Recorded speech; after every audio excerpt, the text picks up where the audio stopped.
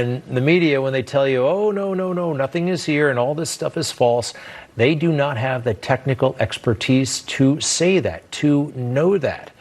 They aren't even looking into it. But fortunately, the right people are, and I still believe that this could break our way. Actually, I think it's going to break our way, but we'll see. All right, it is Friday, and a little bit of a week in review, if you don't mind. Week started with that mysterious injury, Joe playing with his dog, and somehow he breaks his foot. Well, he had a very friendly interview on CNN, and Joe finally told the whole story. What happened was I got out of the shower. I got a dog, and anybody who's been around my house knows, little pup dropped a ball in front of me, and for me to grab the ball, and I'm walking through this little alleyway to get to the bedroom, and I grabbed the ball like this, and he ran, and I was joking, running after him to grab his tail, and what happened was that he slid on a throw rug, and I tripped on the rug he slid on. That's what happened. Oh, man. Not very exciting story. Is he crazy? That's the most exciting thing I've ever heard. There's a lot going on in that story. I don't think Joe realizes what he just said there. It's pretty fantastic if it really went down that way. I want to go through this. Everything he just said. There's a lot of weirdness in there, of course. Hey, it's Joe Biden. Why wouldn't there be? So, shall we? One more time, what we just saw, but broken down a little bit. Go. I got out of the shower. I got a dog, and anybody who's been around my house knows. It's just so weird right there. Anybody who's been around his house knows. Who's been around his house? And by the way, even when you're friends with somebody, you don't go upstairs to the master bedroom. You know, you don't know the layout and the land. Anyway, that's weird right there. All right, keep going. The little pup dropped a ball in front of me, and for me to grab the ball, and I'm walking through this little alleyway to get to the bedroom. The alleyway to get to the bedroom. I know the best. I've seen pictures of Joe's house. It doesn't look like it has an alleyway. And also, I don't mean to quibble here, but he said little pup. I've seen the dog. It's a great big German Shepherd named Major. This is not a little pup. All right, Joe, something's fishy here. I know you're making it fishier. Keep going. I grabbed the ball like this, and he ran, and I was joking, running after him to grab his tail. Joking and grabbing the dog's tail. Joe, if this is true, that's akin to animal abuse. I'm a dog lover. I grew up with a dog. Nobody but a 4-year-old would grab a dog's tail and pull on it. That's not what people do. All right, I think we've got one more. And what happened was that he slid on a throw rug, and I tripped on the rug he slid on. That's what happened. Tripped on the rug, you saw. I did see this in a movie once. Maybe you did too. It's an oldie, 1989. Tom Hanks, Turner and Hooch. Something like this.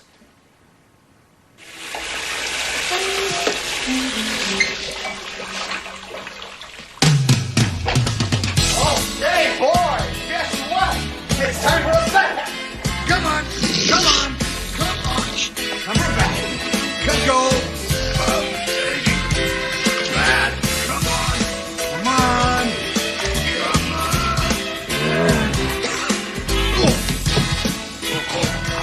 All right, you get the picture. All right, it's too fantastic. Although, I will say this, the pulling the dog's tail, that actually rings true. You're not supposed to pull on a dog's tail, but think of it this way. Joe, this is how he touches women that he does not know. This woman, Joe had never met before, and he's like getting really, really close. So if he'll do that to a stranger, what will he do to a dog that he actually owns? Pulling on his tail is probably, who knows, the least of it. All right. Pretty eventful, colorful story. Who knows what really happened? In the meantime, we're hearing that Joe Biden will be retaining Dr. Fauci, actually elevating him. He's going to be like the chief medical advisor to the president. And isn't that something? Isn't that something? He's going to, after all the criticism he has put on Donald Trump and how he's handled the coronavirus, he is going with one of the top advisors on the coronavirus, who's been involved in all this stuff since the very beginning. And here is Joe's great big new bold command. The first day I'm inaugurated to say I'm going to ask the public for 100 days to mask. Just 100 days to mask. Not forever, 100 days. Joe is so incredibly out of touch. We have been wearing masks for months and months and months. You see it every time you go out. Everyone's wearing a mask. Joe somehow, because he's been in this cocoon for so long, thinks that this is innovative. This is some sort of a new suggestion. It's not. It's not. And by the way, this guy Fauci that the Democrats are so enamored with, the only reason why they really like him is there seems to be a little tension between Fauci and Trump that makes him a hero in their mind. Fauci's been all over the place on masks. People forget this. And maybe the masks don't work as well as, the folks in the media say they do. It's not providing the perfect protection that people think that it is. And often there are unintended consequences. People keep fiddling with the mask and they keep touching their face. How about that, huh? You know, everyone's wearing a mask, but the cases are still with us and they're even going up. And Dr. Fauci right there is talking about the unintended consequences. But now it's just wear a mask, wear a mask. And it gets pretty nasty out there about this mask stuff. And I'll point this out one more time, that Dr. Fauci said on this show back in January, his message was, coronavirus, you don't have to worry about it. Manageable numbers. Bottom line, we don't have to worry about this one, right? Well, obviously you need to take it seriously and do the kinds of things that the CDC and the Department of Homeland Security are doing. But this is not a major threat for the people in the United States, and this is not something that the citizens of the United States right now should be worried about. In January, if we knew that we'd have to shut down the economy for months and months and months, would you have been worried? I would have been worried, right? And what they were doing back then, what he was talking about, they were checking the temperatures of people coming in from Wuhan, China. Just Wuhan, not every place in China, at certain airports. They weren't doing all that much. But again, this is the hero of the left and the person that Joe Biden wants to keep around in his administration, which, by the way, I still don't think is going to happen. I really don't. Meanwhile, he's doing the things that you do when you say you're the president-elect. So you sit for friendly interviews. And again, with CNN, he sat down with Jake and Kamala Harris and made this rather bizarre promise. If he ever disagrees with Kamala Harris, this is what's going to happen.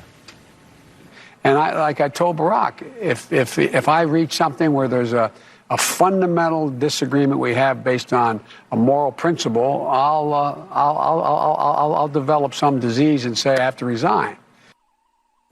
I just kind of weird. And every time he was talking, by the way, Kamala looked like she was a little bit impatient. You know, she kind of like gritted her teeth and just like looked at him with a little bit too much favor in her eyes, like she was forcing it. Because let's face it, we all know that deep down they probably don't like each other. I mean, those debates, she was really nasty with him. She was trying to not just beat him in a debate, but decapitate him politically. Remember this? It was hurtful to hear you talk about the reputations of two United States senators who built their reputations and career on the segregation of race in this country. You know, there was a little girl in California who was part of the second class to integrate her public schools, and she was bused to school every day. And that little girl was me. That was quite a moment. And a lot of folks thought that she just annihilated Joe Biden that night and really humiliated him. But anyway, politics, yeah, you know, you brush things under the rug and you form alliances of convenience. And that's what this looks like right now. I got to say this about the Supreme Court. Do they have the guts? I hope they do. Look, a lot of these matters regarding the election will ultimately probably wind up before the Supreme Court. And I've been hearing this a lot lately from folks who know these kinds of things, that the Supreme Court is most concerned about the Supreme Court. their reputation, their families even, their how people will perceive them. Controversy goes with the job, but they don't necessarily want too much controversy. They may just not want to get involved in any of this, get their hands dirty. I hope they're up to it. I really do. There was one important time in history where they weren't. The Dred Scott decision. I heard this from a guy named Jake Novak, reminded me that, okay, so Dred Scott was born a slave, but he escaped to the North and free territory, and he sued to be declared a free man. The matter ultimately went to the Supreme Court. And they saw some merit in what he was talking about, but in the end, they said, sorry, you're still a slave, because if we make you a free man, well, that could have implications throughout the entire country, and that's a big, complicated mess that we don't want to get into, so we're just going to say you're still a slave. And of course, there was a big, complicated mess that followed anyway, known as the Civil War. They should have been on the right side of history, that Supreme Court. I hope these folks will be as well. Folks, stay with us. We're joined by Colonel Phil Waldron. Have you heard about him? He's amazing. He should be household name famous, but he's not, because he favors Donald Trump. He's a technical expert, and he's been finding all kinds of serious problems in the election. He's been testifying before state legislatures across the country. Colonel Waldron joins us next.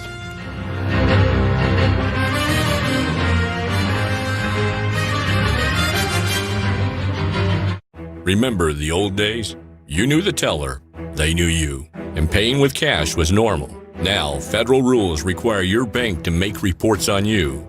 Many stores won't even accept cash. Get The War on Cash by David McRee. It reveals the dangers to your money, even confiscation. A #1 Amazon bestseller, The War on Cash shows you how to protect your money. Get the free offer now. Attention everyone on Medicare. Did you know that right now is the annual enrollment period for all Medicare recipients? Everyone on Medicare is encouraged to call 800-930-8614 now for your free, no-obligation Medicare benefits review. Now is the time during the Medicare annual enrollment period to see if you are eligible to save money and get additional benefits at little to no additional cost. You don't get these savings or additional benefits automatically, so make sure you call now during the Medicare annual enrollment period to make sure you are getting all the benefits you deserve. If you're not sure you're on the best plan for you, just call the number on your screen now for your free, no-obligation Medicare benefits review. Call before the December 7th deadline. You may be able to save money and receive additional benefits, so it's important to call for your free, no-obligation Medicare benefits review. Call 800-930-8614. 800-930-8614. I'm Susan, I'm 52, and I live in San Francisco, California. I have been a sales and sales management professional my whole career. Typical day during the work week is I'm working, but first always going for a run or going to the gym. Love reading. I love cooking healthy. It's super important to me. I was noticing that I was just having some memory loss, but it was really bothering me. So I tried Prevagen, and it started to work for me. I wish I had taken Prevagen 5 or 10 years ago. Prevagen, healthier brain, better life. Guys, if you're experiencing thinning hair or a receding hairline, listen up. Did you know your thinning hair could actually be a result of dormant hair follicles and not permanent hair loss? Introducing Grow with the power of Ergo for thicker, fuller, healthier hair. Grow is the 100% drug-free answer to combating hair loss. No devices, no prescriptions, no procedures. It's as simple as washing your hair. When you start to age, it starts to thin out. You come back from the beach, you're outside, and all of a sudden, you see thin spots you never saw before. And I noticed with the Grow system almost immediately, within a couple of weeks, eyebrows are filling in, hair spots are filling in, I've got more energy. It's just amazing. The secret is ergothioneine, a mushroom nutrient whose job it is to nourish hair follicles and support new hair growth. Go online right now to get your Grow Jumpstart Kit with Grow's Daily Vitality Boost, Restorative Shampoo, and Replenishing Conditioner. If you don't see immediate and astonishing results, simply return the system for a full refund.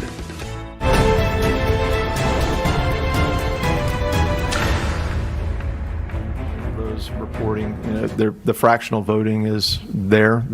It's not a whole number. Again, if there are 10 people, you cast 10 ballots. The sum of the whatever candidates are voted for should equal 10 and not, 2.87 for one, 3.13 for the other, and 4 for the third candidate. It should all, equal whole numbers. That's Colonel Phil Waldron, U.S. Army retired. We mentioned this last night. Sometimes it doesn't sound like CSI Miami, but this is dynamite stuff. He's been crisscrossing the country with Rudy Giuliani, making the case about serious flaws in this election. He is an information warfare expert and has been doing a great job. Colonel Waldron, welcome to Newsmax. How are you tonight? Thanks, Greg. Fine. How are you? Terrific. All right. A couple things, sir. You have been making this case. Number one, do you think you're getting through? These folks are asking you questions. A lot of them are technical amateurs. Do you think you're making headway? You know about the severe problems on election night. We'll get to those in a moment. But with the key audiences, those lawmakers, are you penetrating? They are asking a lot of questions, and then after the meetings, their reaction is pretty shocked. It's a broad spectrum, a broad spectrum attack. And once they start to realize what's really happening to the American public, they're shocked. Who could be coordinating? If it is broad, and it seems to be, this would be massive, or maybe not so massive. I mean, we've all seen one hacker can bring an entire country to its knees. So even though it was broad, it could have been done by a very small number of people. Could you tell us a little bit about that, where it originated at this point, in your opinion? So I'll just stick with what I know for a fact right now. We are still uncovering things day by day. We really started working on this Dominion issue as the election came out. We started studying this problem back in August, and many on our team have been looking at it for the past 2 years. But there's a core of people who are involved with Dominion, with SGO Smartmatic, and the problems exist throughout the other election systems as well, ES&S. There was actually Stacey Abrams and several other Democratic senators and Congress persons had complained about ES&S as well. So all of these systems have a common core of software. They'll try to convince you that they don't, but they have business license and software licensing agreements. They have shared offices. Dominion is a Canadian/Serbian company. They've got servers all around the world, and their office in Toronto is on the same floor as a Open Societies Foundation office. I can tell you from my work in network analysis, in terrorist networks, IED maker networks, there are commonalities and communication coordination and synchronization with the standard things that we're observing in all of these battleground states, and even some that the public is not looking at right now. Virginia, New Mexico, there are a lot of other areas where these patterns are popping up. Colonel, I want to go through this. You made an observation even before the election about who was watching the conventions, RNC, DNC. I want to go through this here. You've assessed the live streams. Looking at the 4 nights of the DNC versus the RNC, the DNC had 6.96 million viewers over the course of 4 nights with 800 plus live streams. The post-RNC, let's see here, they had 12 million live streams with 106.5 million viewers. Now, we're not really just talking TV ratings here. These numbers mean something even much bigger than that. What do they tell you? So we do a lot of different things to measure sentiment among the populace, either social media through deep textual analysis, looking at the actual words in text for articles in social media posts, and analyze the level of either hostility or positivity in these texts. So what this one parameter did was give us a true measure of engagement. And the fact that there was, over the 4 nights of the cumulative 4 nights of the DNC convention, if you'd listened to the mainstream media, you would have thought that there were more viewers for the Democratic National Convention than the Republican National Convention. But people consume their news differently nowadays. The Nielsen ratings don't really mean anything because people consume news through their phones or iPads, through live streaming TV. So we looked at the differences, and a 99.5 million viewer difference over the 4 nights aggregate was significant. And we also looked at, I think, 11 events from Vice President Biden and 13 events for current President Trump post-convention, and there was a 49-fold greater viewership for the Trump events on live streaming. And this is using patented technology that captures the universe of live streaming events. And that would tell you that much more enthusiasm for Donald Trump. I do want to show you the video. You've seen this already from Georgia, the USB handoff. Can you tell us what might have been going on in this sequence? A handoff, it looks like they're doing it again surreptitiously. What do you make of it? What does it look like to you? So the USB drives are used for a lot of different things. So they hold the crypto key for the machines, which is the cryptology. But they also will hold votes. And there have been several other videos showing people, workers, removing a USB drive from the voting system, plugging it into a laptop, manipulating the data somehow, and then putting it back in the voting machine. These are votes. All of our classified systems in the military, and even a lot of the unclassified systems, they've got the USB ports totally inactivated because there's a realization of the vulnerabilities that transferring data, especially classified data, which voting information is defined as part of our national critical infrastructure. We've seen incidences in Pennsylvania where USBs in a laptop were stolen from an election warehouse 30 days prior to the election. All right, Colonel, we're out of time just about. A couple of quick questions I want to reemphasize. Sometimes we watch these things on TV. They're not necessarily compelling. They're on, and they're very, very technical. But you're in the room, and I know it can be very different inside the room. Your arguments, the details, they're making an impression on these lawmakers, correct? Yes, they're listening and they're asking intelligent questions. The problem is that they've never been presented this information. They've been presented a narrative that these things are disconnected from the internet, which is not true. We had testimony in Georgia yesterday that one lady stood up her precinct voting machines and it was the wrong precinct.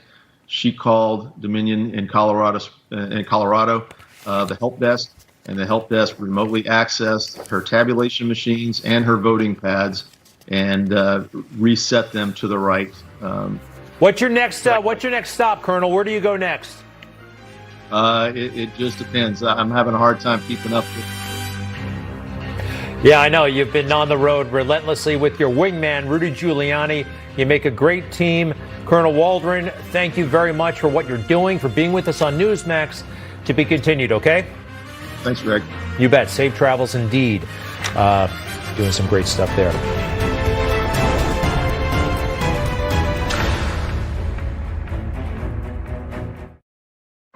He's irreverent. The flume pa.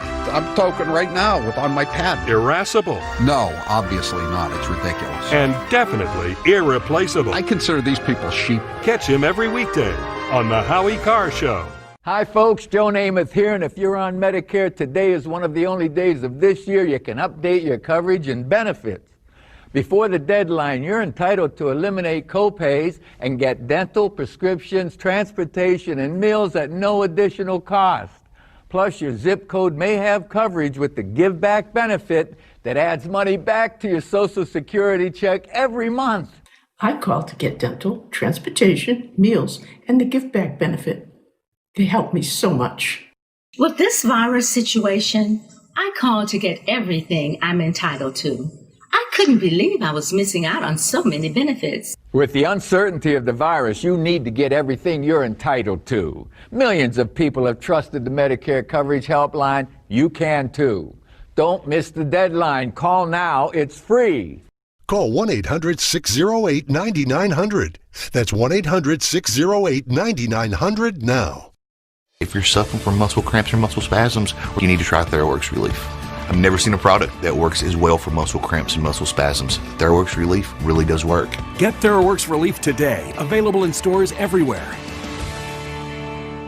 I'm Cheryl Nelson. I've been a meteorologist for nearly 20 years, and I know that emergencies and natural disasters aren't fun to talk about. But simple things can make a huge difference when it comes to being prepared. Which is why Judy is the emergency kit you didn't know you needed. It was designed by leading disaster preparedness experts with up to 72 hours worth of supplies. They've done all the work, so you don't have to.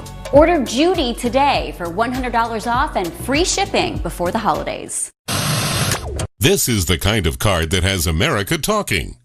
With it, people with Medicare are getting all-in-one coverage for their doctor visits, hospital care, prescription drugs, and more. This kind of insurance, called Medicare Part C, may also cover dental care, eyeglasses, hearing aids, fitness programs, vitamins, even healthy meals and rides to the doctor. With this kind of coverage, you do not need a Medicare supplement insurance plan. You will access your benefits through your Medicare Part C plan for one low and oftentimes $0 monthly plan premium. You deserve to get the most from your Medicare benefits. Call now for free information that may help you get more coverage for less money. There is no obligation to enroll. Whether for yourself or someone you love, call the number on the screen now. Call now.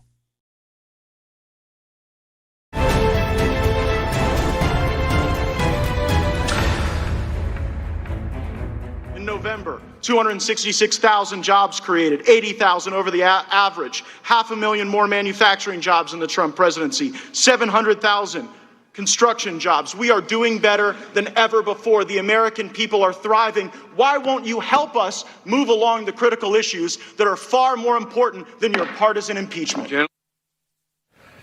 Congressman Matt Gaetz, a hero during the impeachment hearings and beyond, Republican of Florida, joins us once again. Congressman, welcome back to Newsmax. How are you? I'm great. Thanks for having me, and congratulations on your exploding viewership. A lot of folks are trusting the Greg Kelly reports, and it's good to see. So appreciated, Congressman. Thank you very much. Exciting times. We got a lot going on. This is not the biggest issue, but I am curious. I want to get your take. Vice President Biden broke his foot playing with his dog. It seems a little odd to me. John Cardillo, a guy I know in South Florida, he says this: Donald Trump did 5 rallies a day, sleeping about 4 hours a night, while Joe Biden broke his foot petting a dog. I don't know if he's up for the long haul, if you know what I mean. Well, I hope he gets well, but it's certainly reflective of how the media covered these two men. With Donald Trump, they were like pit bulls. And with Joe Biden, the media's more turned into a group of lapdogs. I'm more concerned about the people Joe Biden would potentially surround himself with. It is the America Last, China First crowd. It is the establishment trying to reconstitute their power within the White House. Donald Trump really was a threat to the establishment in both parties. And now you see the seediest parts of both the Democrat establishment and the Republican establishment trying to work together. And I think that puts our people last, and it's what we got to fight against. You know, not even the left actually seems impressed with what Joe Biden is doing so far. But I again think it's all hypothetical, and it's not going to happen if these legal challenges go our way. I want to talk a little bit about Arizona. You saw the former mayor Giuliani, a warrior for the president, making the case to state legislators that, look, this election didn't work. I think his remarks seem to be resonating with them. What did you think of what happened there and what could happen next? Well, I am concerned that there is a certification process going forward in Arizona where there are real questions about the way in which people voted. In Maricopa County, a typically reliably Republican county, you had circumstances where people were inserting their ballots into machines, and then it was giving them this very confusing series of lit up lights that were either green or red that were not intuitive, and we should have gotten to the bottom of that before any certification went forward. Now in Georgia, I do think there's an interesting development. A court there has issued an injunction to preserve evidence. That is typically a precursor to setting an evidentiary hearing. That's the opportunity I think Sidney Powell and Lynn Wood need in Georgia, the opportunity to put on evidence before a judge to get the remedies they seek regarding recalling potential electors to the Electoral College. Yeah, the situation is complex there. It's changing a lot. Do you think the effort is suffering at all because of the media blackout? I mean, those who want to find out things, even if you go to Google, it looks like the searches are coming up kind of funky. Big tech is working against us on this one, but perhaps it doesn't matter. Is it all about what happens in the court, or is this a factor as well?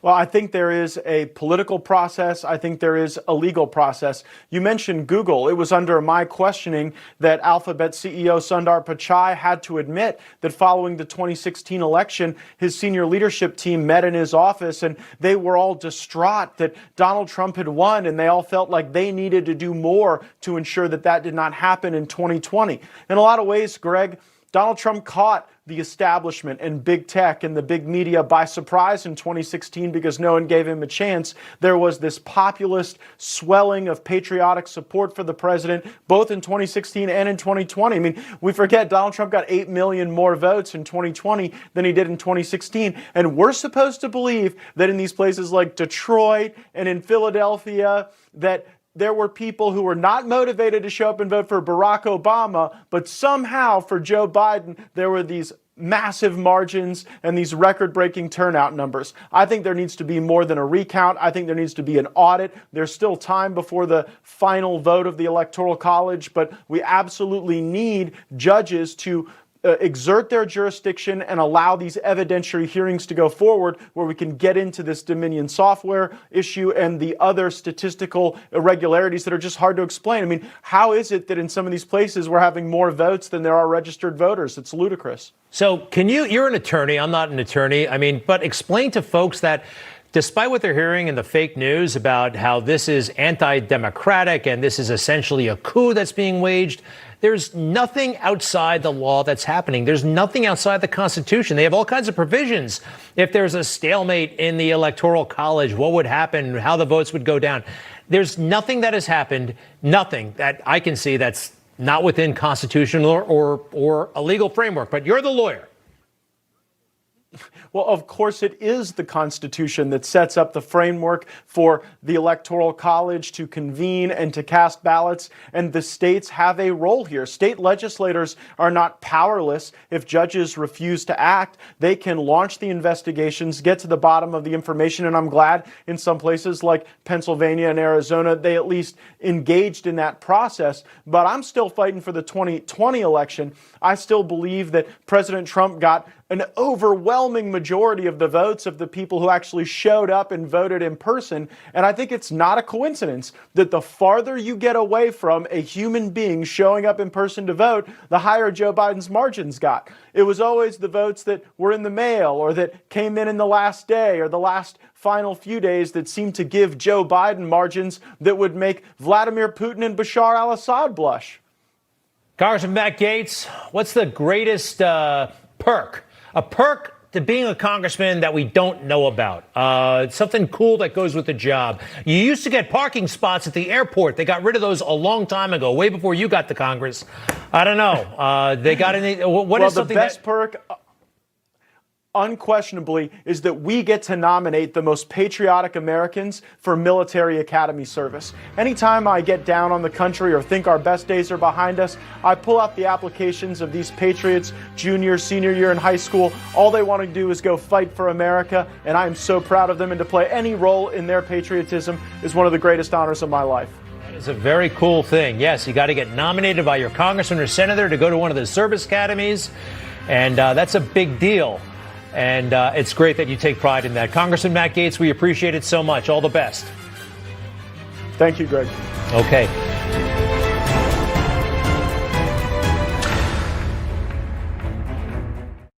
You're on the go and need news now. No paywalls, no cable subscriptions. Just download the Newsmax app from your smartphone store. It's free. And watch Newsmax TV anytime, anywhere. Taxes. We've all been paying them. For how many years? Plenty, that's for sure. $78,000. That's what the average working American has paid just in Medicare tax. So if you're over 65, it's Medicare payback time. Get all the Medicare benefits you deserve and paid for by getting an all-in-one Medicare Advantage plan. You may be able to lower your out-of-pocket costs and get dental, vision, hearing, and prescription drug coverage. You may also qualify for a no monthly plan premium, no deductibles, and no copays.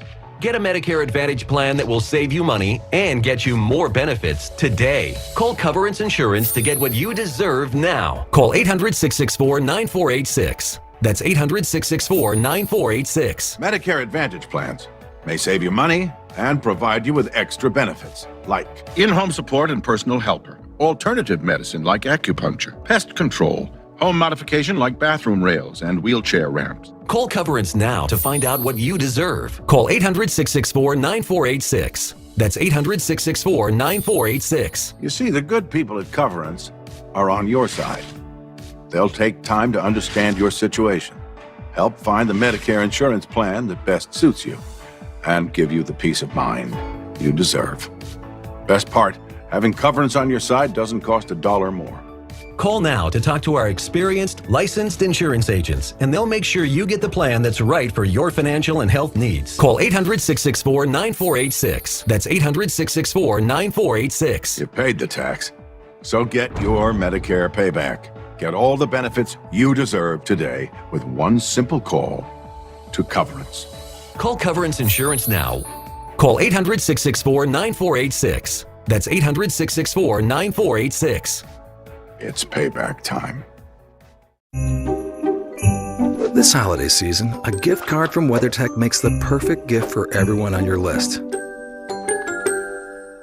Because it's a laser-measured floor liner, a cargo liner, or a cup phone to keep phones secure and handy in virtually any vehicle's cup holder.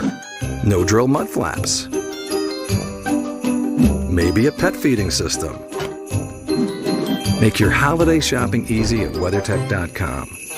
For what you will do tomorrow, you need Sheets Tonight. The world's most breathable, stretchy, moisture-wicking, stay fit, ridiculously soft sheets. For the most cool, dry, and comfortable sleep, Sheets Tonight.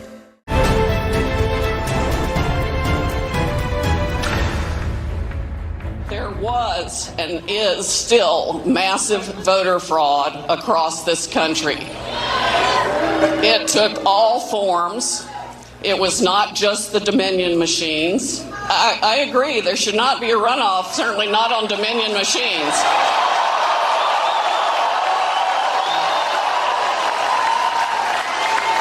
I would encourage all Georgians to make it known that you will not vote at all until your vote is secure. Wow, did you hear that? They got this big Senate runoff, and Sidney Powell was saying, don't vote if the situation is as bad as it is. And maybe she has a point. Let's bring in Congressman Doug Collins, who unfortunately is no longer running for Senate. Sir, you were my favorite, of course, for that spot, big time. But Congressman, welcome to Newsmax, first of all. How are you? I'm doing well. It's good to see you, Don. So, look, you saw that meeting. It was intense, a lot of enthusiasm and a lot of rage at the governor. First off, they're raising very valid questions, we believe, about the Dominion systems that apparently will be there for the runoff. Is Georgia in any position right now to have a runoff election, given what you're dealing with? I think we are, and it's unfortunate. Right now, there's a lot of questions. You brought that up. Your previous guest brought that up. There's questions that we brought up when we started the recount down here, and I've been demanding and asking that we have these questions answered, like the consent decree that we believe actually lowered the standards for signature matching on absentee ballots. We've had questions on the drop boxes and their, how they were managed and how they were kept up. And even if they were, frankly, should have been put in to start with. We have these issues out there. But one of the things that I have to say right now is this election, barring something changes, and there are lawsuits out there, and if they're successful, then we can have changes to how this January 5th election goes. But right now it's going forward. And I have to say, look, we want every part of any kind of election fraud, interference, or anybody that vote was not counted, that needs to be corrected, and we're going to push for that. But right now, we've also got to face the real facts that election on January 5th will decide if two folks who support Chuck Schumer and a socialist agenda will go to the Senate, or will we send two conservatives to the Senate to maintain what we have seen over the last 4 years? I'm in favor of continuing the policies of Donald Trump and having conservatives and Republicans run the Senate, and we've got to follow that right now with the election we have. And David Perdue and Kelly Loeffler have to be reelected. I want to play more from today. Your name was mentioned, by the way, in a mostly positive way. I want to play this. This is Lynn Wood, attorney for President Trump, but he's all fired up about the governor and the situation down there. I want you to go to the governor's mansion. I want you to circle it. I want you to blow your horns until Brian Kemp comes out and orders a special session of the Georgia legislature. Get us our legislature and tell everybody we want our legislator to meet and we want him to fix the mess that he created. It would seem like a special session is in order, Congressman. What do you think? Well, I think that's something we've talked about, but the governor said that he did not want to call a special session. And there's only two ways in Georgia that you can get a special session. One is the governor call it. The other is the 3/5 of the legislature, General Assembly, to call it. That's not going to happen. We don't have 3/5 of the legislature that actually would call it. And the governor has said that he would not want to call a special session, even if it meant dealing with some of these things that we've seen on signature verification, not having a mark on the absentee ballot, so when it's separated from the envelope that it can't be traced. These issues, because, and what his lawyers and others have told him, is that we cannot continue to have that be a part of an election process going on. So they're saying that he can't do that right now. So that's why he's saying it. Will it possibly help others to know that he's in favor of that? He said he is. Well, why don't the Secretary of State actually go and do an audit of these signature verifications as well? All right. So back to the runoff. He's basically saying don't participate. You heard Sidney Powell, unless this stuff gets fixed. And I don't know. I mean, let me ask you this. Was today an inflection point? Because there was a lot of enthusiasm in that room. There was a lot of anger in that room. Do you think today changes the game a little bit in Georgia? I think it highlights the need that the Secretary of State and all need to take seriously the concerns of many who are really concerned about this election. We've been talking, I've been fighting for this for a long time and saying, look, we've been sending letters. You have to have the signature verification. You need to have this so people are sure. Look, I want you to think about it. If we had not have asked for the hand recount, we would have not found all close between 8,000 to 10,000 ballots that were never counted, 3,000 of which went to the president. Let's just think about this for a second. If we had, people that criticized us and me for asking for this and saying, why aren't we looking into some of these issues? We would have never found people who legally voted. We would have never found their votes because we had incompetence in some of our elections commissions. We've now shined that light. We were continuing to shine that light. And this is the only election right now that we currently have. If the lawsuits change that, then so be it. Then we can actually get to the bottom of it. But if they do not, the question goes back in time. We've got to have people show up. If they do not show up, it's a default. And it's a loss for this president. It's a loss for this country because we cannot have Chuck Schumer running the United States Senate. And that's what would happen if people get so frustrated down here. My hope is that the Republicans and conservatives in Georgia will show up en masse, and they will show that this state can actually elect our conservatives, and we send back Warnock and we send back Ossoff, and not to have them represent us in the United States Senate. Now, one thing else to remember. The Secretary of State's office, who has claimed all along that it's been a clean election, they actually have said now there's 250 investigations going on into different aspects of the election, from dead people voting and other things. We've got to fix this problem. Totally. And you know what? We can't have that guy Ossoff in the Senate. I can't stand this guy. So whatever has to be done, I think Lynn Wood could have another one of those meetings, and everybody would be, if he tells everybody will go to the polls. I think he's got to get some stuff done. He will get it done, and then we'll have a big turnout. Thank you very much, Congressman Collins. Thanks, Rick. Take care. Okay, you bet. We'll have you back soon, okay? Highlights and lowlights, and there are plenty of them from the fake news coming up.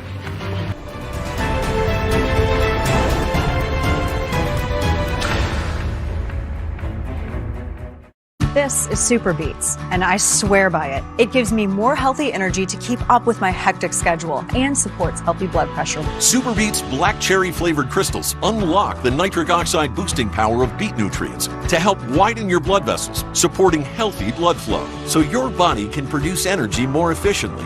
That's why over 120 professional and college sports teams use our beet crystals. Call now and find out how to get a free 30-day supply of Super Beets plus a free kit of nitric oxide indicator strips to measure your results. You'll also receive a free bonus travel pack of our new delicious Super Beets Chews with added grapeseed extract for powerful antioxidant support. We'll even include free shipping and free returns. So do something good for your heart and your energy. You'll love Super Beets or your money back. This offer is only available if you call 1-800-996-5310 or go to mysuperbeets.com. So call 1-800-996-5310 right now. Attention, home chefs, cooks, and foodies. You've just cooked the perfect juicy roast. But traditional cutting boards can make it difficult to carve meats or cut fruits and vegetables, and there is always an annoying mess to clean up. Introducing the Carving King Dripless Cutting Board 2-in-1 system. Carving King's patented and genius 2-in-1 design keeps meats, poultry, fruits, and veggies securely in place while you carve, cut, and chop. Here's the secret. Carving King spikes hold the food in place, preventing slippage for the perfect cut, while the built-in drainage system funnels the juices neatly into the collection tray. Just remove and create tasty gravies, au jus, and more. All the taste without the waste. And no juicy mess to clean up. Before, I was cleaning up essentially my entire kitchen. Now the only thing I'm cleaning is the board. Carving King's size is big enough to handle large meats such as turkeys, chickens, roasts, racks of ribs, you name it. And even bulky, juicy watermelons are a cinch with Carving King. The easy grip handles make it a snap to go from the counter to table. And the non-slip rubber feet keep the board securely in place. Carving King also includes a removable cutting board for chopping fruits and vegetables. Chop right on the Carving King or directly on your countertop. When you put the Carving King down, it doesn't move. The Carving King has made me the Carving Queen.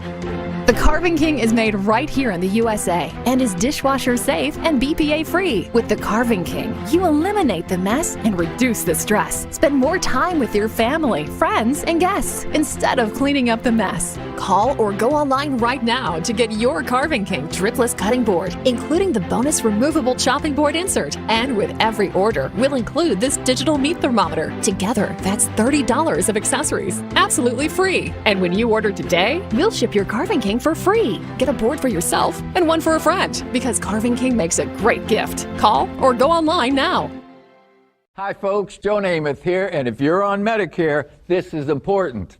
Today is one of the only days of this year you can update your coverage and benefits. Before the deadline, you're entitled to eliminate premiums and copays and get dental care, dentures, eyeglasses, in-home aids, prescription coverage, unlimited transportation, and home-delivered meals, all at no additional cost. Plus, your zip code may have coverage with the Give Back benefit that adds money back to your Social Security check every month. Look, with the uncertainty of the virus and vaccines, you need to get everything you're entitled to. Millions of people have trusted the Medicare Coverage Helpline. You can too. Don't miss the deadline. Call now. It's free. Call 1-800-608-9900. That's 1-800-608-9900 now.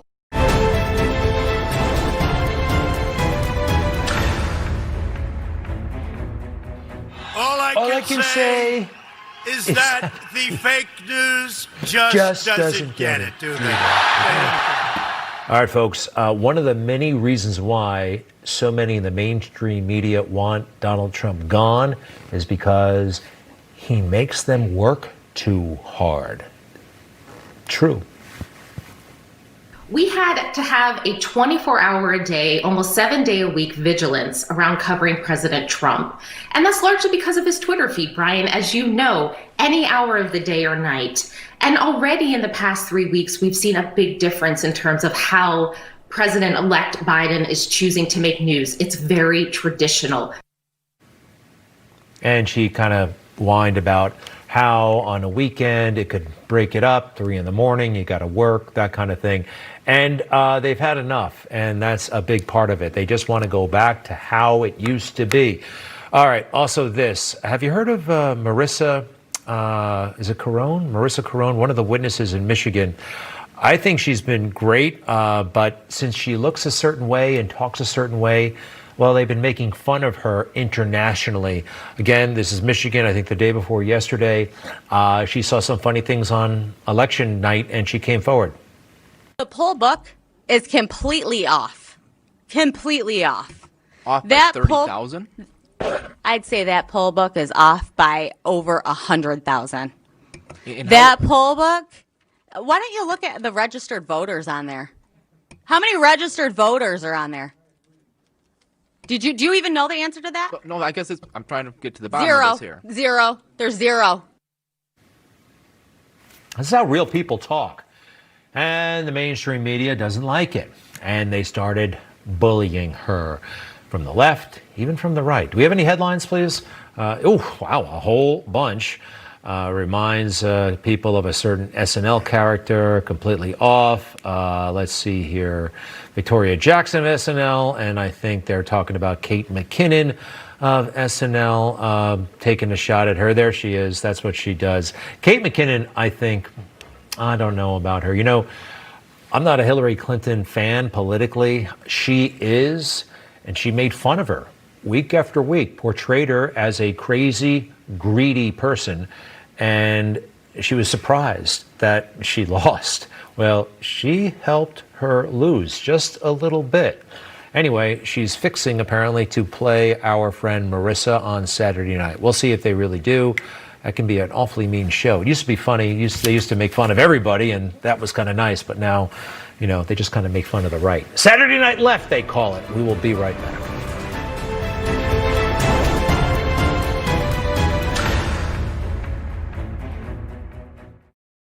News breaks every minute, every day.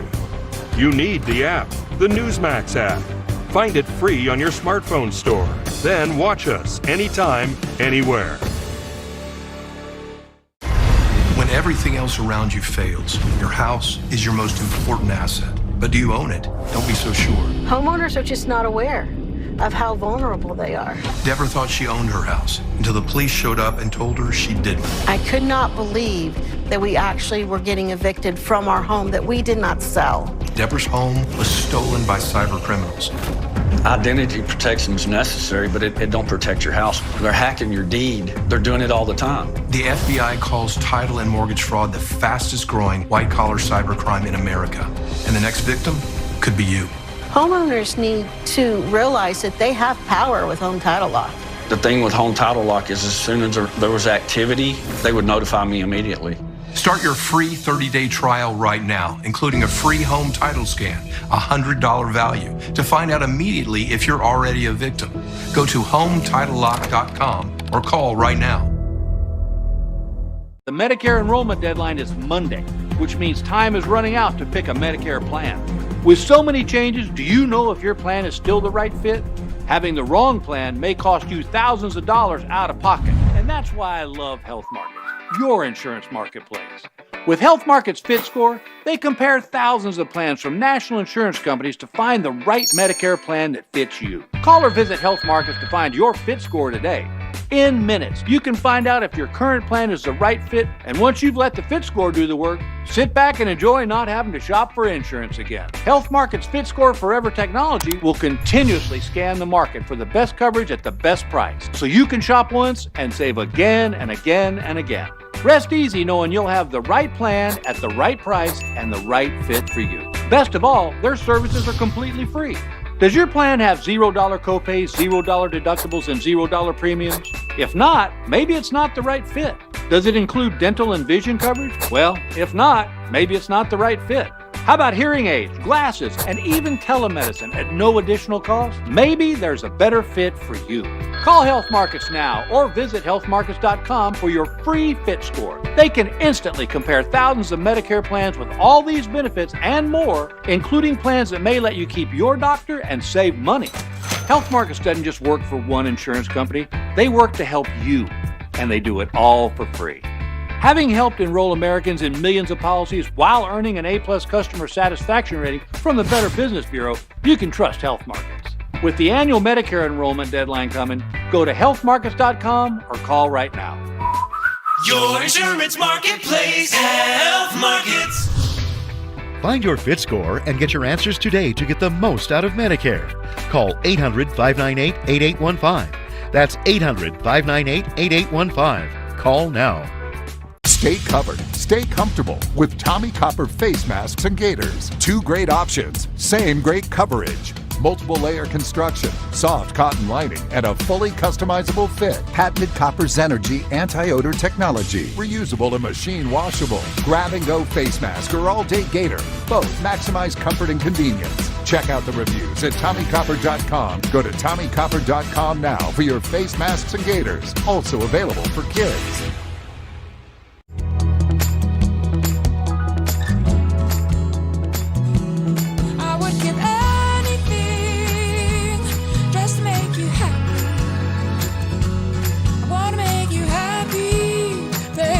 Experian Boost has helped millions of people. How can it help you? Whoa! 46 points! I just boosted 15 points with Experian Boost. This is incredible. Boost your credit scores instantly, free, only at Experian.com/boost.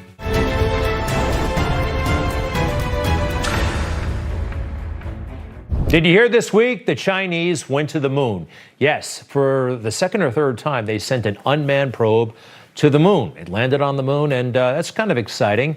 But let's not be too impressed. I'm seeing all these reports about how China is gaining on us and will surpass us. An unmanned probe to the moon in the year 2020. We went to the moon with people 50 years ago. 50 years ago. Actually, this is Apollo 17, and it was 48 years ago this Monday that we sent our last manned mission to the moon, Apollo 17, the only one that blasted off at night, by the way, on its way to the moon. Let's take a look at the crew. We had Mr. Evans in the command module, and Gene Cernan and Jack Schmitt would go on to walk on the moon. And one of my favorite astronauts actually in history is Jack Schmitt. Here's a picture of him next to a great big rock on the moon. I like him especially for a couple of reasons. He was the only civilian to walk on the moon. He had no military experience. He was a geologist from Harvard University. And get this, when he gets back from the moon, a few years later, less than 4 years later, he's elected to the United States Senate. He's not even 40 years old, and he's walked on the moon, and he becomes a United States Senator. Only one term, though. Get this. His opponent, who ran against him, he came up with a slogan. They actually used that he walked on the moon against Jack Schmitt. The slogan was, "What on earth has he done for you lately?" Huh?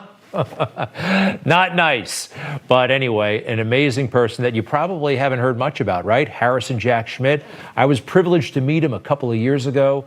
There he is, elected from New Mexico, by the way, and he's still an active geologist and a heck of a guy. So that'll be 48 years ago this Monday.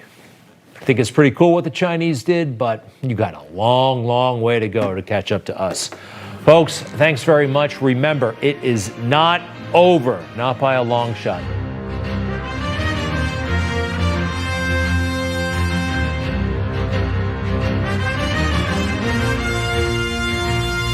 How do we call a liberal? You know, someone very profoundly once said many years ago that if fascism ever comes to America, it'll come in the name of liberalism. And what is fascism? Fascism is private ownership, private enterprise, but total government control and regulation. Well, isn't this the liberal philosophy? The conservative, so-called, is the one that says less government, get off my back, get out of my pocket, and let me have more control of my own destiny. Hundreds testifying about voter fraud falls on the mainstream media's deaf ears. The deadliest pandemic of all time apparently doesn't affect Democrats. Weird. And CNN finally figures out that China lies.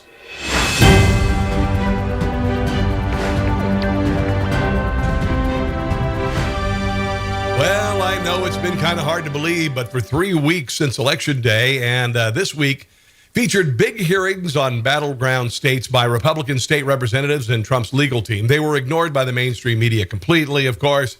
Here's Republican Matt Gaetz talking about Joe Biden's victory being something even Hugo Chavez would be jealous of. I still believe that President Trump got an overwhelming majority of the votes of the people who actually showed up and voted in person. And I think it's not a coincidence that the farther you get away from a human being showing up in person to vote, the higher Joe Biden's margins got. It was always the votes that were in the mail or that came in the last day or the last... You're talking about mail-in ballots. Final few days that seem to give Joe Biden margins that would make Vladimir Putin and Bashar al-Assad blush. Let me give you an example.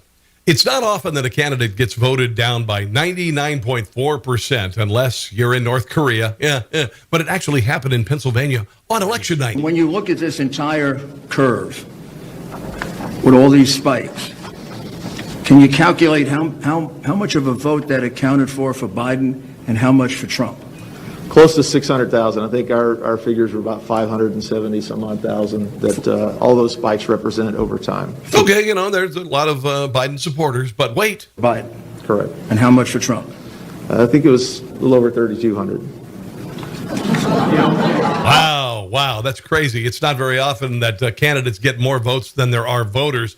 Dr. Shiva Aradari testified in Arizona. Joe Biden managed to do just that. Interesting possibility we find here is when the Democrat percentage is 130% Mr. Biden and negative 30% Mr. Trump, and the Republican percentage is 0, 100, the Independent is 30%, 58%, Libertarian 0, 60, 60, 0. But what's extraordinary about this graph, again, we went through many iterations. It matches perfectly, near perfectly. The slopes match, the curves match, the shape match. So what this tells us is that this demographic distribution of allocation of party affiliations is what can generate this. And I find it highly implausible because this means that Mr. Biden got 130% of Democrat voters and negative 30%, and President Trump got negative 30%. Now, that would mean that 30% of votes were taken from Donald Trump and given to Joe Biden. I think I kind of learned this on Sesame Street, actually. Speaking of which, I think I have a new nomination for Recount Czar. That's one vote for the taxi. I love it. How many want the floor fly across the park? Yes, that's 1, 2, 3, 4, 5 votes. Yeah, you pretty much just count the votes that can be verified. Sesame Street had it right. Yeah. Man, Democrats make it difficult when they try to steal elections, don't they? Statistician and number nerd Bobby Pitton says as many as 300,000 fake people voted in Arizona. In my humble opinion, upon reviewing all the data that I'm going to go over and reading countless articles, clips, and videos over the past week, I think this is the biggest fraud in the history of our constitutional republic. Is taking place right before our eyes. The corrupt mainstream media and tech oligarchs are colluding in an attempt to assassinate the American public's true legal vote for our President Donald J. Trump through corrupt government officials across countless precincts and corrupt state officials and courts.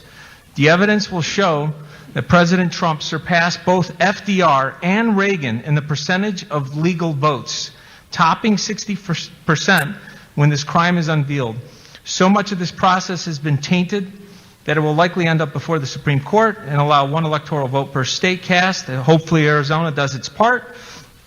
And eventually the 35 of the 50 states will probably vote Republican, which will probably match his popular vote totals. That comment got him banned from Twitter. Surprise, surprise. Now, it doesn't get more official than a postal worker transporting ballots, right? Here's Jesse Morgan, who's been a postal worker for a lot of years. He says he was told to transport about 300,000 ballots from New York to Pennsylvania, which just happens to be illegal. And Jesse, you told the story that, well, from Bethpage, New York, I believe, to Lancaster, PA, you drove almost 300,000 ballots cross state lines that they had, been filled? Again, that's illegal. Filled out in Bethpage, New York. But he was told to do it. Yes, sir. I don't know exact number ballots. I mean, I really sucked at the guess how many jelly beans are in the jar, but I can tell you I took 24 pallets. Yeah. Gaylords from Bethpage, New York to Lancaster, and that's where. These were ballots. These were Pennsylvania ballots you were bringing in from New York. What was the date of that? This happened on October 21st. Which shows the Democrats were pretty much prepared to steal the election. After he unhitched the trailer with the ballots, it completely disappeared overnight. Weird. Coming up.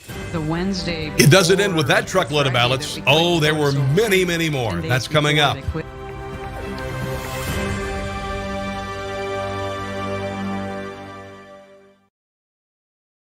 We need more than a fox to guard the liberal media.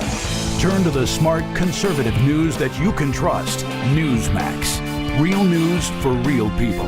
Newsmax cuts through the noise to deliver the inside look and breaking stories you can trust.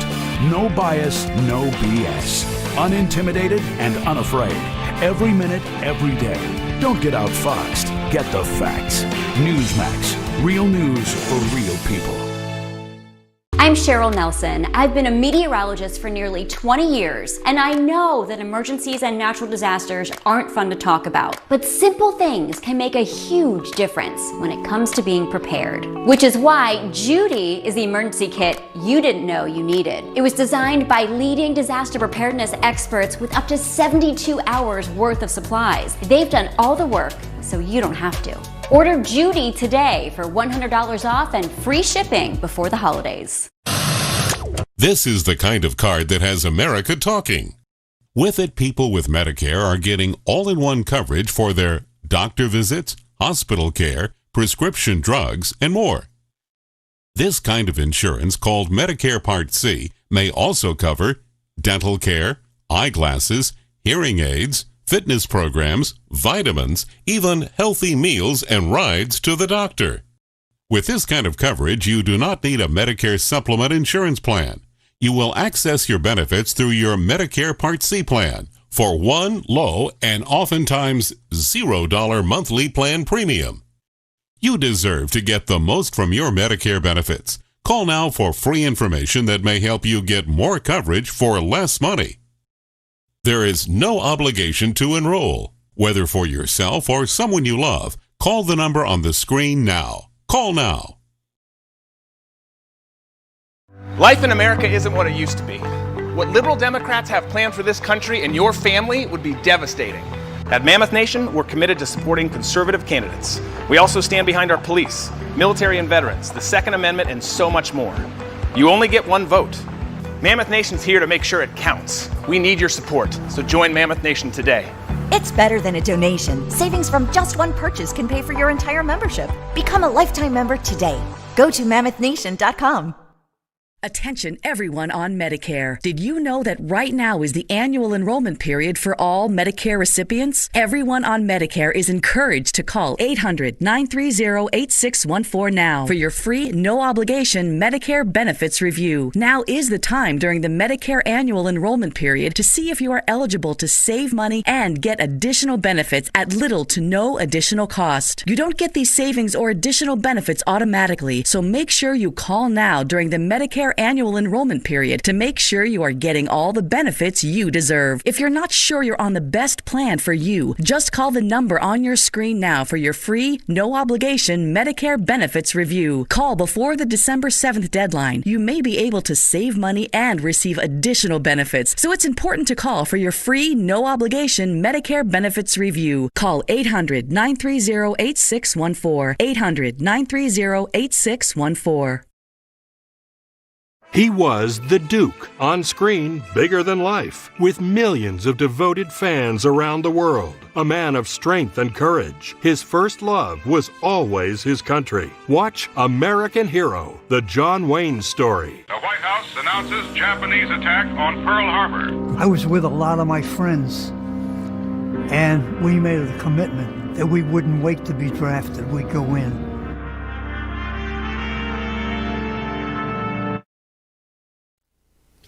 And we are back. Make sure to follow me on Parler at Rob Carson Show, also Rumble at Rob Carson Show, and YouTube at Rob Carson Show.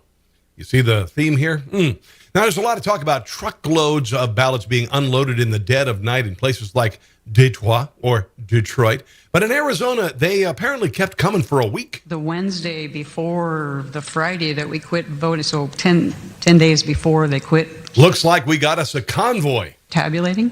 They thought they were done.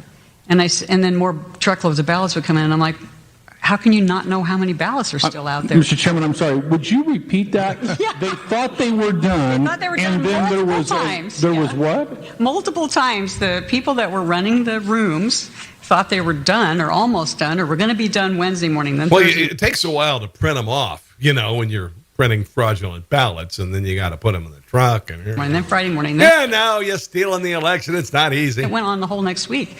And I'm like, I asked the question, I'm like, you don't know how many ballots are still left to come in? So I don't know. Just enough for Joe Biden can win. I don't know who does, again, process project management. Isn't that crazy? You know what else is weird? In Detroit, a whole lot of homeless people and dead people voted. Not a big surprise. Over the last 3 weeks, Guard the Vote had over 1,000 volunteers painstakingly go through 30,000 of the 172,000 absentee votes in the city of Detroit and found the following results, which I've brought with me here. 229 of these 30,000 we went through are deceased. Have you not watched The Walking Dead on Netflix? It's possible! We have proof of this. Only if you're a Democrat. Senator Lucido, you were asking for proof. 2,660 of them, invalid addresses described by vacant lots and burnt down houses. A burnt down house, I think that's actually a new TV show on HGTV. This old burnt down house.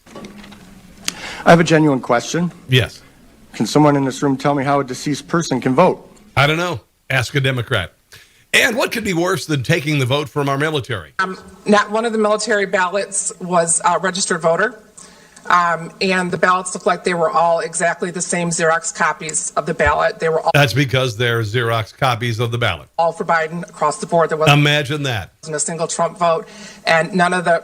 I haven't heard the same thing about Trump votes. I haven't heard Xerox copies of Trump votes coming in from all over the country. The voters are registered. They had to might be because it didn't happen. Manually enter the names. Yeah, pretty much. Addresses and a birth date of 1/1/2020, which would override the system and allow them to enter non-registered voters, of which I saw several that day. Throughout the day, that's how they would override voters that were neither in the electronic poll book or the supplemental updated poll book. Thank you. Crazy how that happens. Now, there's been a lot of talk about Dominion voting machines.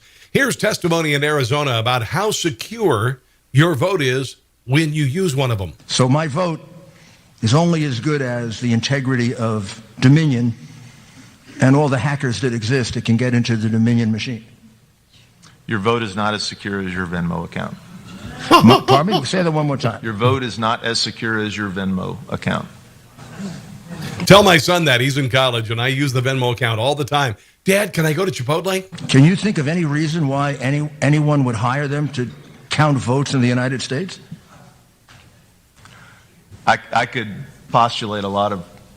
Or any of them good reasons?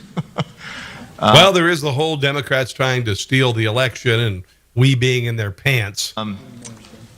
They have a strong lobby. They work with the government. They work with state government agencies, and they've got the infrastructure to sell their services. Isn't that amazing? Selling your services. Sounds a whole lot like prostitution, don't it? Despite hundreds of witnesses who turned in affidavits under the threat of perjury, the mainstream media decided to focus on what they think is the most important. Here's a really important breaking story. And now some breaking news. President-elect Joe Biden and his wife Jill won't just be bringing their German shepherds, Major and Champ, to the White House. Now, if Donald Trump had a German shepherd, he'd be called a Nazi. The Bidens tell us exclusively that soon they'll be joined by a cat. Wow, I don't know about you, but I just kind of threw up in my mouth a little bit there. Coming up, CNN has a major revelation that a communist government might actually lie to the media. I know, I'm shocked. Stick around.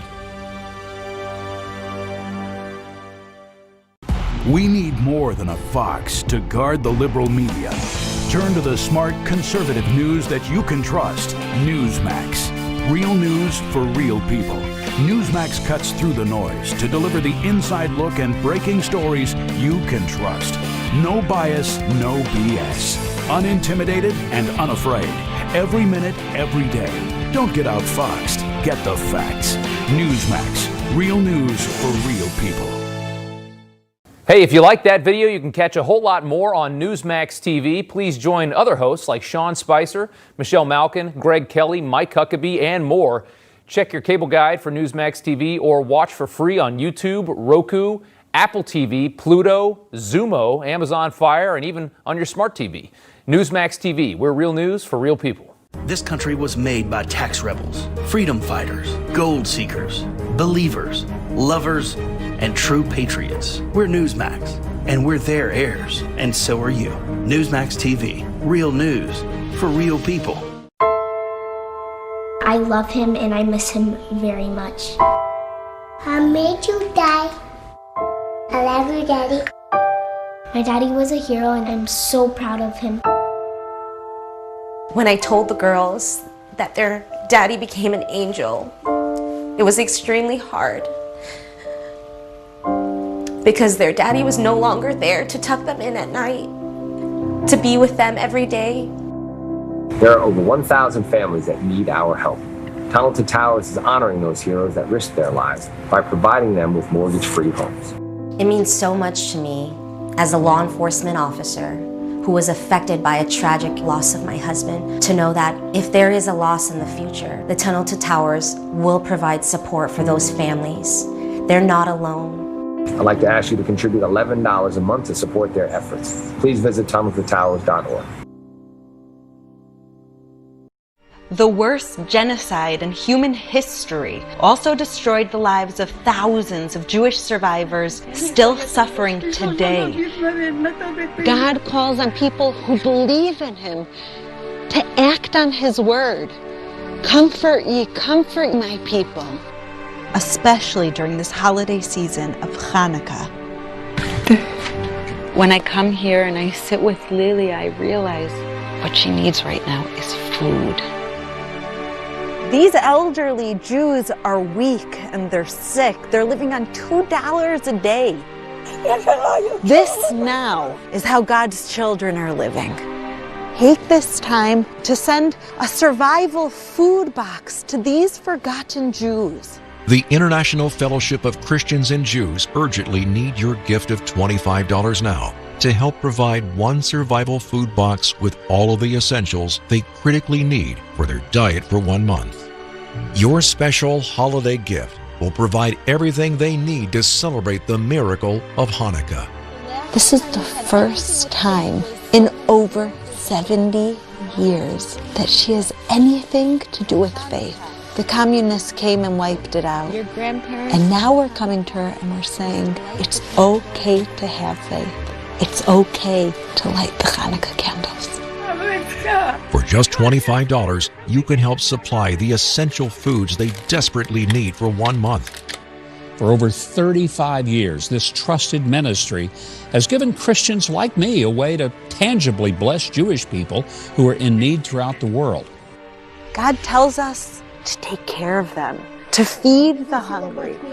And I pray Holocaust survivors will be given the basic needs that they so desperately pray for to survive. Hi folks, Joe Namath here, and if you're on Medicare, today is one of the only days of this year you can update your coverage and benefits. Before the deadline, you're entitled to eliminate copays and get dental, prescriptions, transportation, and meals at no additional cost.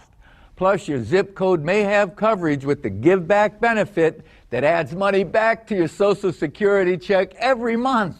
I called to get dental, transportation, meals, and the Give Back benefit.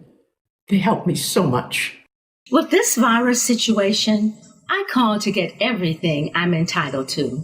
I couldn't believe I was missing out on so many benefits. With the uncertainty of the virus, you need to get everything you're entitled to. Millions of people have trusted the Medicare Coverage Helpline. You can too.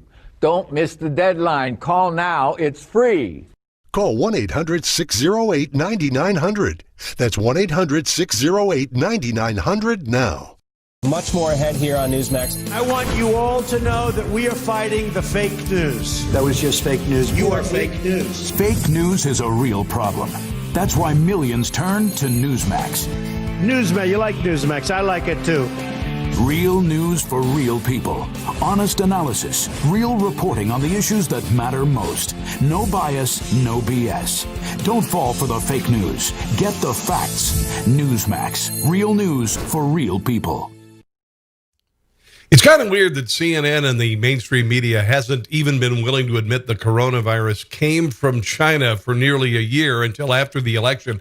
And now apparently they've had a what I like to call a come to Jesus moment. CNN has obtained leaked documents from inside China, documents that reveal the missteps and the chaos of the Chinese government's early Oddly enough, this didn't come around until after the election. Response to the until after they designated Joe Biden the winner. Coronavirus pandemic. The documents are from Hubei province, home to the city of Wuhan, where the pandemic... Which I believe is in China, and when Donald Trump calls it the China virus, the media went bat crap crazy. It's thought to have started. They show authorities released misleading public data on the number of deaths and the number of cases. They took, on average, 3 weeks to diagnose a new case and much more. This coming from the same country that killed 60 million of its own people during the Cultural Revolution and several thousand during the Tiananmen Square massacre. Nothing to see here. Move along. CNN's Nick Payton-Walsh is breaking the story for us. Thank you, Nick Payton-Walsh, who probably has a lot of credibility because he has 3 names.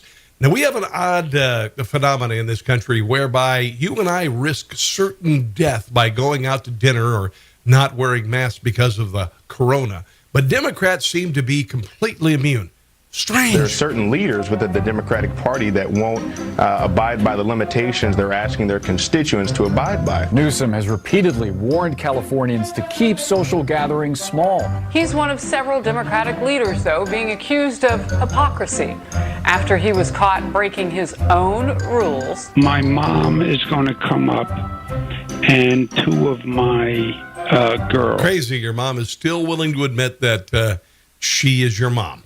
In the very same interview, Cuomo told New Yorkers that this can't be a typical Thanksgiving, that you should not have friends. Did I mention my 91-year-old mother survived corona with no symptoms? Family gathering. Nancy for real. Pelosi can be seen slinking through a San Francisco hair salon. This is classic liberalism. They want the rules to apply to everybody but them. You know, you have to close your shop, you can't go to church, but they can just go show up. A lot of people travel during this holiday.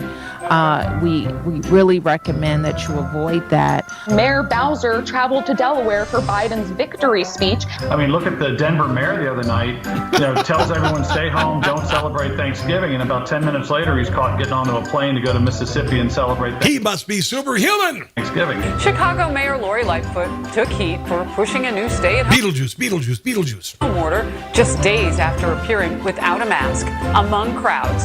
Some California lawmakers ignoring their state's own travel advisory and are reportedly jetting out to Hawaii for a week-long policy conference. I mean, these people really have no shame. Well, I guess I really don't need the vaccine. I just need to switch parties. No, I think I'll just wait for the vaccine or just get sick. That's fine. It doesn't end at Democrat politicians. You could get told what to do by civilian Democrats like this male Karen in a Hobby Lobby. Get away Put from your me. f***ing mask on. I'm sorry, you can walk away from me right now, sir.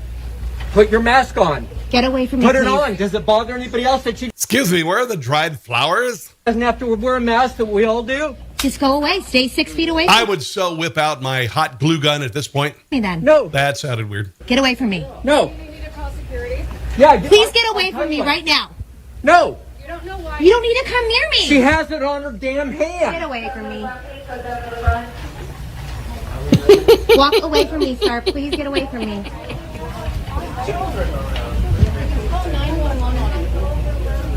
You don't care. Leave me alone. She Stay 6 feet away from me then. After a 4-year temper tantrum that included a Russian collusion hoax and a failed impeachment, as well as calling their opposition Nazis, the Democrat Party and media figures want us to come together. For me, forgiveness is a big deal, but I ain't there yet. And here's why. People need to start taking to the streets. This is a dictator. You know, there needs to be unrest in the streets for as long as there's unrest in our lives. Enemies of the state Show me where it says that protests are supposed to be polite and peaceful. In the First Amendment. Do something about your dad's immigration practices, you feckless. When they go low, we kick. How do you resist the temptation to run up and wring her neck? The biggest terror threat in this country is white men, most of them radicalized. Let's go hand in hand and sing Kumbaya now that Joe Biden is the president. Right, up to the right. I don't think so. Thought he should have punched him in the face. I said, even if you lost, he insulted your wife. Yes. He came down the escalator and called Mexicans rapists and murderers. He said, well, what do you think I should have done? I said, I think you should have punched him in the face and then gotten out of the race. You would have been a hero. I'd like to punch him in the face. I said if we were in high school, I'd take him behind the gym and beat the hell out of him. Punch some people in the face. When was the last time an actor assassinated a president? They're still going to have to go out and put a bullet in Donald Trump, and that's a fact. Just come back, baby. I promise I won't hit you again. Yeah. Now, we have an articulate, beautiful First Lady who escaped communism to come live here. She speaks 5 languages, which could make her the second coming of Jackie O if she had a D before her name, but she doesn't.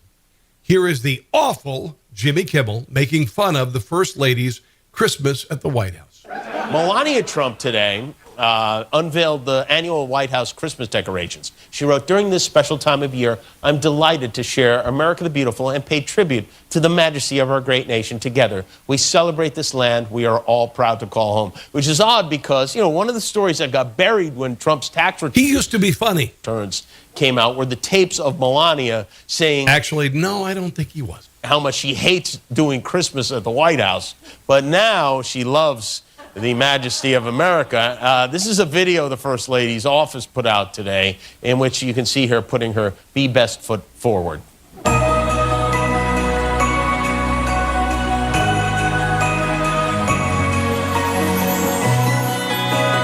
See, this isn't funny. This is just kind of being a D word for Richard.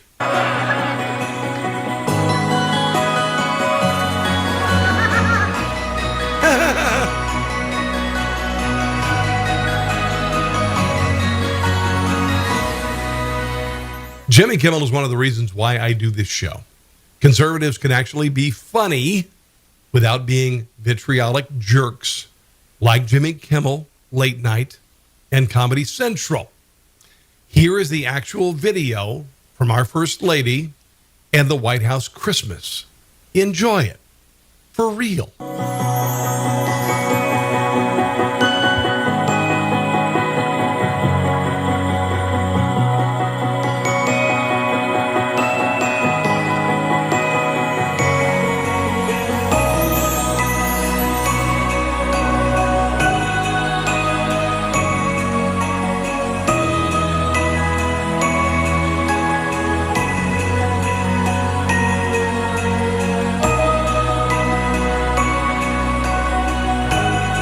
About you, but this kind of makes me proud to be an American and also really happy it's Christmas time.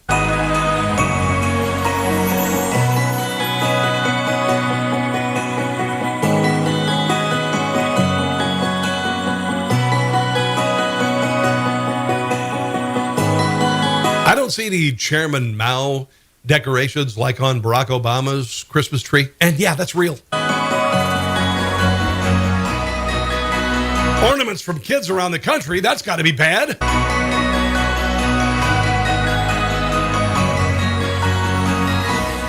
Crazy, right? You know, I'm thinking that we need Christmas more this year than at any time in recent memory. Stay strong, keep fighting. It's not over. Donald Trump is the president of the United States.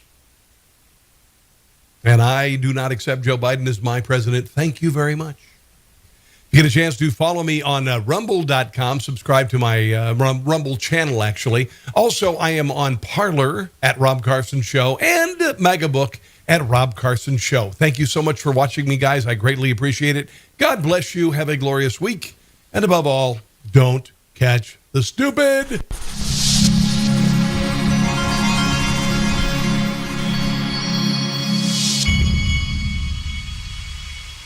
Okay, guys, they failed at canceling Thanksgiving. No way on earth they would try and cancel Christmas. Not now, no way. So the next big holiday is obviously the Christmas New Year's holiday. where people tend to travel, want to be with family, but we just can't do it this year.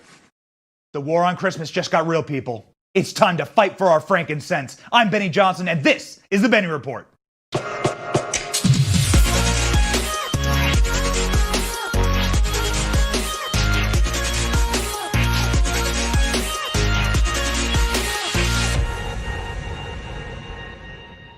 It's a magical time of year, a season of wonder and amazement, when millions of Americans go to bed, and while we are all sleeping, something magical happens and we wake up to a miracle.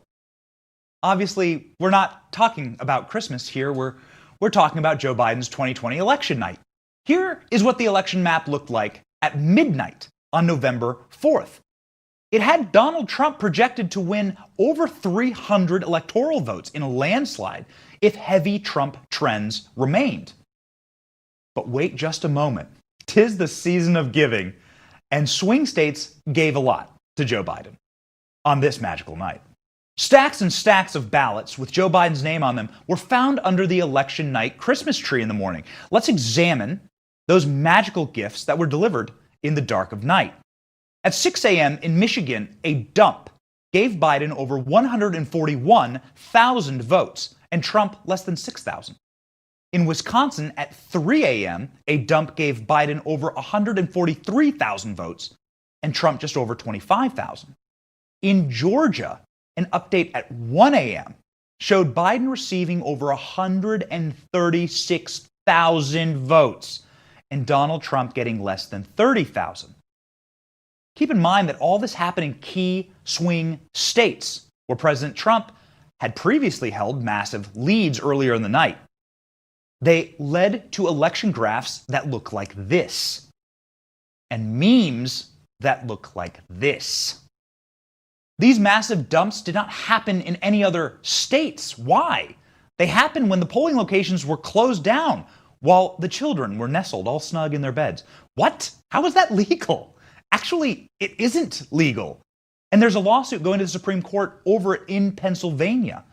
The vote totals, shockingly in these states, matched precisely the margins that Biden needed to win, to make up these states that evening. A Christmas miracle, guys. Now pause for a second. If Donald Trump won this election with the vote totals that came in like that, do you think the DNC PR wing media would be telling the country to shut up and accept the results? Would you even be proud of that as a conservative? Of course not. Honest, decent people are disgusted by this level of grinchy election rigging and abnormalities, no matter who it benefits. That's just honesty. Another magical abnormality is the fact that Trump expanded his base massively by 11 million votes. He grew his support with black voters by 50% this election, increased his support with Hispanics by 35% nationally. But he still lost? No incumbent president in history has lost re-election while expanding his base of support. A piece in The Federalist lays out more of Biden's seemingly magical election night miracles. Joe Biden supposedly received 80 million votes. 80 million, that's a ton. That's 11 million more than Barack Obama received in 2008 at the pinnacle of his popularity. Despite somehow beating Obama's turnout, he won a record low. Joe Biden won a record low of 17% of American counties. Joe Biden won only 527 counties in America. Compare that to the 873 counties that Obama won in 2008. Joe Biden did this all without campaigning. A Christmas miracle, certainly, people. Another miracle is the fact that Joe Biden won despite losing most historic bellwether counties. Trump won 18 of 19 counties that historically predict the winner of presidential elections. But don't you worry, Magic Joe pulled it all off. And you'll be banned from social media for questioning his magic. Magic Joe will be the first president in 60 years to lose both Ohio and Florida, but still win the election. Biden underperformed Hillary Clinton everywhere in the country, except in a few key counties. Pollsters Richard Barris and analyst Robert Barnes have noted that Joe Biden underperformed Hillary Clinton in every major metro area around the country, except for Milwaukee, Detroit, Atlanta, and Philadelphia. How magical. Magic Joe won despite Democrat losses nationwide. 27 seats were rated as toss-ups. Republicans have not lost a single one of those seats. So far, it appears that they will win them all. That means that Republicans went and voted for their local officials in the GOP, but against the most popular Republican president in modern history? That's true, by the way. President Trump received 94% of the primary vote. Historically, no incumbent who received 75% of the total primary vote has ever lost re-election. A record 18 million voters showed up for President Trump in the 2020 primaries. That's more than any incumbent in history. The previous record, held by Bill Clinton, only had 9 million. Trump had an army, and Joe Biden had kindergarten circles. Joe Biden did not campaign. He did not inspire. He could barely speak. We all saw it. He regularly forgot his words or made up new ones. Take a look. I'll lead an effective strategy to mobilize true international effort to pressure. If you guys believe that magical Joe Biden in a Christmas miracle actually received 80 million legal votes without campaigning, then you are in for some coal from the Benny Report this Christmas. Send us your address. Hopefully it'll be a post office box in Georgia. My next guest has been fighting in Congress to protect the integrity of our election. We'll be right back. Stay tuned. You don't want to miss it.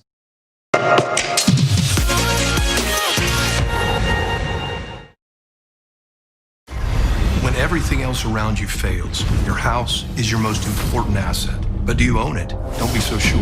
Homeowners are just not aware of how vulnerable they are. Deborah thought she owned her house until the police showed up and told her she didn't. I could not believe that we actually were getting evicted from our home that we did not sell. Deborah's home was stolen by cyber criminals. Identity protection is necessary, but it don't protect your house. They're hacking your deed. They're doing it all the time. The FBI calls title and mortgage fraud the fastest growing white-collar cybercrime in America. And the next victim could be you. Homeowners need to realize that they have power with Home Title Lock. The thing with Home Title Lock is as soon as there was activity, they would notify me immediately. Start your free 30-day trial right now, including a free home title scan, a $100 value, to find out immediately if you're already a victim. Go to HomeTitleLock.com or call right now. Attention! It's officially the Medicare annual enrollment period. There is a deadline to get what you're entitled to. Hi folks, Joe Namath here, and if you're on Medicare, this is important. Today is one of the only days of this year you can update your coverage and benefits. Before the deadline, you're entitled to eliminate premiums and copays and get dental care, dentures, eyeglasses, in-home aids, prescription coverage, unlimited transportation, and home-delivered meals, all at no additional cost. Plus, your zip code may have coverage with the Give Back benefit that adds money back to your Social Security check every month. Look, with the uncertainty of the virus and vaccines, you need to get everything you're entitled to. I called to get the new benefits and save money, so I'm not spending money I don't have to spend. With this virus situation, I called to get everything I'm entitled to. I couldn't believe I was missing out on so many benefits. Reality is, it's a very uncertain year ahead, so you need to be sure your health care coverage is up to date. Call before the deadline and get what you're entitled to. It's free. I called to get dental, transportation, meals, and the Give Back benefit. They helped me so much. There is a deadline to get dental care, dentures, unlimited transportation, and home-delivered meals at no additional cost. And your zip code may have coverage with the Give Back benefit that adds money back to your Social Security check every month. Millions of people have trusted the Medicare coverage helpline. You can too. Don't miss the deadline. Call now. It's free. Call 1-800-550-7100. That's 1-800-550-7100 now.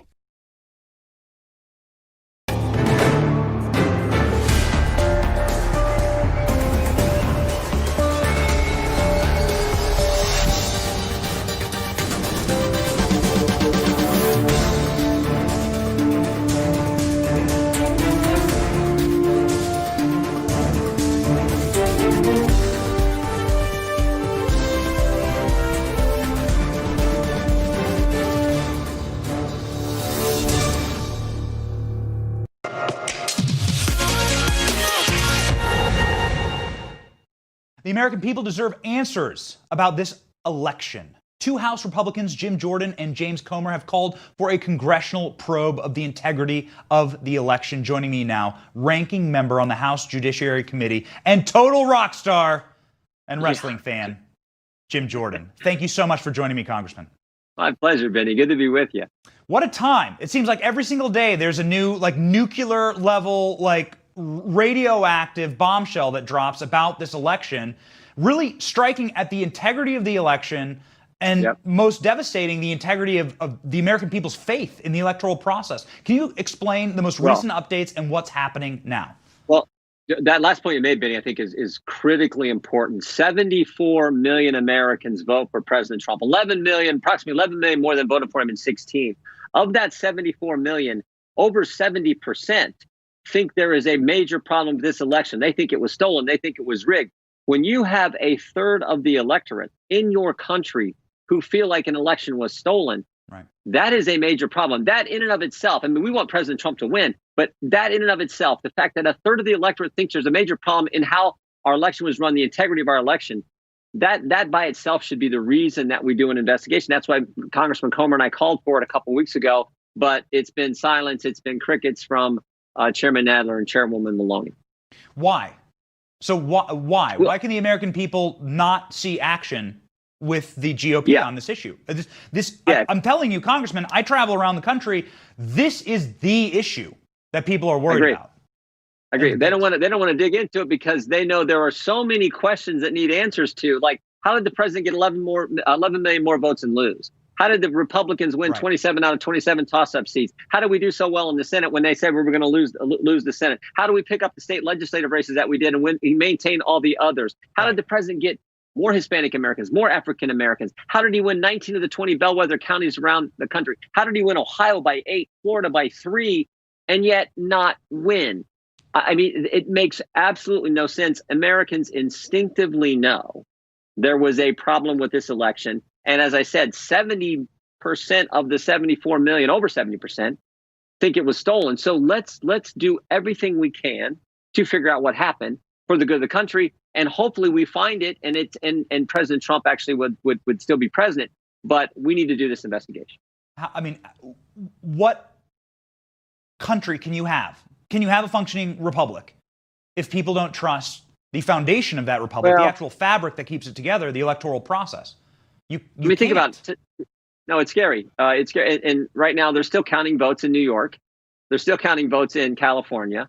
And if we were sending observers to another country, the United States of America, sending observers, the greatest country ever, sending observers to another country to observe their election, and they were still counting votes 4.5 weeks after the election, we would come back and say, there's major problems there. We should cut off any type of foreign aid. We should go talk to the United Nations. What should we do? I mean, that's the reaction we would have. And yet that's exactly what's going on in our country. And it's driven by this crazy push the Democrats have to go to mail-in voting. We have a staff member, Benny, who got her ballot mailed to her apartment, and 4 other ballots, 4 other people who lived there previously, those ballots came to her apartment as well. That is a recipe for disaster. I think the Democrats exploited that, and that's part of the reason that, unfortunately, the numbers don't look good for the president right now, but part of the reason Joe Biden got the numbers he did.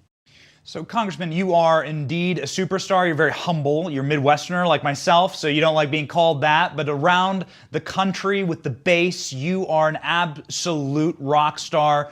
People view you as a truth teller, and they see you as someone who will not just toe the party line. You're going to do what's right.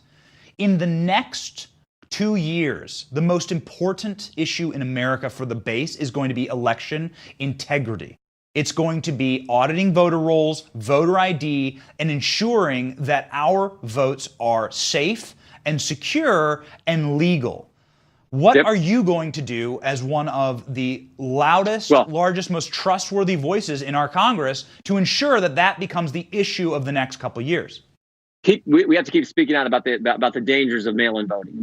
That is front and center. They're going to, remember this past Congress, the one win right now, the very first bill, House Bill 1, the Democrats introduced, was all about changing the election process, letting 16-year-olds vote, letting felons vote, going more to mail-in voting. And they got a lot of that done in some states, particularly Pennsylvania, some of these key swing states that I think took the election from the president. So we have to continue to focus on that, because if you can't have integrity, in your election process, how do you protect our fundamental liberties? How do we protect your First Amendment rights from the cancel culture mob? How do we protect your Second Amendment liberties when Jerry Nadler and the Democrats on the Judiciary Committee are going to come and try to take away your ability to own a firearm, protect yourself, your family, your property? How do we do all that if you can't have free and fair and accurate and elections with integrity? So we will have to continue to focus on that and highlight how dangerous this sending live ballots out to everyone, this crazy absentee program they did in some states.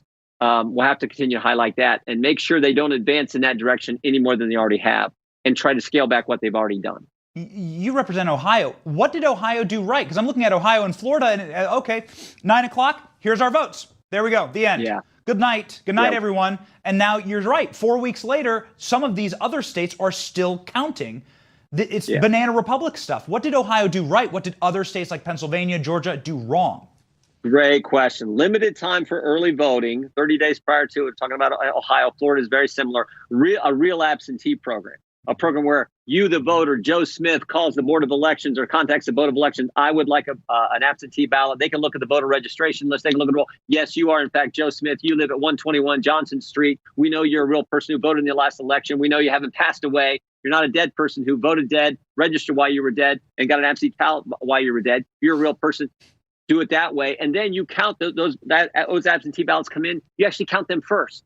So when the polls close at 7 in Ohio, the first votes you report are the absentee ballots that you were able to count during the day. And then you count the others, and shazam, we have a winner in Ohio at a reasonable hour on Tuesday, the first Tuesday after the first Monday in November every 4 years, we know. And it doesn't take till, what are we now? Like I said, 4.5 weeks, and they're still counting ballots in New York State. That's how you do it.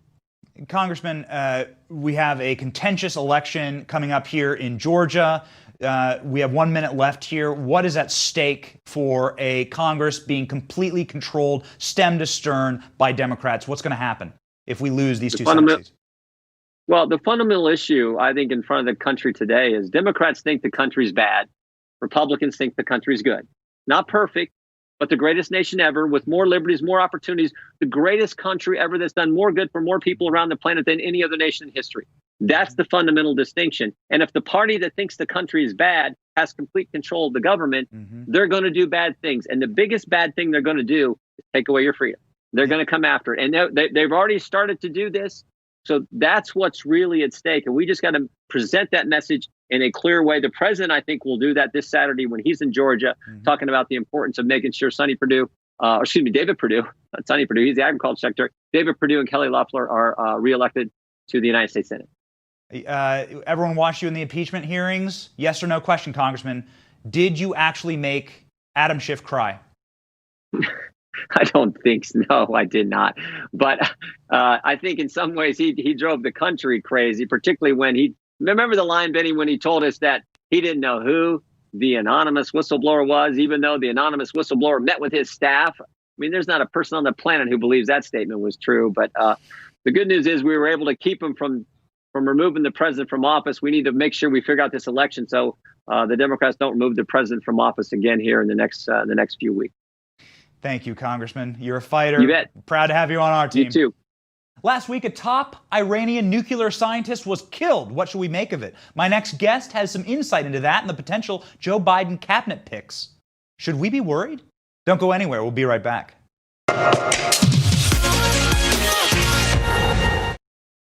Newsmax, you like Newsmax. I like it too. Watch Newsmax TV, America's fastest growing news channel. Newsmax, you like Newsmax. I like it too. Download the Newsmax app from your smartphone. Watch Newsmax TV anywhere for free.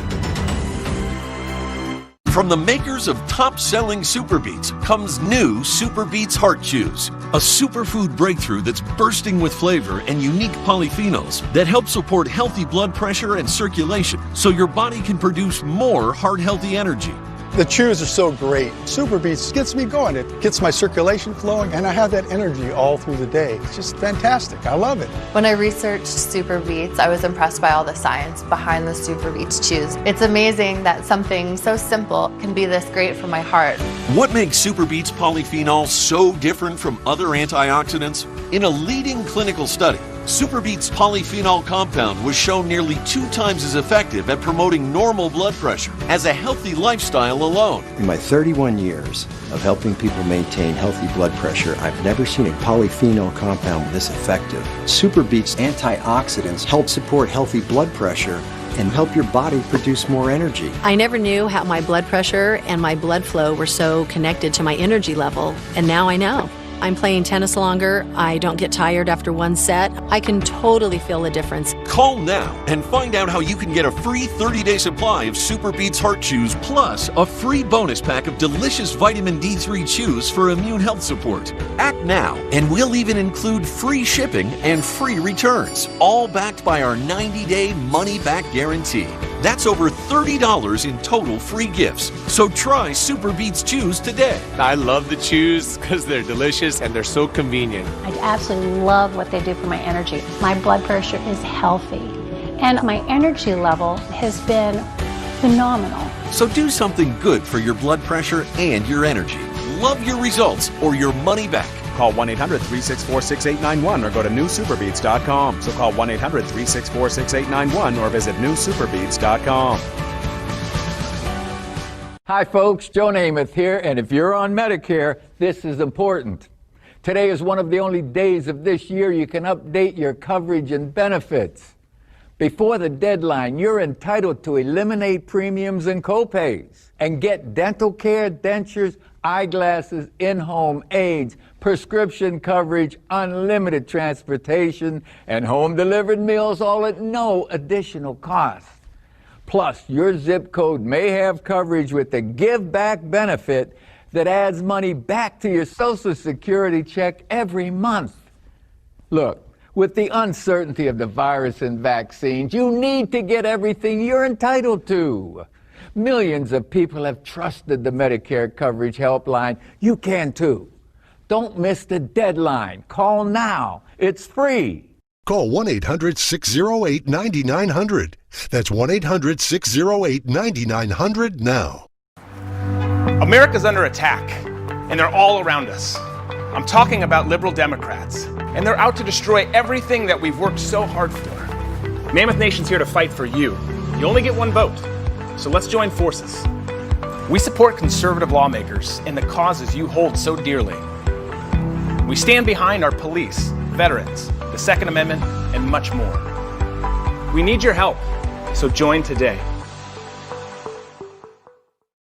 Sweaty in bed for all the wrong reasons? Chic's Performance Sheets keep you cool and dry, even on the hottest summer nights. Chic's are the world's most breathable, moisture-wicking, ridiculously soft sheets with superior stretch, even tested and proven on adjustable beds. Upgrade to Chic's now.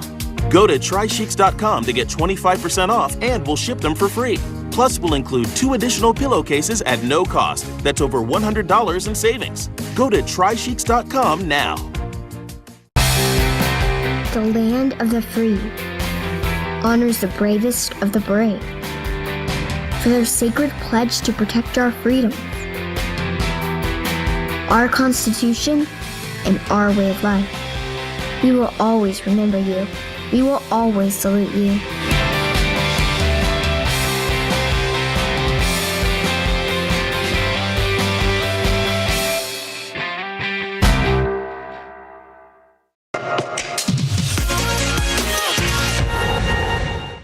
Last week, a strike took out Iranian nuclear scientist Mohsen Fakhrizadeh in the outskirts of Tehran.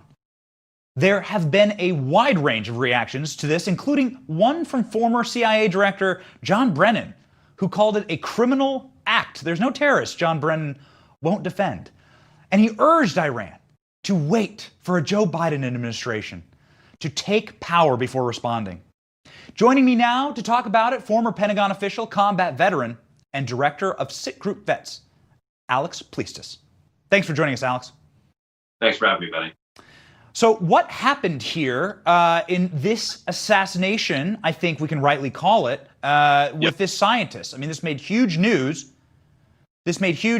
Should should the greater public be worried that there's going to be retaliation? What happened here in your estimation? Sure. I mean, this is the second significant assassination of an Iranian official over the last year. It started out with head of their Quds Force, General Soleimani, who was killed, obviously, in an airstrike in Baghdad that the U.S. took responsibility for. But this was the head of Iran's nuclear program, a scientist, and he was killed on the outskirts of Tehran in what was obviously an assassination. Speculation at this point appears to be the Israelis, and the Iranians are threatening retaliation at this point. So, yes, that's correct.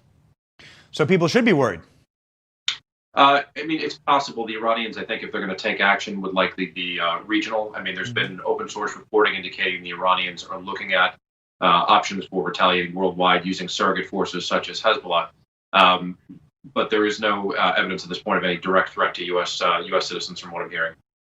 So when you see John Brennan tweet something like that, is there any terrorists that this guy won't defend? And also, is it wildly hypocritical for the former Obama director of the CIA, who launched many clandestine murder drones over the Middle East to take out people all over the Mideast? Is this a little bit hypocritical for him to suddenly criticize the Trump administration for doing something that he just loved doing every single weekend when he was in charge? Yeah, I mean, it's as hypocritical as it is nakedly partisan. I mean, it's kind of ridiculous. So during the course of his tenure, both as domestic security advisor to the president and then as the CIA director, there were a total of about 5 Iranian nuclear scientists who were assassinated in Iran. And, we heard nothing about it from him.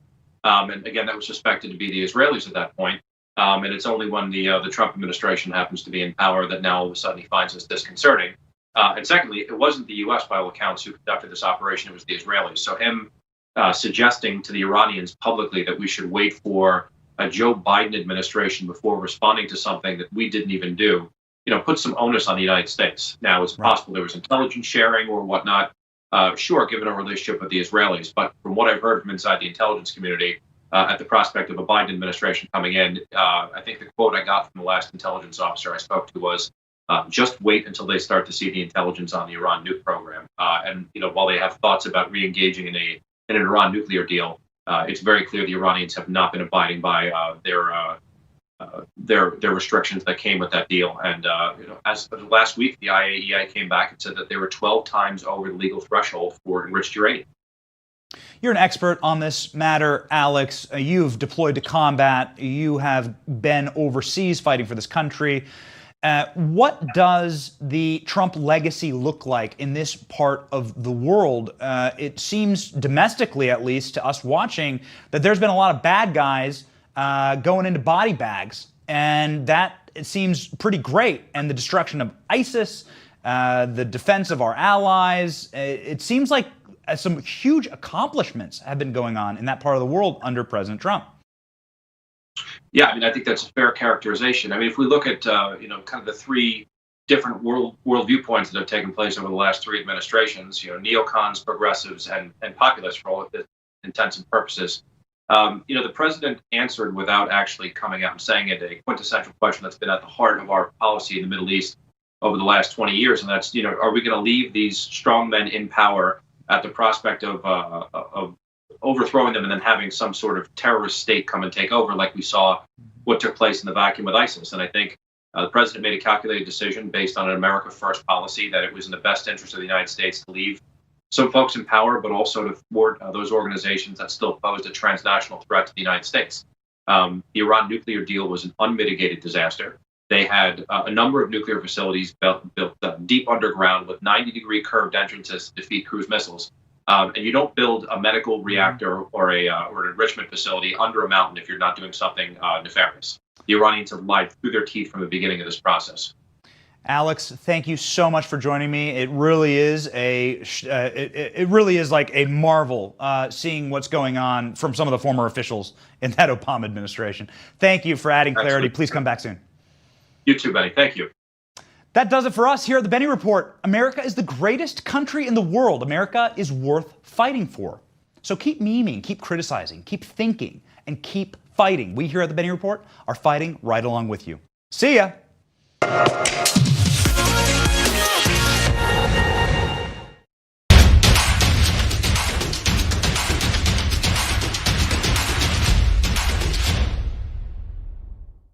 I'm Mark Halpern, and welcome to this week's Focus Group. It is a time of change in the United States and a time of change and questions for the Republican Party.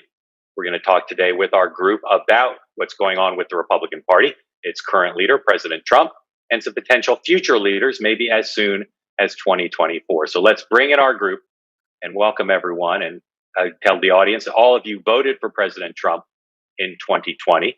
I want to ask you, Phyllis, I'll start with you.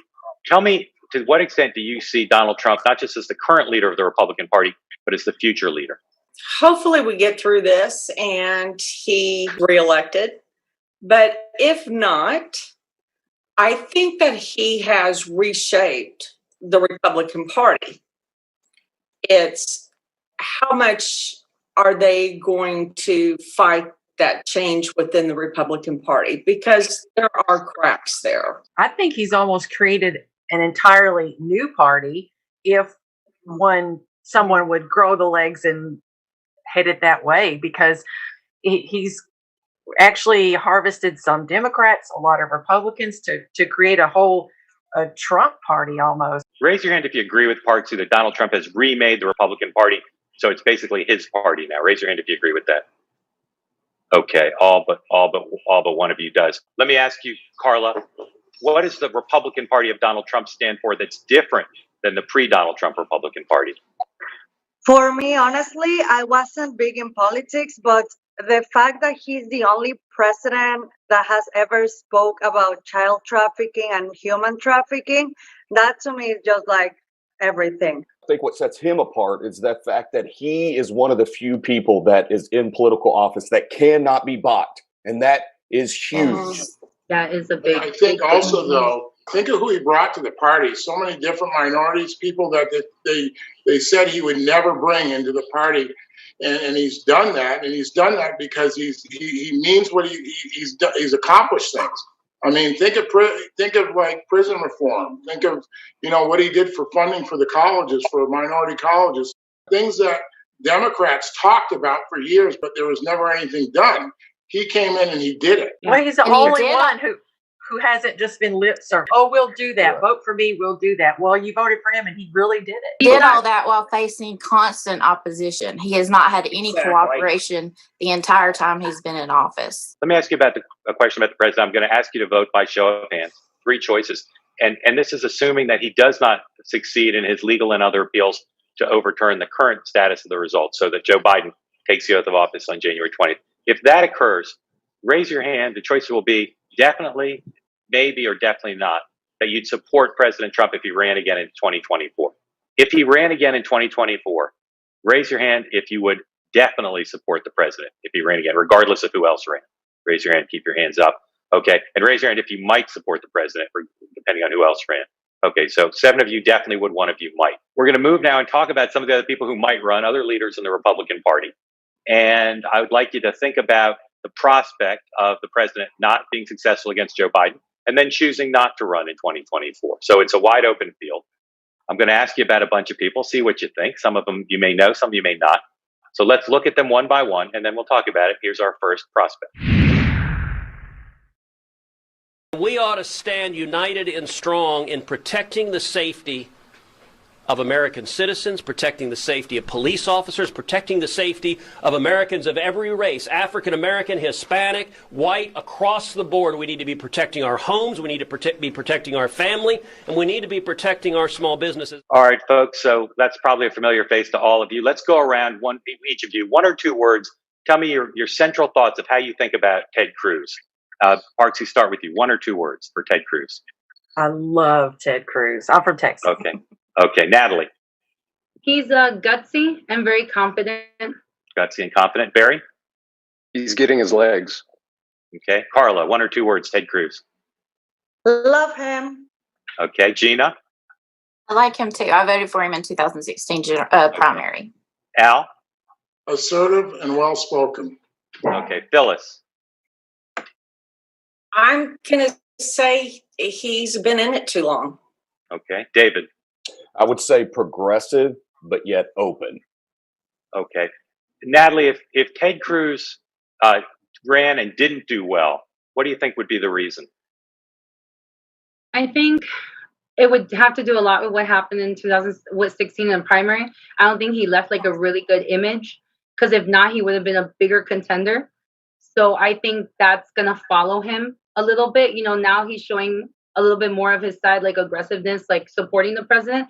So that brings a lot of us Trump supporters to want to back somebody that's backing up our president now. So that's what's helping him. But I don't know if what are other thoughts people have about why, if again President Trump isn't in the race and Ted Cruz runs, what are thoughts people have about why he might not end up becoming the Republican nominee? When he ran in 2016, I told my husband, we voted for him in the primary. I told my husband, I think the country is too far gone for him because he's such a constitutionalist. But I think Trump has reinvigorated the love of America, and I think that would help Cruz. It's like a reignited a passion for patriotism and standing up for what's right in small businesses. So that could actually help him. Right. Yeah, I think he's clarified his position. Okay. Raise your hand if you think Ted Cruz will someday be president of the United States. None of you. Okay. Interesting. Let me ask Al. Al, what's something about Ted Cruz that bothers you? I guess during the when he was campaigning against President Trump, I'm one of these. He said and did some things that I thought were beneath running while you're running. I mean, granted, there was a lot said during that whole time, but I think he carried himself in a way that was beneath the position that he was running for, and just some low blows were said. Got it. Okay, folks, we're going to take a break. We're going to come back. We're going to talk about more potential 2024 candidates right after this.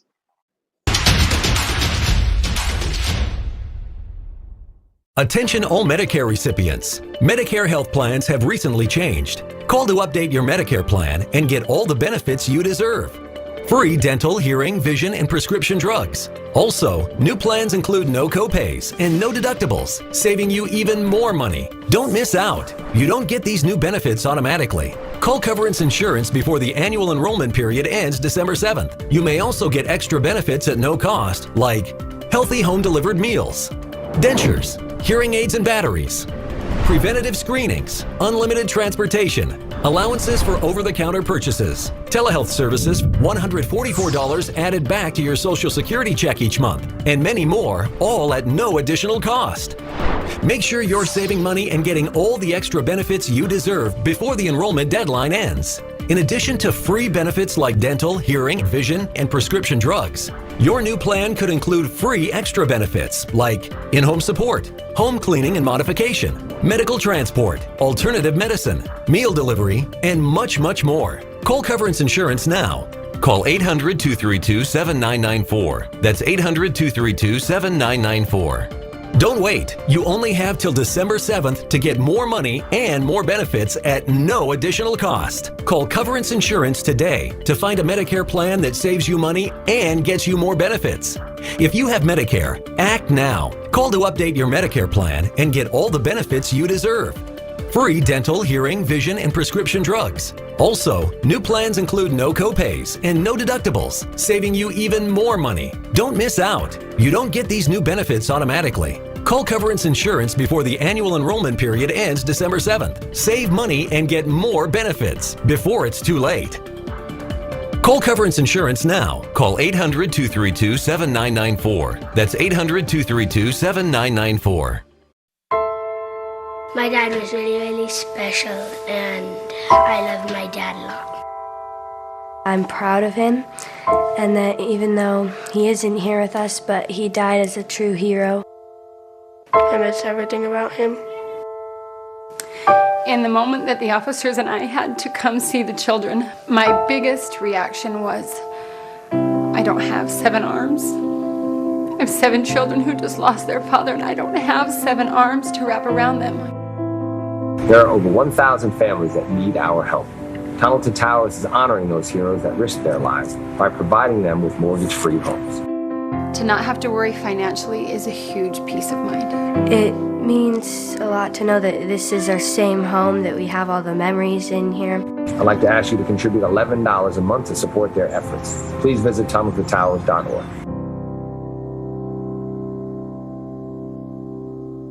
He was the Duke, on screen bigger than life, with millions of devoted fans around the world. A man of strength and courage. His first love was always his country. Watch American Hero, the John Wayne story. The White House announces Japanese attack on Pearl Harbor. I was with a lot of my friends, and we made a commitment that we wouldn't wait to be drafted. We'd go in.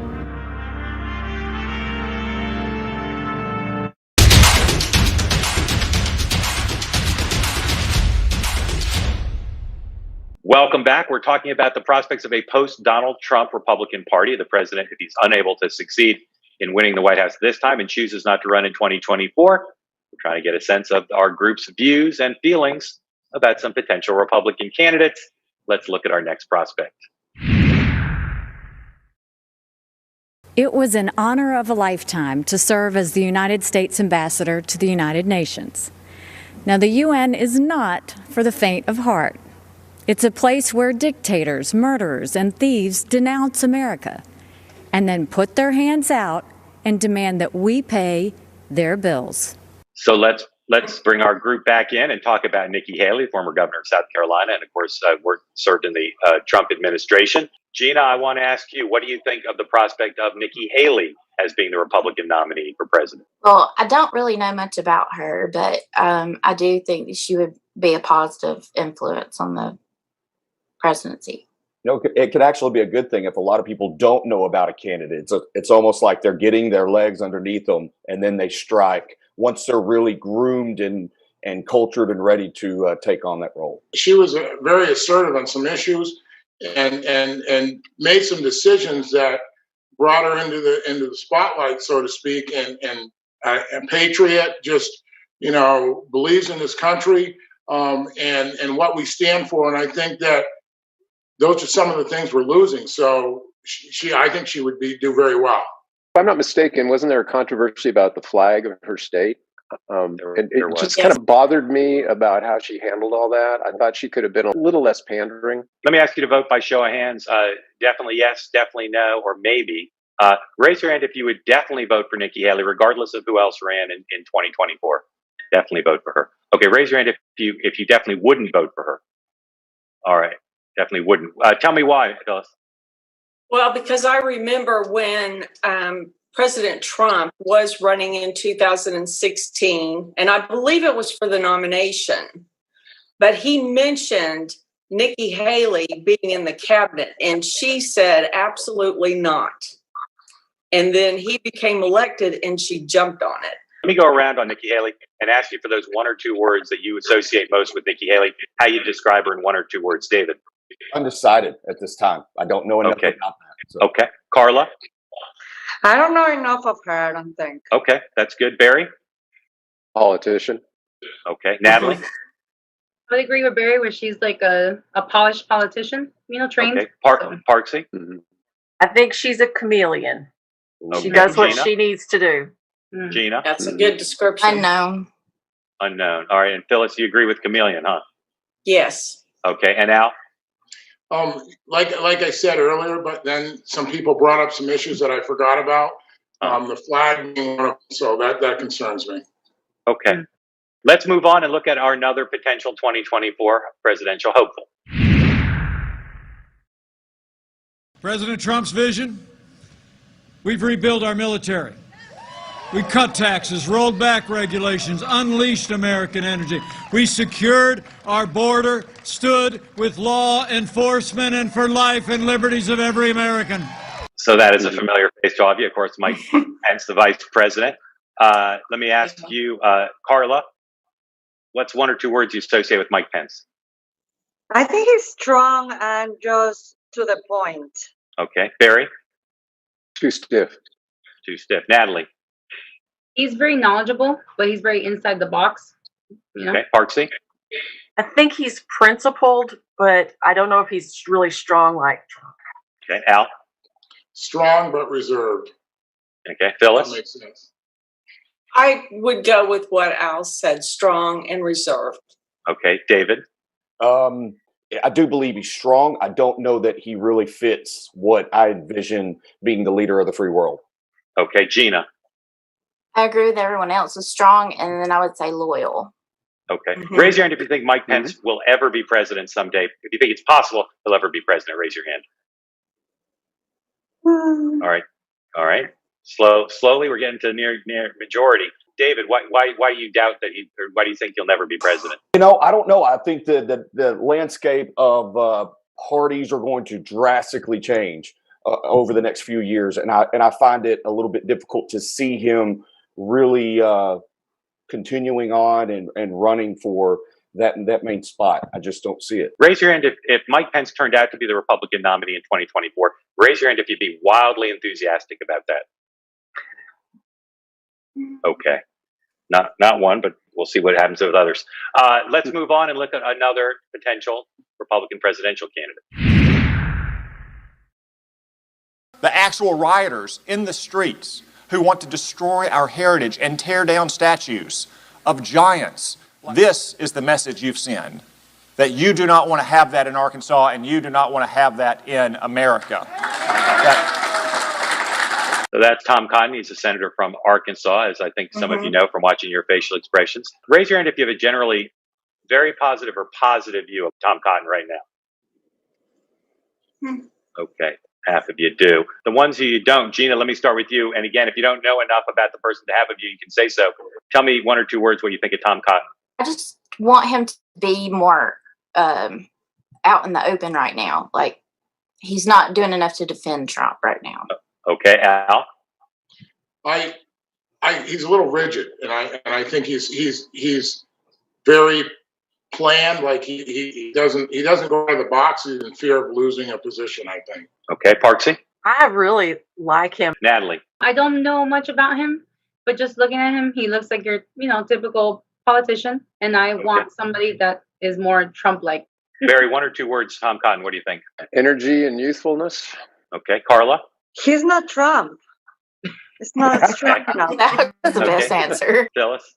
He's a polished politician to me. Okay, David.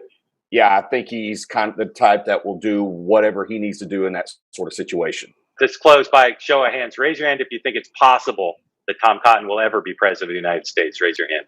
It's possible. Possible. Okay. We're going to take a break, come back, talk about more potential presidential candidates right after this.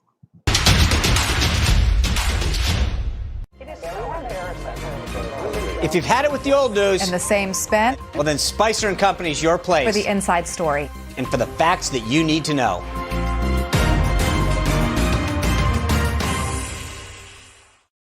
I'm Cheryl Nelson. I've been a meteorologist for nearly 20 years, and I know that emergencies and natural disasters aren't fun to talk about. But simple things can make a huge difference when it comes to being prepared. Which is why Judy is the emergency kit you didn't know you needed. It was designed by leading disaster preparedness experts with up to 72 hours worth of supplies. They've done all the work, so you don't have to. Order Judy today for $100 off and free shipping before the holidays. Attention everyone on Medicare. Did you know that right now is the annual enrollment period for all Medicare recipients? Everyone on Medicare is encouraged to call 800-930-8614 now for your free, no-obligation Medicare benefits review. Now is the time during the Medicare annual enrollment period to see if you are eligible to save money and get additional benefits at little to no additional cost. You don't get these savings or additional benefits automatically, so make sure you call now during the Medicare annual enrollment period to make sure you are getting all the benefits you deserve. If you're not sure you're on the best plan for you, just call the number on your screen now for your free, no-obligation Medicare benefits review. Call before the December 7th deadline. You may be able to save money and receive additional benefits, so it's important to call for your free, no-obligation Medicare benefits review. Call 800-930-8614. 800-930-8614. When everything else around you fails, your house is your most important asset. But do you own it? Don't be so sure. Homeowners are just not aware of how vulnerable they are. Deborah thought she owned her house until the police showed up and told her she didn't. I could not believe that we actually were getting evicted from our home that we did not sell. Deborah's home was stolen by cyber criminals. Identity protection is necessary, but it don't protect your house. They're hacking your deed. They're doing it all the time. The FBI calls title and mortgage fraud the fastest growing white-collar cybercrime in America. And the next victim could be you. Homeowners need to realize that they have power with Home Title Lock. The thing with Home Title Lock is as soon as there was activity, they would notify me immediately.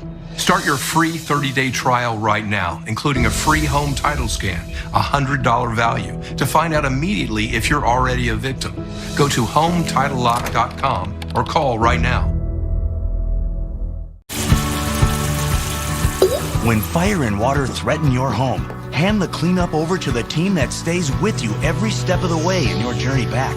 1-800-SERVPRO and ServPro.com, like it never even happened. Hi folks, Joe Namath here, and if you're on Medicare, today is one of the only days of this year you can update your coverage and benefits. Before the deadline, you're entitled to eliminate copays and get dental, prescriptions, transportation, and meals at no additional cost. Plus, your zip code may have coverage with the Give Back benefit that adds money back to your Social Security check every month. I called to get dental, transportation, meals, and the Give Back benefit. They helped me so much. With this virus situation, I called to get everything I'm entitled to. I couldn't believe I was missing out on so many benefits. With the uncertainty of the virus, you need to get everything you're entitled to. Millions of people have trusted the Medicare Coverage Helpline. You can too. Don't miss the deadline. Call now. It's free. Call 1-800-608-9900. That's 1-800-608-9900 now.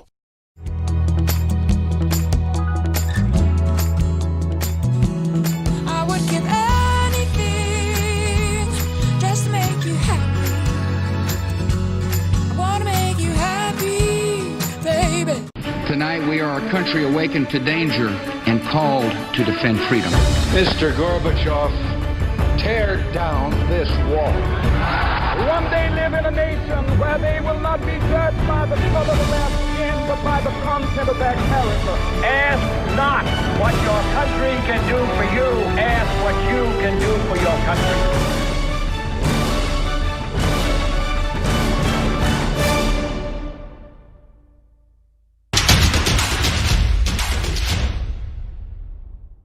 Welcome back. We're going to get right to it because we want to talk about these potential presidential candidates for 2024 in a world where Donald Trump is not standing for the presidency. And let's look at our next potential candidate. I do not want to be mean to Joe Biden. I didn't. And so I was going to be very careful about what I said here tonight. But then I realize it's 10:30. He's already asleep. I can say whatever I want. Bring our group back in, and they watch that clip as they have the others with great fascination. I want to go around and ask you all one or two words what you think about Marco Rubio. I'll start with you. Motivated. I met him in South Carolina, and he was great. Okay, motivated and great. One or two words, Phyllis. Marco Rubio. No way. Okay, we'll come back to you maybe on that, Phyllis. Gina. I agree. No way. All right, Parksy. He doesn't do anything for me either. Okay, Natalie. I think he's a double knife sword. I don't. Okay, Barry. I don't know. I like him. I find him, if he could figure out how to have a debate and get through it, I think he'd be okay. Okay, Carla. One or two words. I don't know him a lot, but his energy connecting with the people seemed good. I don't know. Okay. David. Energetic, but he plays all the sides. Phyllis, Gina, and Parksy, talk amongst yourselves. Why no way for Marco Rubio? The three of you, He's go ahead too and chat. establishment. Very establishment. Very establishment. Yeah. Chameleon. Somebody used chameleon earlier. Definitely chameleon for him. Yeah. Mhm. It just seems like he has tried to change his style and his rhetoric now that Trump is on the scene. He's tried to change it more to that to draw a crowd. And it just seems like he's being somebody that he's not. He hangs a lot with the, never Trumper gang. Does anybody have anything positive to say about Marco Rubio? Let me hear it. Conversation with him, and he was down to earth. He wasn't snotty. He actually felt like he was talking to me, and not just talking at me. Parksy, Gina, or Phyllis, I take it you weren't convinced by Al, huh? No. Well, look, Lindsey Graham hugged Dianne Feinstein, so I mean, anybody can seem like they're nice. It doesn't do anything for me. Let's look at our next prospect. I think the Democrats are used to this from a Republican Party that hasn't had a backbone. You're not going to see that this time around. That party is gone, and anyone that doesn't fight like that should go with it. So I said we're going to have Donald Trump running for president in 2024, but what I really meant was the current Donald Trump. I want to know what you all think about Donald Trump Jr. and the prospects of his being a presidential candidate in 2024. Somebody tell me who feels passionately that you'd like to see him as a candidate. Yes. Yeah, Parksy, tell me what you like about him. I think he could. This is kind of ridiculous to say, but I could carry on his dad's legacy. He's not beholden to the swamp either, and seems like he has the same attitudes and objectives as Senior. Yes, he's the country. He's the closest thing we'll ever get to Donald Trump if we can't have Donald Trump. Donald Trump Jr. ran in 2024. Without knowing who else might run, raise your hand if you would definitely vote for him as your candidate in 2024. Raise your hand. Okay. Unless it's his daddy. Yeah. Okay. And raise your hand if you might vote for him in 2024. All right. So all of you either definitely or might vote for him, with the exception of Barry. David, tell me why you like him so much. I mean, I think he's very likable. He doesn't get in too much trouble. He kind of keeps a low profile. But, there's still something to be said with old money and new money. And his dad is more of that industrial, built a dynasty with his own hands. And Donald Trump Jr., he's kind of had some of it given to him. So it's going to be a little bit interesting. Gina, what do you like about him besides the fact that he's Donald Trump's son? I like the fact that he is very outspoken and assertive, and he seems very strong. Anybody else want to weigh in on what you like about him so much? He says what he means and means what he says, and I like that. I just want to clarify, no matter who else ran, those of you who raised your hands, you would definitely vote for him, no matter who else ran. Correct? Yes, correct. Right.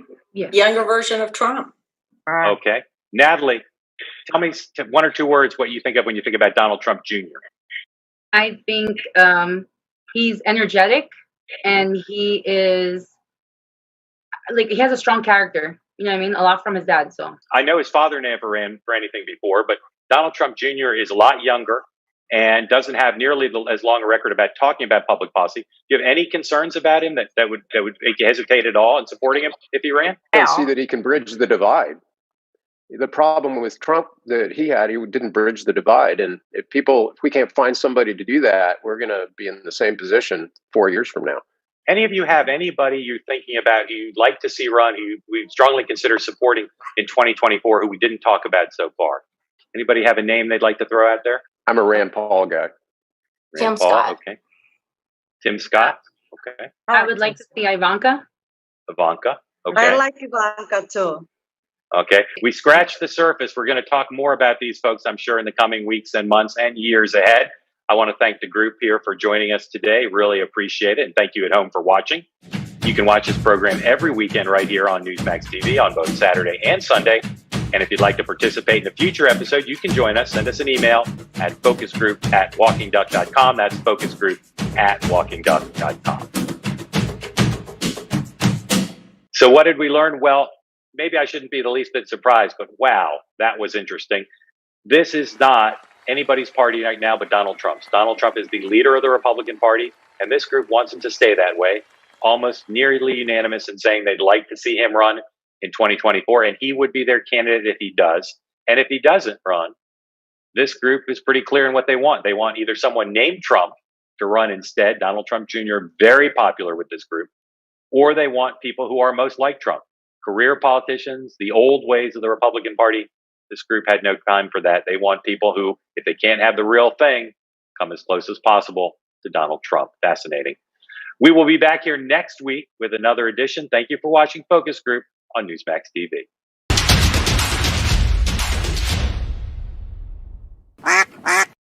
My next guest, Senator Rob Portman of Ohio, knows the value of a dollar because he grew up in a small family business. He and his siblings worked in the family business, Portman Equipment Company.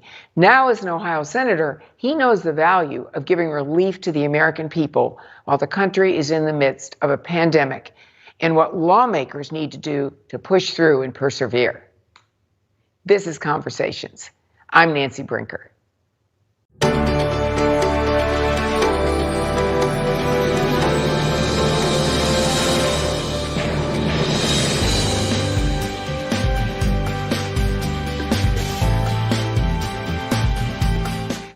We're talking to Senator Rob Portman today. Welcome, Rob.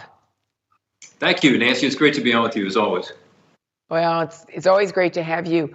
Let's first talk about the coronavirus. What's happening in your home state of Ohio right now?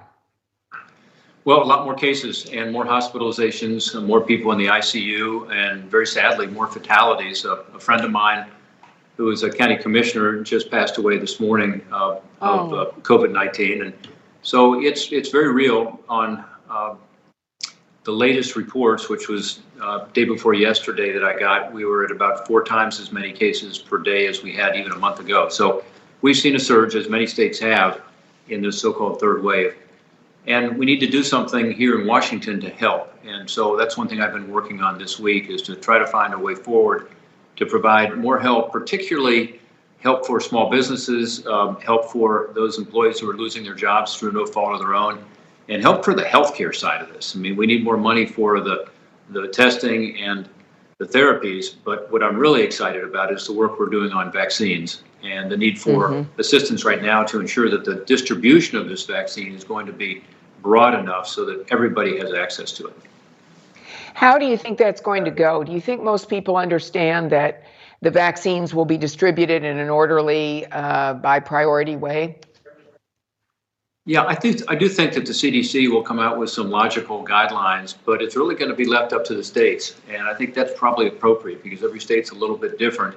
But I hope the states will look at the CDC recommendations. They will obviously talk about people who live in long-term care facilities and those who go in and out of those facilities. So healthcare workers, custodians, others, because that's where a lot of, as I understand it in Ohio, that's where a lot of our issue has been.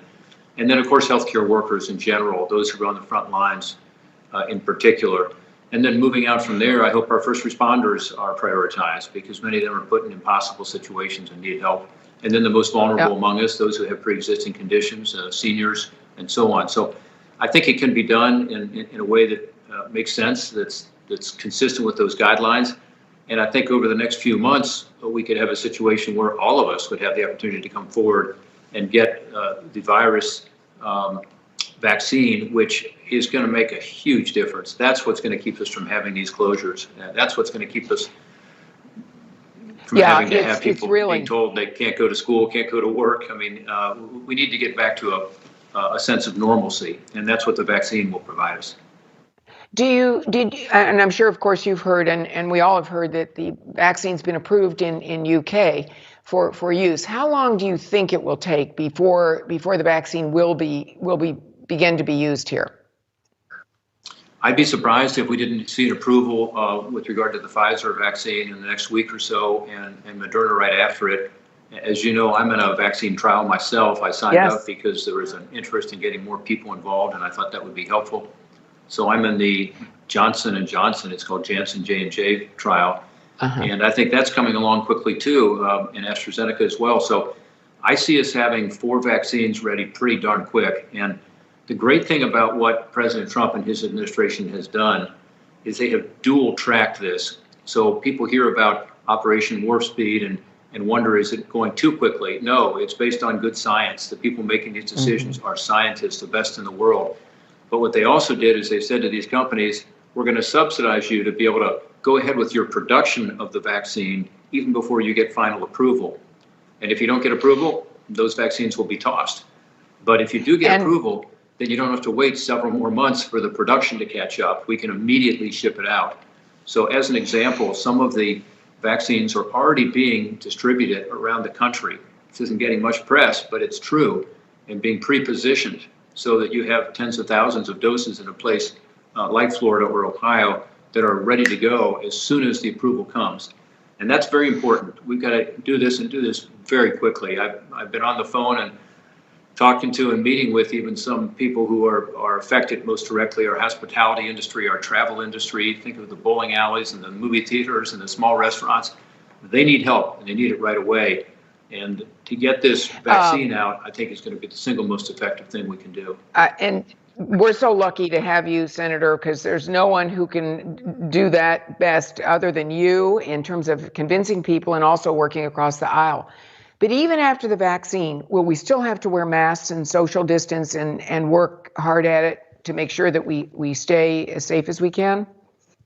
I think we're going to always take more precautions than we did prior to this, and that's probably a good idea for the flu as well as other potential pandemics that might come in the future. But I do think that a life of normalcy, meaning being able to go back to church or your place of worship, being able to send your kids to school and not worry about it as we have to now, I think that can all happen in pretty quick order once we get broad vaccination.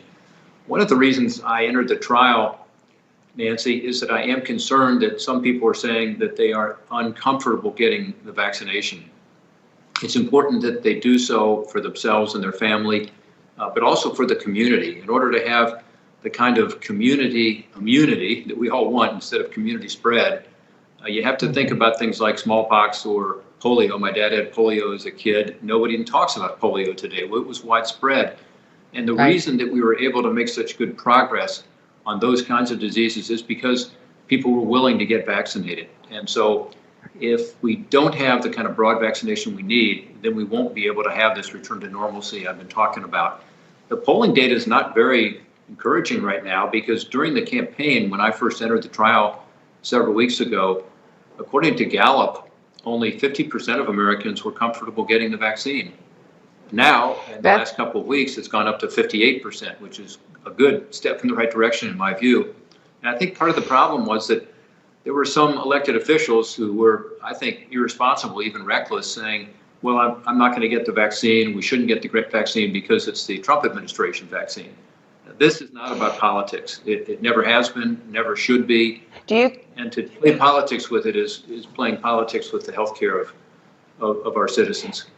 Do you think that President Trump will ever be given credit for the success of Operation Warp Speed?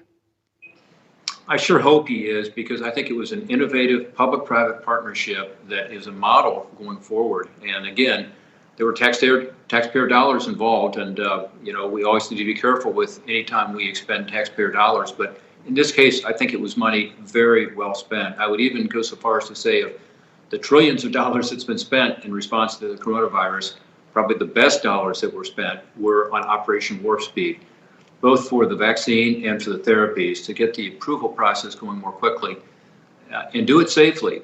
As an example, the current approval that these companies are seeking is this emergency use authorization. Mm-hmm. That's actually been tightened up.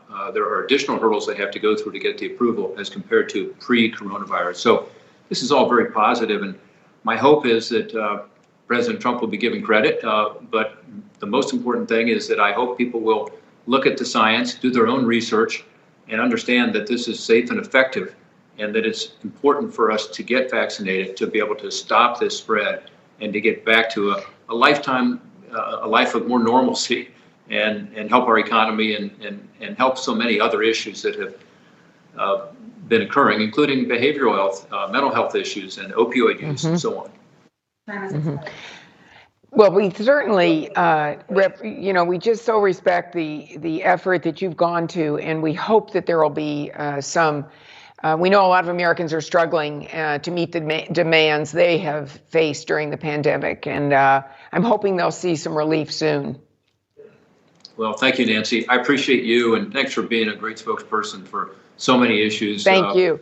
Including what you've done with Race for the Cure over the years, and everything you do with regard to spreading the word on the importance of dealing with this healthcare crisis we currently face. I know you're doing a lot of work locally in your community as well. So thank you, Nancy. You're a great spokesperson for all these issues, and appreciate being on your show. When we come back, Americans struggling to make ends meet during the pandemic, and when they will see some relief.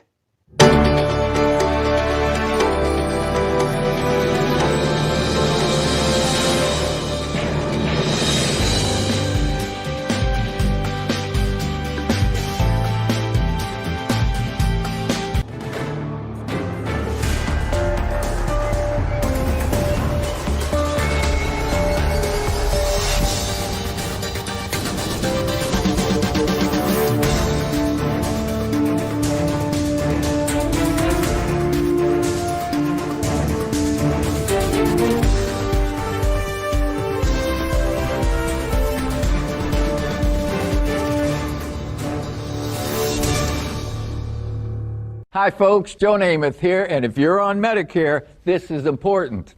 Today is one of the only days of this year you can update your coverage and benefits. Before the deadline, you're entitled to eliminate premiums and copays and get dental care, dentures, eyeglasses, in-home aids, prescription coverage, unlimited transportation, and home-delivered meals, all at no additional cost. Plus, your zip code may have coverage with the Give Back benefit that adds money back to your Social Security check every month. Look, with the uncertainty of the virus and vaccines, you need to get everything you're entitled to. Millions of people have trusted the Medicare coverage helpline. You can too. Don't miss the deadline. Call now. It's free. Call 1-800-608-9900. That's 1-800-608-9900 now. The worst genocide in human history also destroyed the lives of thousands of Jewish survivors still suffering today. God calls on people who believe in Him to act on His word. Comfort my people. Especially during this holiday season of Hanukkah. When I come here and I sit with Lily, I realize what she needs right now is food. These elderly Jews are weak and they're sick. They're living on $2 a day. This now is how God's children are living. Take this time to send a survival food box to these forgotten Jews. The International Fellowship of Christians and Jews urgently need your gift of $25 now to help provide one survival food box with all of the essentials they critically need for their diet for 1 month. Your special holiday gift will provide everything they need to celebrate the miracle of Hanukkah. This is the first time in over 70 years that she has anything to do with faith. The communists came and wiped it out. Your grandparents? And now we're coming to her and we're saying it's okay to have faith.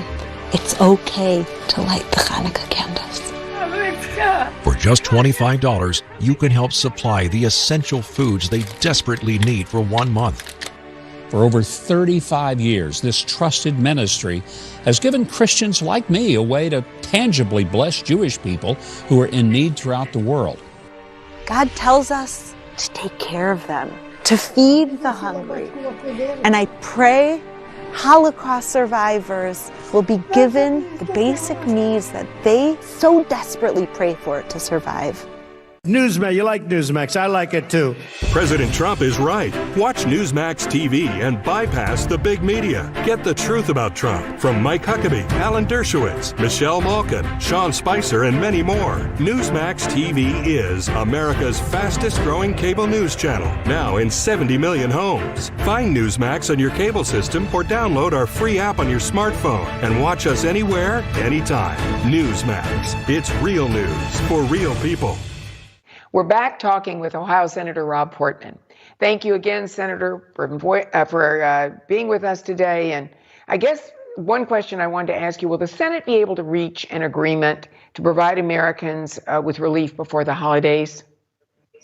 I certainly hope so. A number of the things that we put in place way back in March expire at the end of the year. One is unemployment insurance that's federally expanding what currently is available in the states. For those who lose their jobs through no fault of their own, and let's face it, with these shutdowns in some states, you have people who are being told you can't come to work, and it's not their fault. So it's important to continue some of those efforts that have been in place.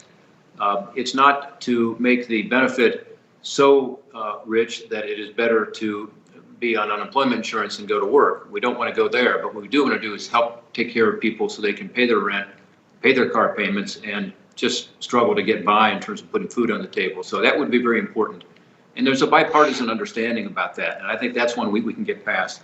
Another is to provide help for small businesses, because a number of them are hanging on by a thread right now, particularly again in these states that are seeing such a big increase.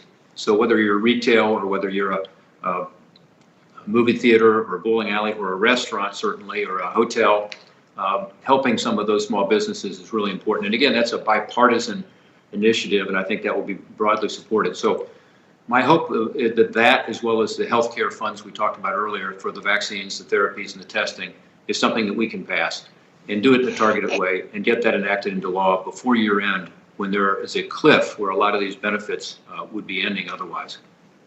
Well, I think we all are absolutely so grateful to you for working on this. And I know also that this will mean a lot for our economy.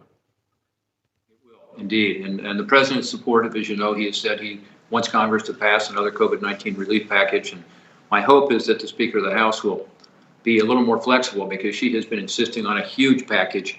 And what we're talking about really is a bridge between now and when these vaccines are broadly available. So it's 3 or 4 months.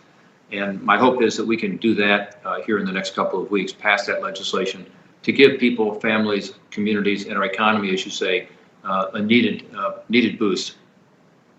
Thank you very much, Senator, for joining us today on Conversations. But thank you again for being such a great leader. And we sincerely hope you do reach an agreement with the Speaker on that program. I know if anybody can do it, you can. Thank you, Senator Portman, for joining us on Conversations. Coming up next, a leading infectious disease doctor gives us a coronavirus update.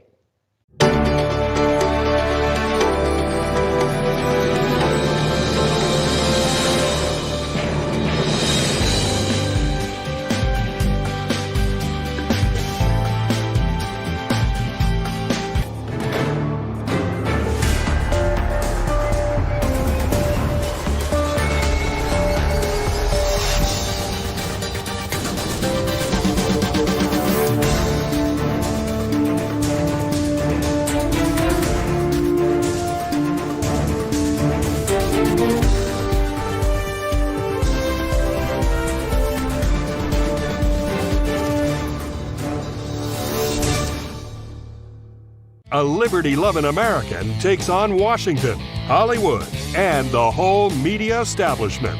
He's Chris Salcedo. Join his fight. Tune in to The Chris Salcedo Show every weekday afternoon on Newsmax. This is the kind of card that has America talking. With it, people with Medicare are getting all-in-one coverage for their doctor visits, hospital care, prescription drugs, and more. This kind of insurance, called Medicare Part C, may also cover dental care, eyeglasses, hearing aids, fitness programs, vitamins, even healthy meals and rides to the doctor. With this kind of coverage, you do not need a Medicare supplement insurance plan. You will access your benefits through your Medicare Part C plan for one low and oftentimes $0 monthly plan premium. You deserve to get the most from your Medicare benefits. Call now for free information that may help you get more coverage for less money. There is no obligation to enroll. Whether for yourself or someone you love, call the number on the screen now. Call now. Life in America isn't what it used to be. What liberal Democrats have planned for this country and your family would be devastating. At Mammoth Nation, we're committed to supporting conservative candidates. We also stand behind our police, military and veterans, the Second Amendment, and so much more. You only get one vote. Mammoth Nation's here to make sure it counts. We need your support, so join Mammoth Nation today. It's better than a donation. Savings from just one purchase can pay for your entire membership. Become a lifetime member today. Go to MammothNation.com. From the makers of top-selling Super Beets comes new Super Beets Heart Chews, a superfood breakthrough that's bursting with flavor and unique polyphenols that help support healthy blood pressure and circulation so your body can produce more heart-healthy energy. The chews are so great. Super Beets gets me going. It gets my circulation flowing, and I have that energy all through the day. It's just fantastic. I love it. When I researched Super Beets, I was impressed by all the science behind the Super Beets chews. It's amazing that something so simple can be this great for my heart. What makes Super Beets polyphenols so different from other antioxidants? In a leading clinical study, Super Beets polyphenol compound was shown nearly 2 times as effective at promoting normal blood pressure as a healthy lifestyle alone. In my 31 years of helping people maintain healthy blood pressure, I've never seen a polyphenol compound this effective. Super Beets antioxidants help support healthy blood pressure and help your body produce more energy. I never knew how my blood pressure and my blood flow were so connected to my energy level, and now I know. I'm playing tennis longer. I don't get tired after one set. I can totally feel the difference. Call now and find out how you can get a free 30-day supply of Super Beats Heart Chews plus a free bonus pack of delicious vitamin D3 chews for immune health support. Act now, and we'll even include free shipping and free returns, all backed by our 90-day money-back guarantee. That's over $30 in total free gifts. So try Super Beats Chews today. I love the chews because they're delicious and they're so convenient. I absolutely love what they do for my energy. My blood pressure is healthy, and my energy level has been phenomenal. So do something good for your blood pressure and your energy. Love your results or your money back. Call 1-800-364-6891 or go to newsuperbeats.com. So call 1-800-364-6891 or visit newsuperbeats.com. I'm Cheryl Nelson. I've been a meteorologist for nearly 20 years, and I know that emergencies and natural disasters aren't fun to talk about. But simple things can make a huge difference when it comes to being prepared. Which is why Judy is the emergency kit you didn't know you needed. It was designed by leading disaster preparedness experts with up to 72 hours worth of supplies. They've done all the work, so you don't have to. Order Judy today for $100 off and free shipping before the holidays. Medical doctor Chauncey Crandall reveals the truth about the coronavirus in his new book, Fight Back. Dr. Crandall says you can beat the virus and avoid infection. Fight Back shows who's really at risk and why high blood pressure is a real danger. Fight Back tells you how to survive. Get Dr. Crandall's Fight Back, a #1 Amazon bestseller. It's in bookstores everywhere. Or go online or call today for the free offer. It could save your life. Welcome back. My next guest is Dr. David Dodson, an infectious disease doctor in Palm Beach, Florida since 1985. Educated at Cornell, at Yale. Thanks, Dr. Dodson, for joining us. Oh, thank you, Nancy. It's nice to be here. We are supposedly in a fourth wave of the coronavirus. How dire is this current wave? Well, normally in a pandemic, you have a first wave and then you get control of it. And sometimes you then get a second wave. We've never really gotten control of this virus. So we had a first wave and a little bit of a decrease. And then we had a second wave and a little bit of a decrease. And now our third wave is building on top of those other two. So we're getting into the really steep exponential part of the growth curve. And that's what's frightening. The cases are just going up at a phenomenally fast rate. And when cases go up, then hospitalizations and illnesses and deaths go up. That's what we're worried about. So Dr. Deborah Burke said, based on holiday travel, that if you did indeed travel, you should assume you have the virus. Take a look. We know people may have made mistakes over the Thanksgiving time period. So if you're young and you gathered, you need to be tested about 5 to 10 days later, but you need to assume that you're infected and not go near your grandparents and aunts and others without a mask. We're really asking families to even mask indoors if they chose to gather during Thanksgiving and others went across the country or even into the next state. So Dr. Dodson, what are your thoughts about what Dr. Burks is saying? Well, what we've learned over the course of this pandemic, and keep in mind, the very first cases of the coronavirus were just 1 year ago. It was in December of 2019 where we first identified the virus as causing disease. And now we're up to 63 million cases worldwide, 13 million in the United States. So it's a very contagious virus. We've learned how it's transmitted through respiratory means, through close contact, through surfaces. So it's extremely contagious. So, and we've known this really since March. The problem is human behavior has not controlled the virus. So when you're traveling, the safest thing to do is to get a test before you travel. And if you're positive, don't travel. And then when you're exposed to airports and crowds, you could be infected. So when you arrive at your destination, it takes a few days for the viral load to go up.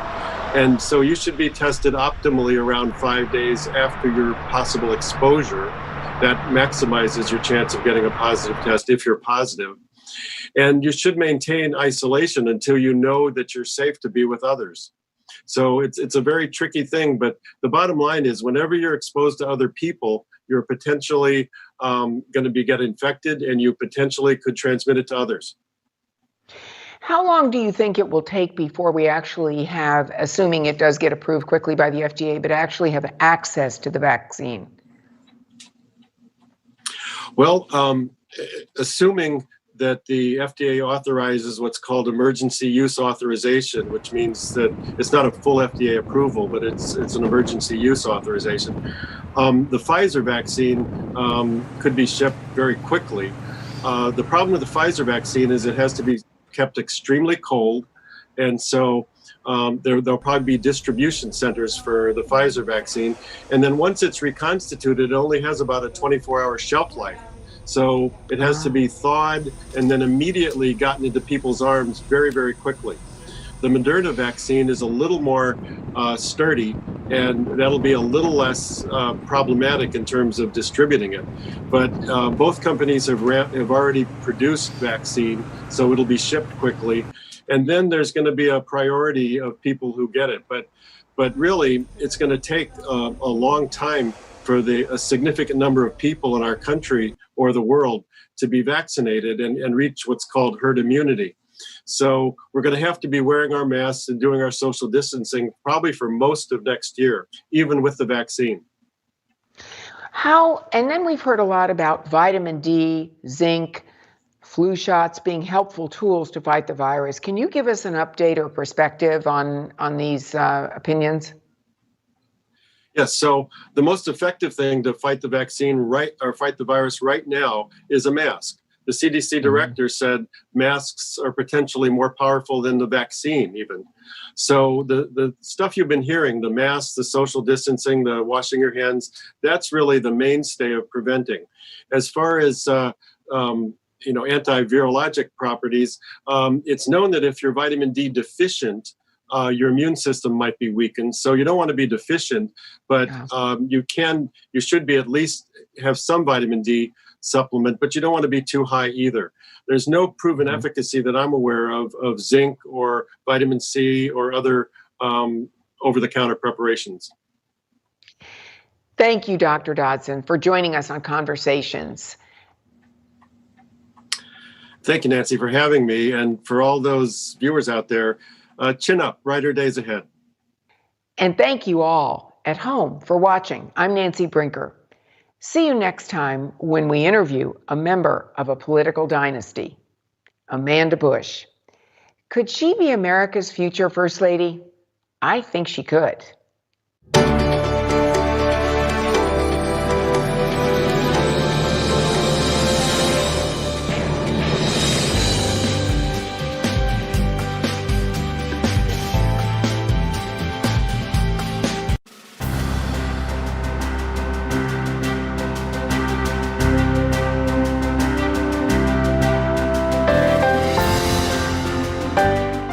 We welcome change and openness, for we believe that freedom and security go together.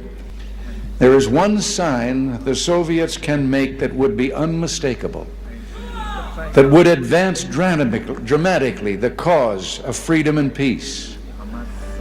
General Secretary Gorbachev, if you seek peace, if you seek prosperity for the Soviet Union and Eastern Europe, if you seek liberalization, come here to this gate. Mr. Gorbachev, open this gate. Mr. Gorbachev, tear down this wall.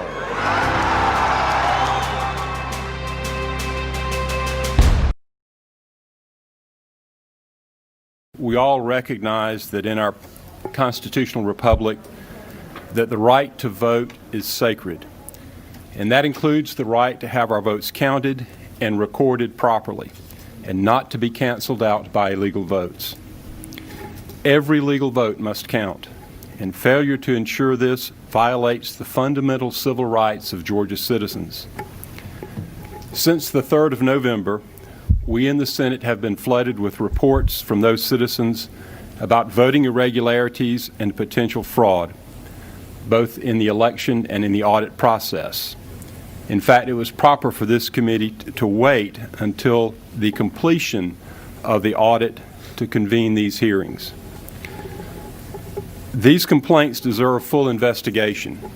In fact, even though the national and local media are pretending that there's nothing to see here, we in the Senate have a constitutional responsibility to get to the bottom of what happened. And if the evidence demonstrates problems in the election process, we have an obligation to take appropriate action. We don't know where the investigation will lead, but failing to examine the evidence would show utter disrespect and even contempt to the honest citizens who saw what they saw and cannot in good conscience keep quiet about it.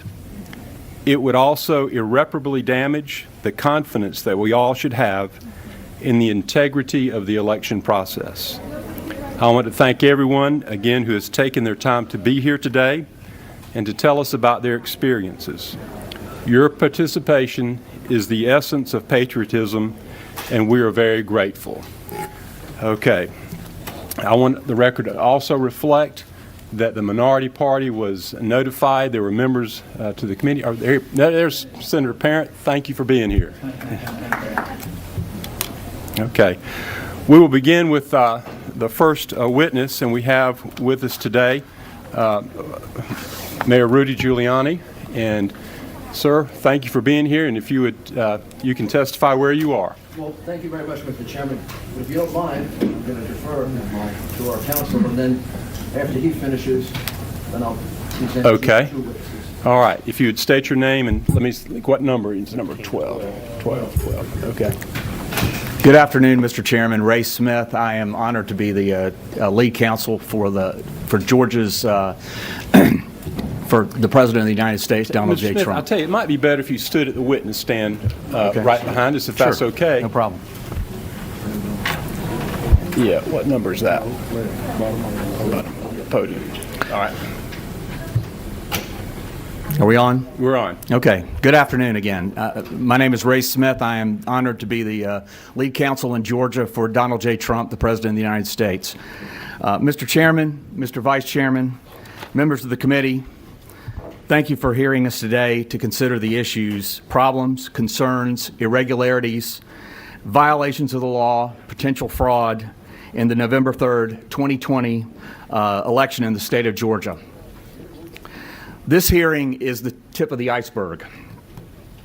We are filing today a petition in the Fulton Superior Court contesting the results of the 2020 presidential election in Georgia. Because of the documented results of the 2020 presidential election in Georgia, because, the irregularities and the abject failure of the Secretary of State of this state and the counties to properly conduct of the election, it is impossible to certify the results of the 2020 presidential election. Normally, in an election contest under Georgia law, the remedy is a new election. That would certainly be possible remedy in the instance, and we are asking the court to order a new election. However, because the presidential election is actually a delegation of your constitutional duties as a legislature, you as a Georgia legislature are the body that is to choose the presidential electors. As you're aware, the United States Constitution states, quote, "Each state shall appoint in such manner as the legislature thereof may direct a number of electors equal to the number, the whole number of senators and representatives to which the state may be entitled in Congress." And in Georgia, of course, that's 16. The United States Constitution, Article 2, Section 1. The Georgia legislature has established the election code for the state of Georgia, specifying the time, place, and manner of conducting federal elections, including the 2020 presidential election. But when as here, the election code was ignored and wholly disregarded, the legislature cannot rely on the results of that flawed process. Congress has provided for that eventuality.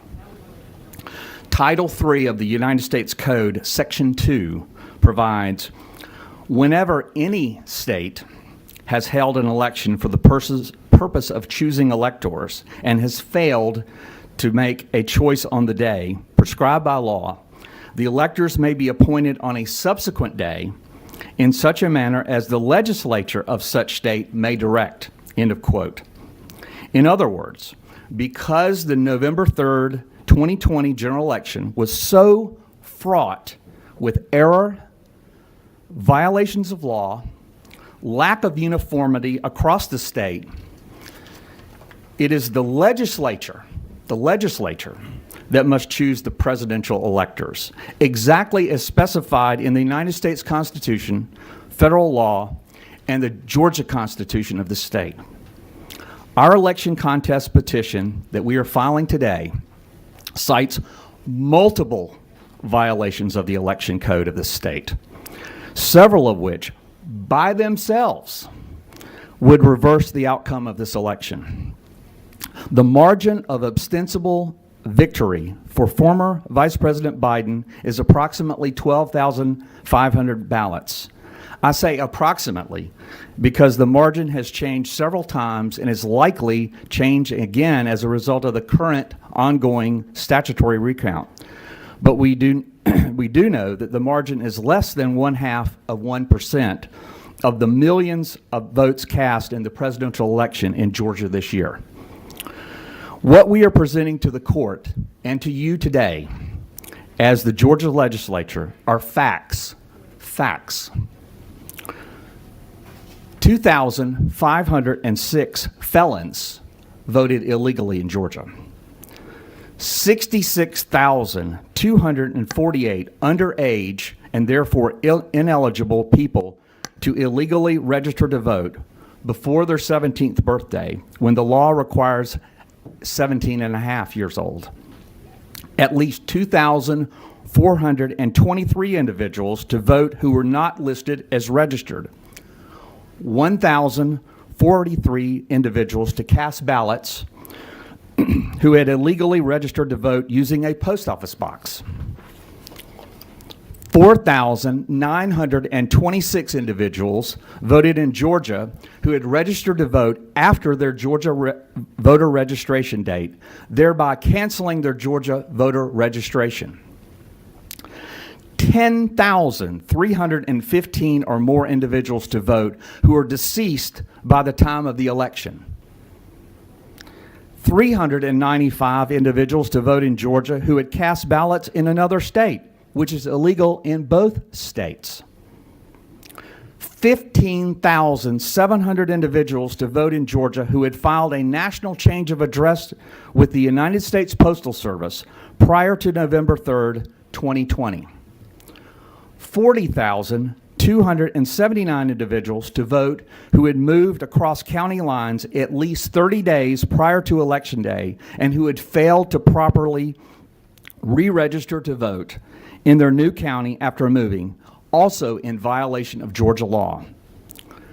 The petition for contest will include affidavits of more than 100 Georgia voters sworn under penalty of perjury, attesting to and confirming multiple violations of the Georgia election code.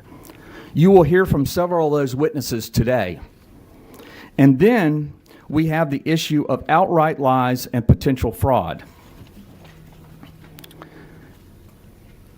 The actual results of legal ballots cast in the November 3rd, 2020 election in compliance with the Georgia election code cannot be known ever. Not by the Secretary of State, not by the governor downstairs, not by the voting public, and not by this Georgia legislature. That is why the election must be vacated and cannot be allowed to stand. And that is why the Georgia legislature must exercise and fulfill its duties under the United States Constitution, the Georgia Constitution, and Georgia law. The Georgia legislature must appoint the presidential electors to meet on December 14th, 2020. That is your duty to the people of Georgia and to the United States. You must determine the presidential electors. Now I'd like to introduce Jackie Pick, who is going to introduce our video and is going to narrate the video that we have to show to the committee, please. Ma'am, I need for you to go to the podium. And Ms. Pick is an attorney as well. Thank you. If you would tell us your name and your position, please. So I'm Jackie Pick, and I'm here as a volunteer. I am a lawyer, but I'm not acting as a lawyer in this case. I'm just helping out the legal team here. And going to explain to you the evidence that we have from State Farm Arena here in Fulton County, which goes to what Ray was talking about in terms of fraud or misrepresentation. So when that cues,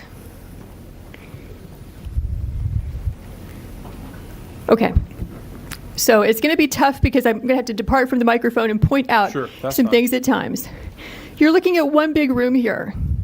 This is where, according to our witnesses, who've given us sworn affidavits, this is where the absentee ballots and military ballots are being tabulated on Election Day. So we have the tape from first thing in the morning all the way past the close of the polls. What you have is essentially two Republican field organizers who were sent here to be observers. At no time were they actually permitted to observe in a meaningful way. I'm sorry, I have a voice issue today. They are roped off with the press on the side. See if I can show you. Keep your eyes right here. Okay.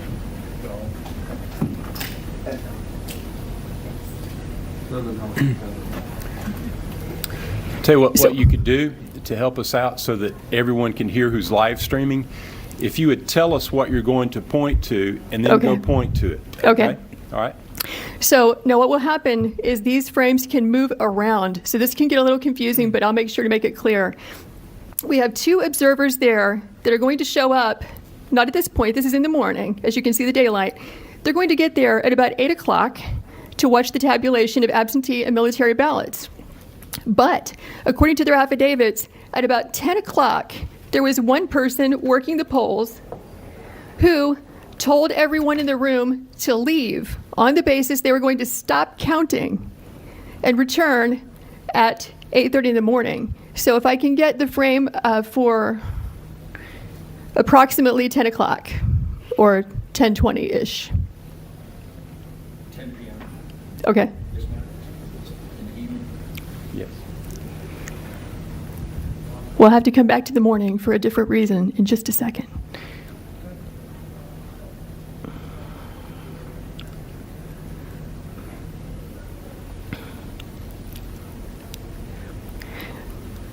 Okay, so you can see what time it is.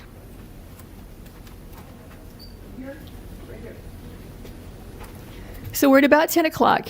And what you'll notice is that the workers are present, working, and you have, back in that corner I pointed out to you, the press and the Republican observers.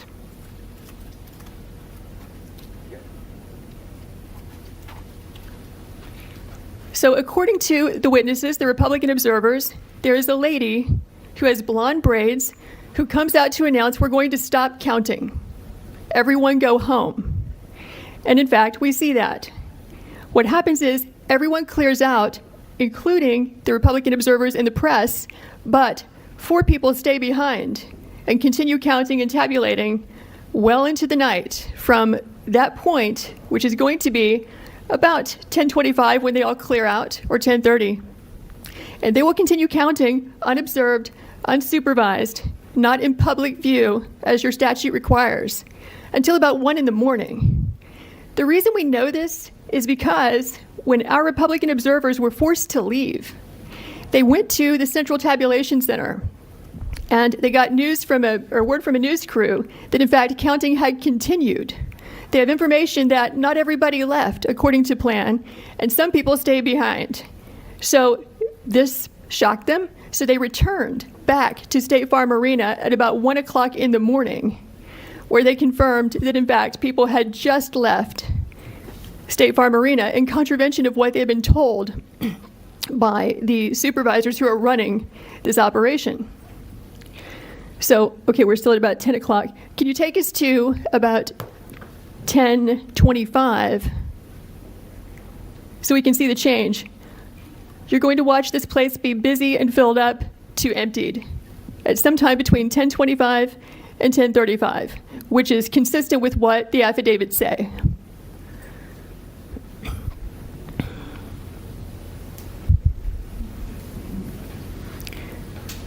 Okay, so 10:25, they're still there. Let's go to 10:35.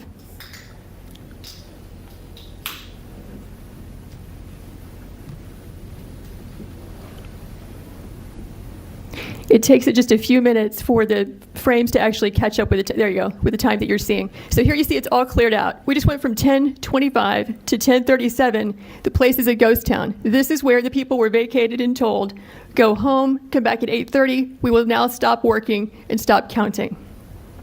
But notice who stays behind. You have 4 people, consistent with our affidavits, who stayed behind. And so you'll see the lady in purple. You'll see 2 women in yellow in the back, which is where the scanners are there at the top right frame. And then the lady with the blonde braids also, who told everyone to leave. Those are the 4 people who will stay behind.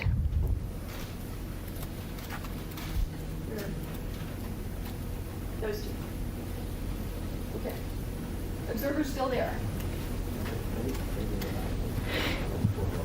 So the Republican observers said they were the last people to leave State Farm Arena, along with the Fox News crew, excepting those 4 people.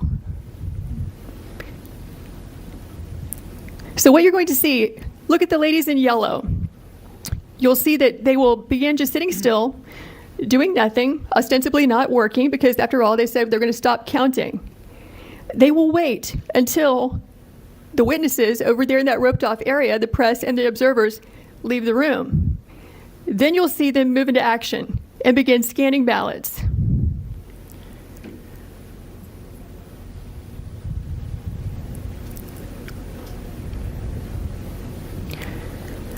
Okay, so I think what we can do now is fast forward to about 11. Do you see them? Yeah. Okay, there they walk. They're walking off. But the ladies in yellow are still there. Yes, keep your eyes on the lady in purple and the 2 in yellow and the woman in the blue apron with blonde braids, because those are the people who stay behind. Okay, so what you're going to see happen at about 11 o'clock is, once everyone is gone, coast is clear, they are going to pull ballots out from underneath a table. Watch this table.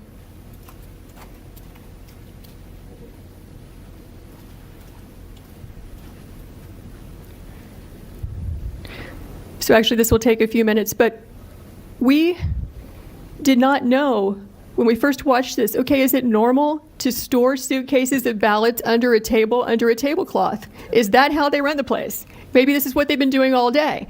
Maybe this is what they're doing under all the tables. So we went back and watched the video as a team of us. We don't see that. What we see is typically you're going to find ballots, back in this corner,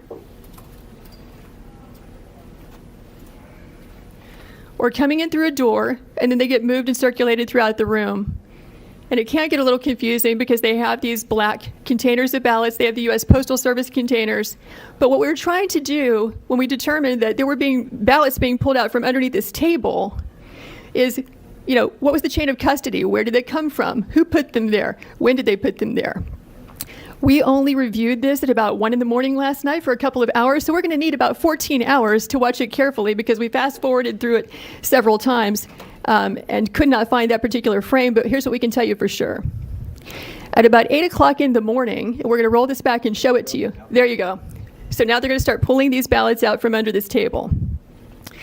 This table, the black one, was placed there by the lady with the blonde braids at about 8:22 a.m. in the morning. So she put that table there.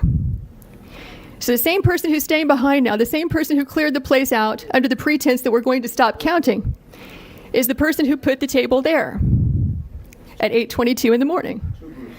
Yeah, I saw 4 suitcases come out from underneath the table.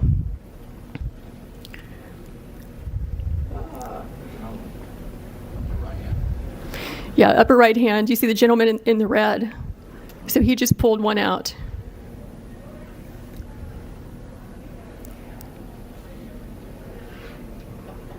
So what are these ballots doing there, separate from all the other ballots? And why are they only counting them whenever the place is cleared out with no witnesses? Is the question. So these machines can process about 3,000 ballots an hour. You have multiple machines there, and they're there for 2 hours. So you do the math. How many ballots went through those machines in those 2 hours when there was no one there to supervise, to be present, consistent with your statutes and rules, to supervise the tabulation? We believe that could easily be, and probably is certainly, beyond the margin of victory in this race. Because if it's only 3 scanners working for 2 hours, right, that's 18,000 ballots that went through.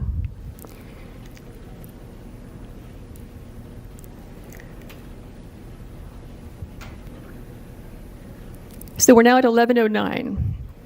There were, in addition to the 4 workers that you see there were 2 other people who were bringing ballots in and out. The gentleman in red that you saw, and then a second person, I can't tell if it's a male or female based on their hair being pulled back in their mask, but in any event, that's 6 total people. And so if we were to sit here for the next 2 hours, what we would see is that this operation just goes on and on and on. They're scanning until about 12:55 in the morning. So we kept the video running. And we can show you the people who gave us the affidavits reappearing at that time, just as they said, around 1 a.m. to find out, are they in fact counting after they told us they would stop working or not? And we will fast forward to that. But have you all seen as much as you'd like to see of what's happening here? I think so. I think you basically get the idea. Unless any member wants to see more. Or you have any questions? No, let's go ahead. Okay. So let's fast forward to about 12:55 in the morning.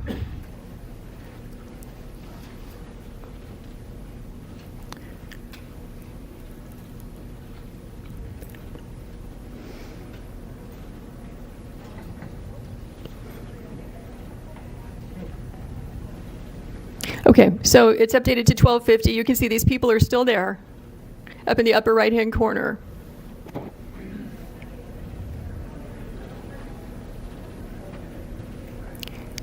Basically, they've wrapped up. This is the end of their operation. They've now completed about 2 hours of unsupervised tabulation of ballots. So now you're going to watch them leave.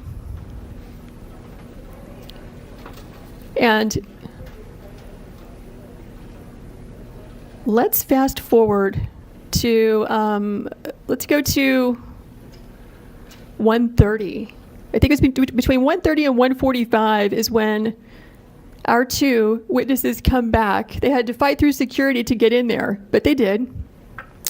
And they say in their affidavits that 2 different people affirmed for them that people had been counting from, 10:30 when they cleared out until about approximately 5 minutes before they arrived.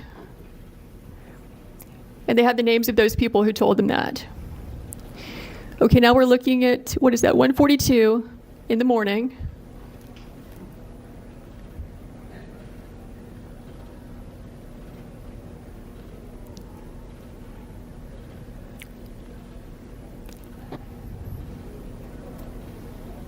Is there a way to fast forward a bit or make it go a little faster? Okay, there are guys right there in the lower left-hand corner. So they've now returned to State Farm Arena, having heard from the press that they had continued counting because they wanted to see for themselves if that was really happening, which was a complete contradiction to what they had been told by at least one person from Fulton County who's an employee and spokesperson, and also the lady in the blonde braids we spoke about earlier. And so they see for themselves. And from this we get the affidavit. I don't know the name of the lady in the blonde braids. They simply gave a description to us, and you can make out clearly who she is based on the people in the film. Lady in the blonde braids halfway down her back is the person who yelled out, "Everyone leave and stop counting." I believe Ms. Waller is the spokesperson for Fulton County Elections, who remained behind the other two people they don't have names for. They just said they were older women, and one of them had the name Ruby across her shirt somewhere. And that's as much as they know about who those people were.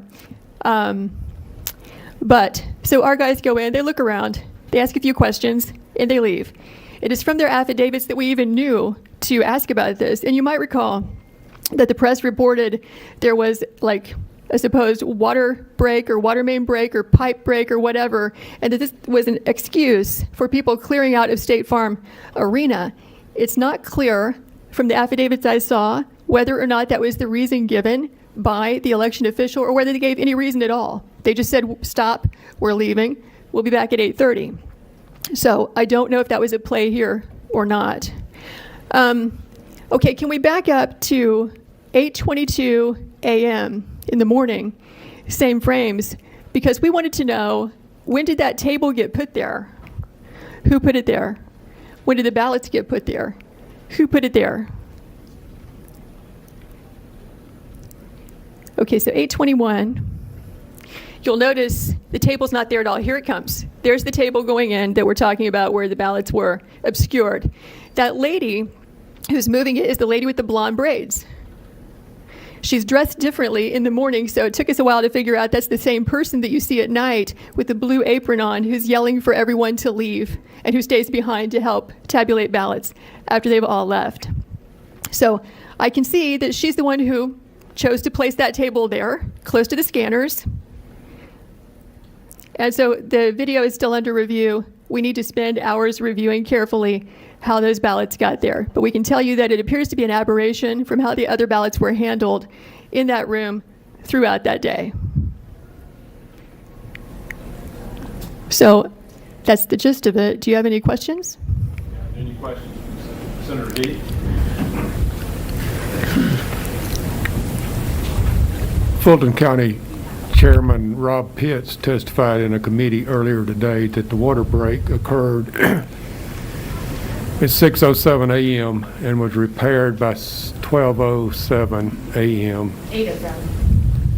8:07, 2 hours, 6:07 until 8:07, and that the water main break did not disrupt the work of the whole room. That his example was that if we were counting ballots working in here and the water main break was in the back or the leak, that we would just simply move out of the way of the leak.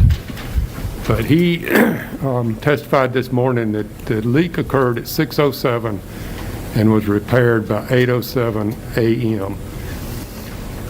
From what I'm seeing here, I don't see anybody moving around to avoid a leak. No. He did state that the leak was greatly exaggerated and that it was not like wiped out the whole place, but I just thought that might be. What's that? I mean, the water leak, according to the commission chairman, was at 6:07 a.m. I'm told that we have a video that it was a toilet leak and not a water main break. But I know that Mr. Pitt's name was mentioned in one of our affidavits, and our witness says that he was physically present in this room clear up until everyone was made to leave. So presumably, if he was in the room at the time, they made the announcement he would be a witness to that. He was one of the last to leave, but he did leave in front of our witnesses, before our witnesses. Yes? Senator Parent. Thank you. Thank you for being with us. We heard from the Secretary of State's office earlier, just a couple hours ago, that they've investigated this repeatedly, that they had a monitor on site the entire time. And frankly, this has been debunked for weeks by our Secretary of State's office. I doubt he's seen the video. Evidence, then I think the courts will probably be able to handle this once you present your evidence to them. As I'm aware, there have been about 40 lawsuits dismissed already. And according to the law of the state of Georgia, we do not have the power to submit alternate electors. The provision in the law is quite clear at 21-501F. Is there a question? Senator, we'll ask questions. We'll have a time for statements at the conclusion. If we Yeah, my question is, the question is, since this has been debunked repeatedly, what evidence can you give to us that counters what our elections officials have presented us with only an hour ago? You just saw it. Your officials need to watch the video. What about the fact that they say that they had a monitor there the entire time? I can't speak for them. Well, thank you. They did not have the video. They said they had a monitor the whole time. Okay. You're looking at the room. There's no Secretary of State. Then maybe we should invite them back in.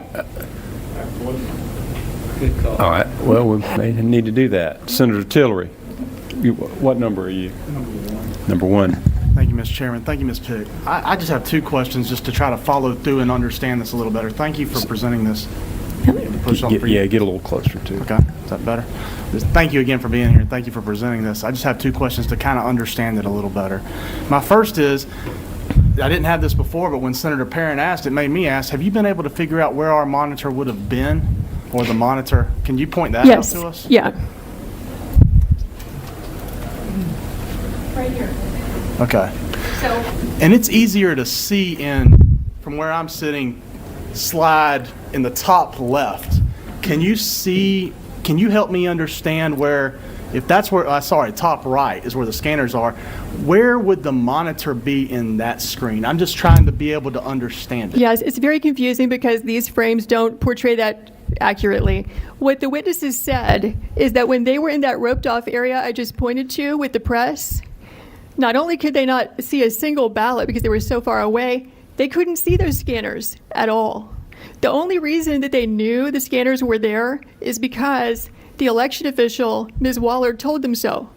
So I don't know if that means, they say it's an enormous room, that there was like a curvature to the room, but that is not a straight shot from where you see where they would have stood to the scanners because they could not see those scanners. Now other people could, depending on where you were in the room. Mr. Chairman, may I ask a follow-up? Yes. The first thing is, when you do find out that information, if you don't mind getting it back to us, I know you will, and thank you for that. Mm-hmm. The second thing is just more like a chain of custody process. Excuse me, Senator. I'm getting reports that it's difficult to hear, so you may need to get closer to the microphone. So I promise I'm not doing it for these guys. I'm doing it for these guys. So as long as they can hear me, I'm good. But a lot of people across the state want to hear what's being said. On the second question I have, and thank you for your answer to that one. Thank you for getting us that. We'll look for the answer back from you. Just a chain of custody question now. If we could clearly see the ballots in the top right screen come out from underneath the table, I could not see that there was a cover on the front of the table until your 8:22 video. Mm-hmm. So that was very helpful. Is there anything, can you show us where other ballots were coming from? Have y'all been able to figure that out yet? Because I think if they were coming from a different place, obviously that raises even more of a specter of concern or question. Right, so if you see, again, this is hard to understand where this would be coming from, but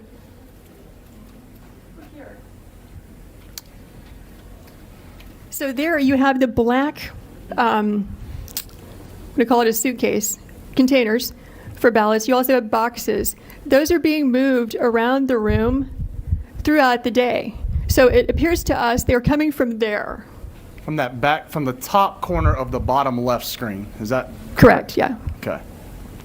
And from there, they're shuffled around a lot. It gets confusing to watch this because, again, you're not looking at a linear representation of the room. Right. Where they're not coming from, as far as we can tell, is from under that table or any table. Right, and it does not look like the top corner of that bottom left screen is concurrent or consecutive or any way tied into the bottom corner of the top right screen.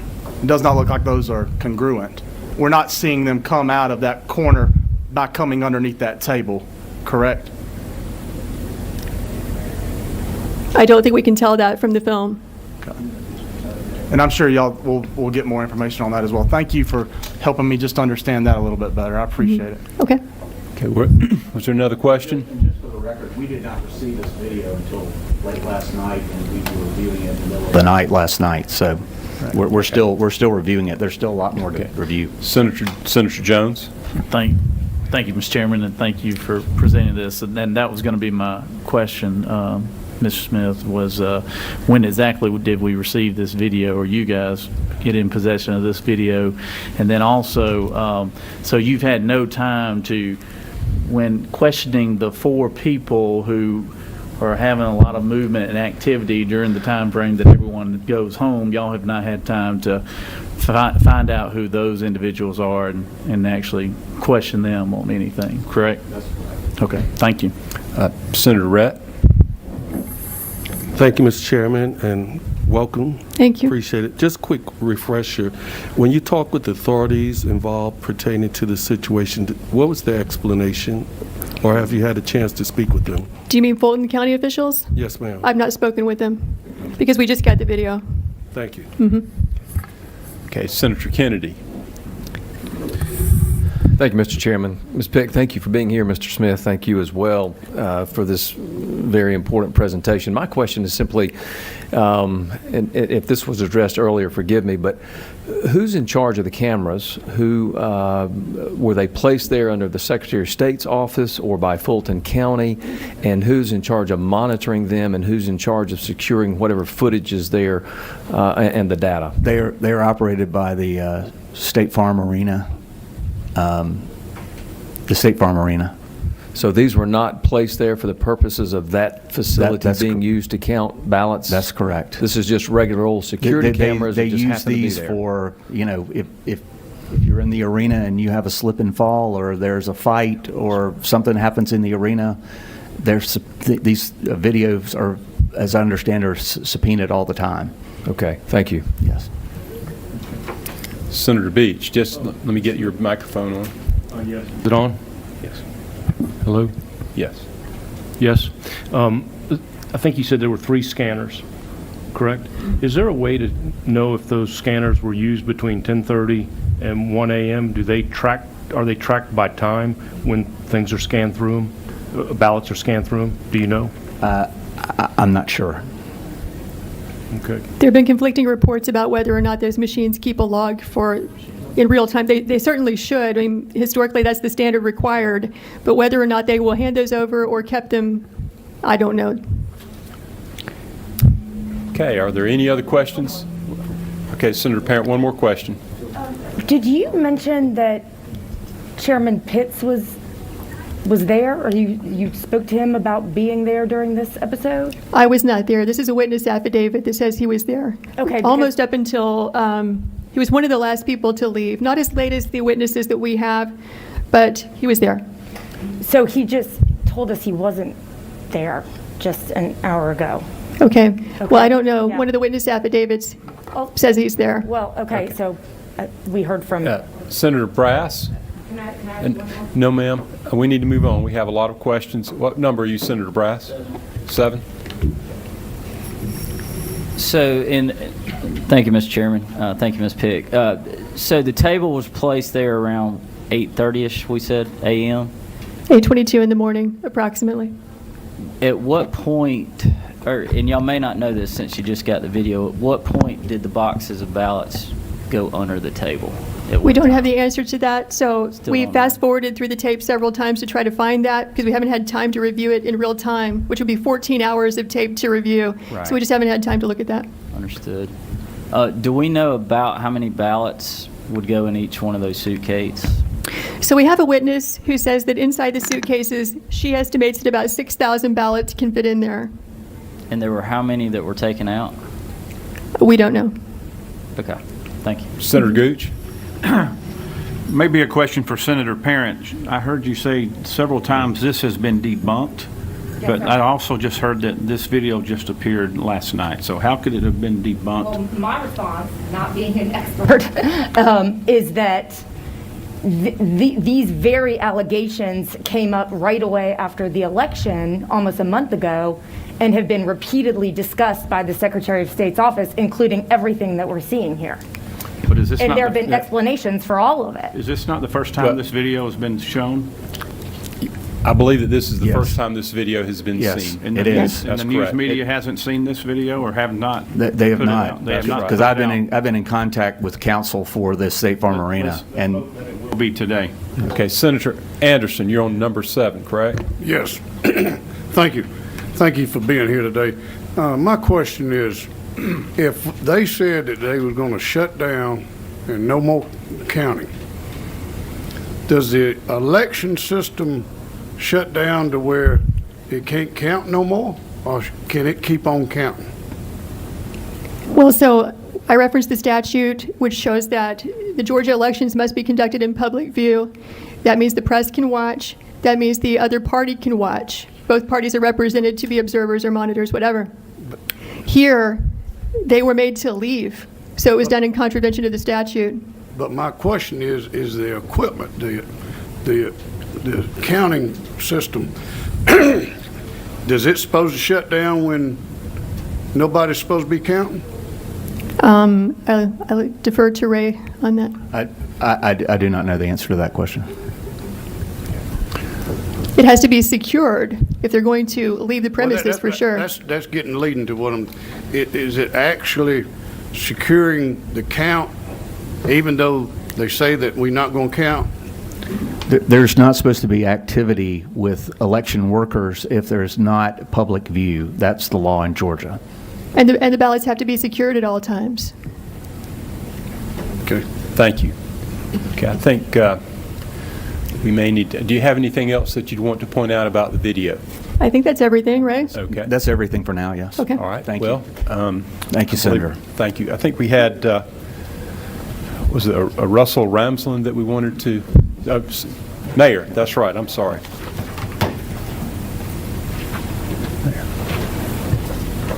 Mr. Chairman, distinguished members of the committee, thank you very much for giving us this hearing. I represent President Trump along with Jenna Ellis, and this is our fourth or fifth hearing, so I really appreciate the opportunity to get these facts out. We've had some difficulty getting a hearing, but I appreciate it very, very much. And I want to congratulate our local council on doing such a fine job for us here in Georgia. This is just only the tip of the iceberg of all the good work that he's done. I'm going to present two witnesses to you who are in the nature of expert witnesses who have testified in cases like this at times in the past. One of them, Mr. Ramsland, is going to be on Zoom. And he's basically going to show that in 2016, you had only 199,356 mail-in votes. This time you had 1.3 million.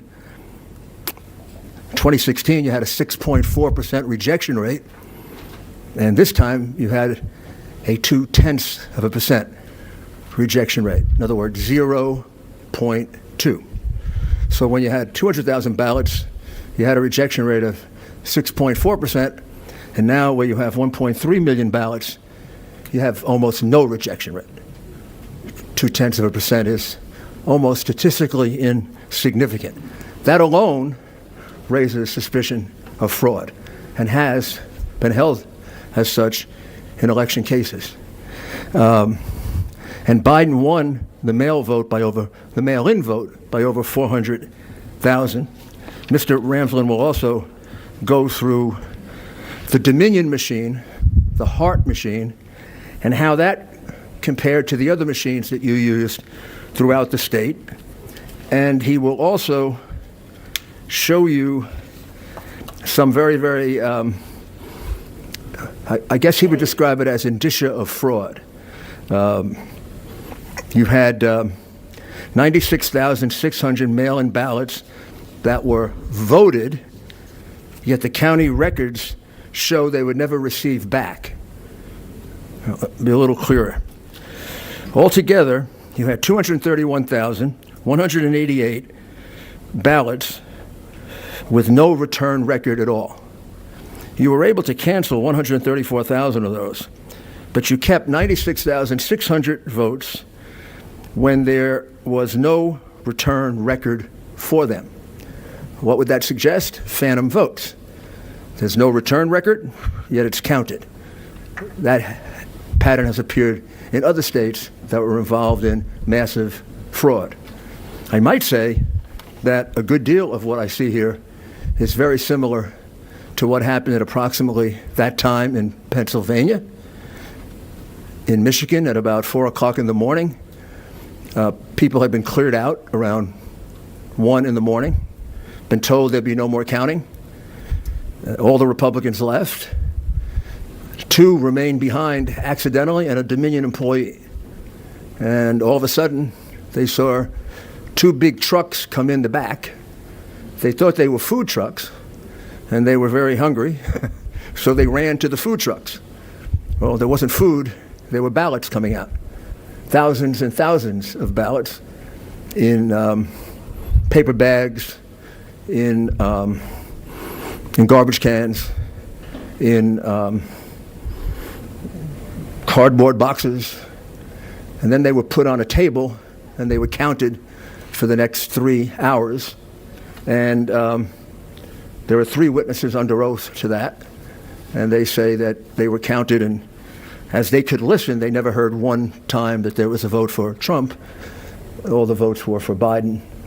And they estimate somewhere between 50 and 100,000 votes entered at that time. There's similar evidence in Pennsylvania and also something similar in Arizona at around this time. Second witness will be Colonel Phil Colson. Colonel Colson has had the opportunity to forensically examine the Dominion machine that actually began to cause the problem for Dominion. That was the machine that was found in Michigan's Antrim County that had recorded mistakenly 6,000 votes for Biden when the votes actually were cast for Trump. And he can give you an analysis of the problems with the Dominion machine, and also just a piece of advice. You've got a very big election coming up. I think you'd be very ill-advised to use that company or their machines. When you test their record over the last 12 to 15 years, I think you'll find they're one of the more insecure companies in this business. So let me first see if I can get Mr. Ramsland on the Zoom. Mr. Ramsland will be via Zoom.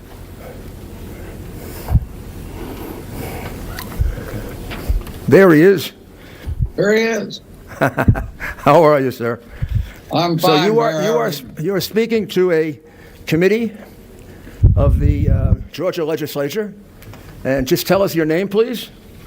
Russell Ramsland. And you're a resident of Dallas, Texas, is that right? I am. In fact, I'm in Dallas, Texas right now. And you just give us your credentials, briefly. I know they're very long, so give us the best ones. I run basically a security operation. We do cybersecurity as well as personal security. I know. We have a number of ex-3-letter agency intel people that work for us in the cyber side. We have ex-military people that work for us in the cyber side. We have a fairly robust cyber capability in both protecting as well as trying to penetrate people's network to help them better protect. And you hold an MBA from Harvard University, a political science degree from Duke, and you've worked for NASA and for MIT. Is that correct? Well, I have worked with NASA and with MIT. That is correct.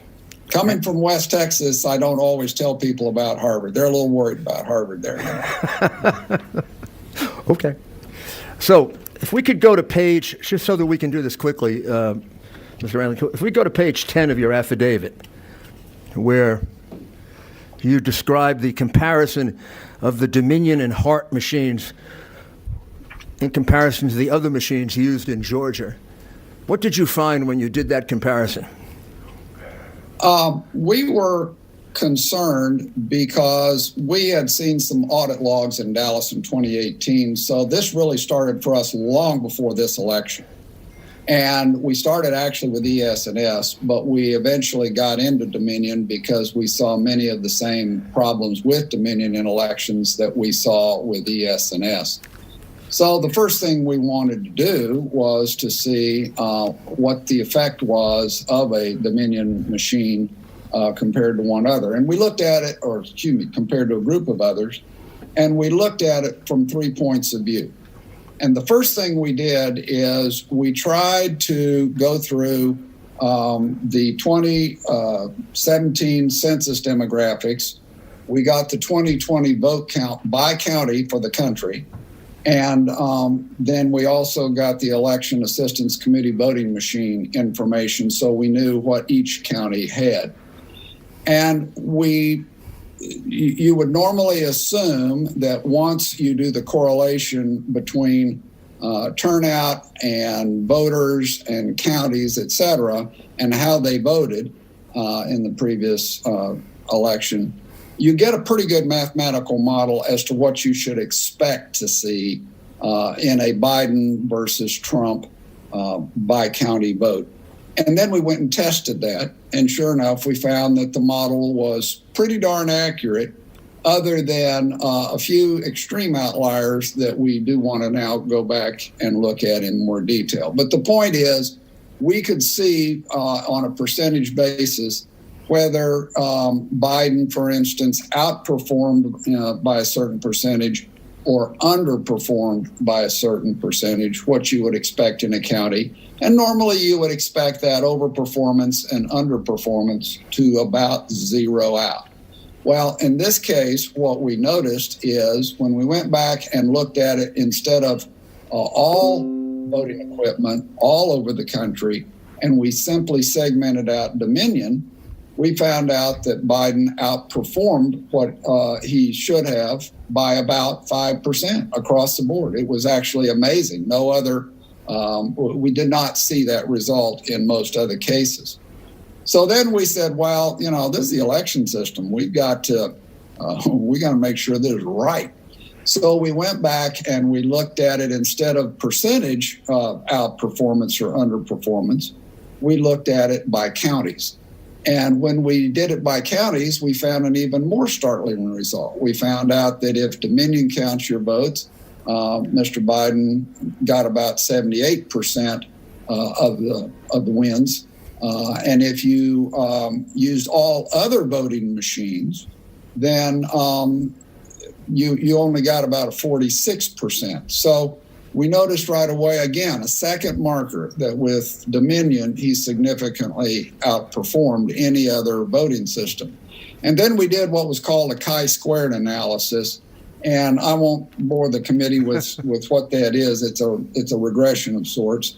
And it allows you to sort data into various boxes. And what we did is we wanted to find out, using this analysis, whether or not, again, Dominion outperformed the others. And it was very interesting because, once again, we came up with about the same number and we got about the same answer. And this analysis said that you get about a 5.5% bump compared to all other voting equipment as compared to Dominion compared to others.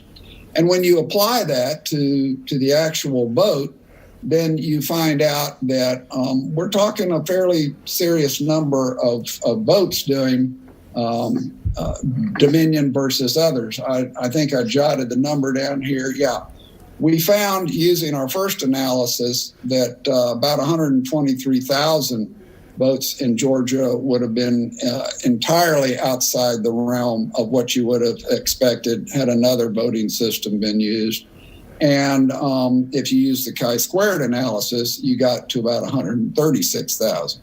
So either way, it was a very significant number of votes. We did note that you had 199,356 mail-ins in 2016 with a 6.4% rejection rate. And then in 2020, you had 1,320,154 with a 0.2 rejection rate. So that got us looking then at the mail-in ballots. And we had already done an analysis in Dallas this voting cycle and had found that after the county posted registered votes, and they do that by posting the voter record, so you can see a lot of data. You can see the name, the address, the date someone asked for a mail-in, the date they were mailed that mail-in, and the date it was returned. And what we found is that in early voting, over 57,000 votes were tampered with after the county had first recorded them as being voted. So we went and we did the same kind of look at in Georgia. And what we found was very interesting, because we found over 200,000 mail-in ballots that, when we looked at the voter record, had supposedly never been returned. And yet they were voted. Now, about half of those ultimately got purged, but about 96,000 of those were never marked returned, and yet they were voted. And we have seen that in other areas of the country, because it's very easy in the Dominion system to assign a person to a mail-in ballot inside the system itself. And sir, that's one possible explanation. May I just interrupt with one question? To assign it that way would, of course, be fraudulent, wouldn't it? Of course. Yeah. Yeah, you have no idea. You just have a ballot in the adjudication file, for instance, and you decide to vote it, and you assign it to a voter. How many times, approximately, did you Well, find? there were about 96,000 of those that we found in, I think the exact, 96,600 was the exact number of mail-in ballots that were voted but were never actually shown as received back by the county. Well, I think, is there anything else you would like to point out? I think that's pretty complete. I think that's pretty much got it. So there's 96,600 votes that were counted, never received, and assigned somewhere, and these Yes. would have to be considered illegal votes, wouldn't they? Right. And by the way, I would say this was not just mere oversight by one or two counties, because we saw this pretty much across the board. And so this was an across the board problem. And we also saw a couple other interesting things.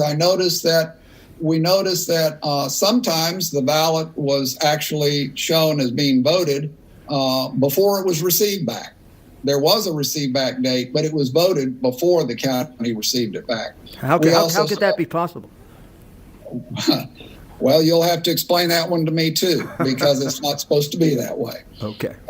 We also saw a situation where ballots were voted the exact same day that they were mailed out. So they were mailed out, mailed in. Somehow they managed to make the round trip on the exact same day.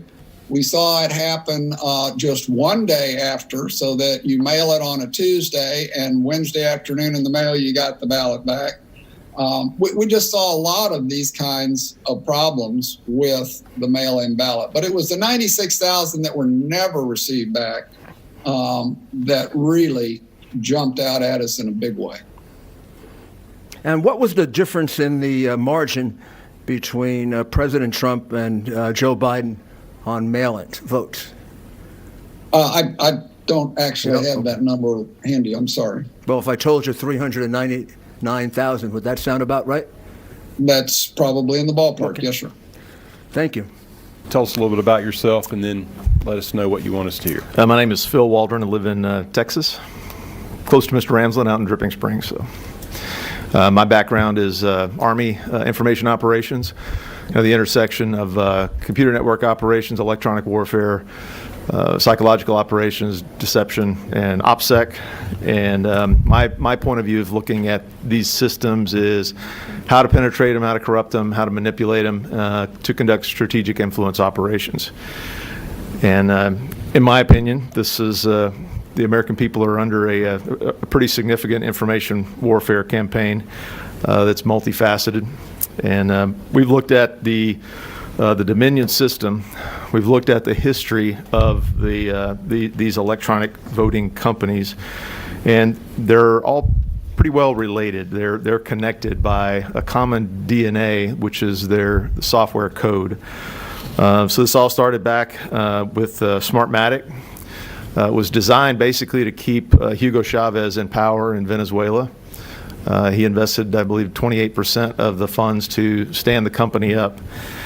And I personally debriefed the son of a Cuban intelligence officer who firsthand knowledge two of Hugo Chavez's family members when Maduro was faced by a populist uprising after Hugo Chavez had died. Two of Hugo Chavez's family members said, "Don't worry, it's guaranteed. Our father invested the money into Smartmatic so that Maduro is going to win." So I guess to connect all the dots, Dominion Voting Equipment acquired a company called Sequoia Voting Systems, which was spun off of SGO Smartmatic.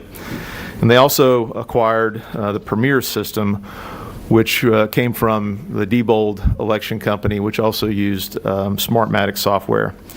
ES&S software, which Mr. Ramsland mentioned, has a license agreement with Smartmatic, and so does Dominion. They all feed information to Clarity Elections, which is owned by a company called Scytl, SCYTL, which is headquartered in Madrid, Spain. They also have U.S. elections.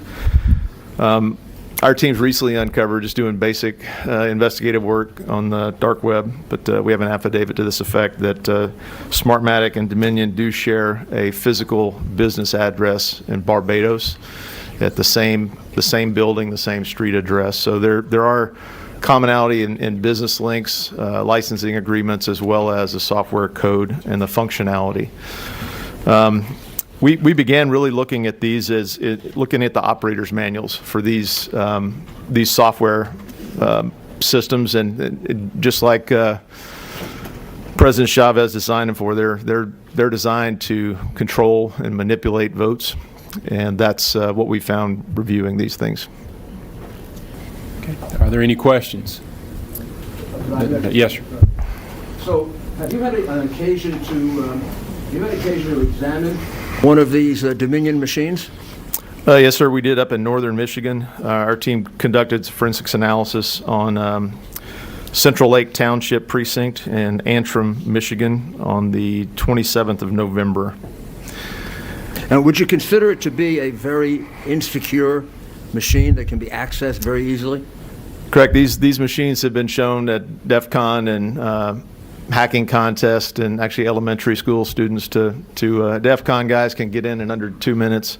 The elementary school kids can get in about 7 minutes to hack into the machines and take over their operating system. This is contrary to the public statements that Dominion has made about their security. Isn't that correct? There are about 12 different attack vectors or ways you can get into these systems. Everything from the server level to download CSV files, make changes to them, and re-upload them at the server level, to basically in the operating system of these machines. And what we found in Antrim, Michigan, is everybody's got thumb drives. But until you put one in your computer, you really don't know what's on there.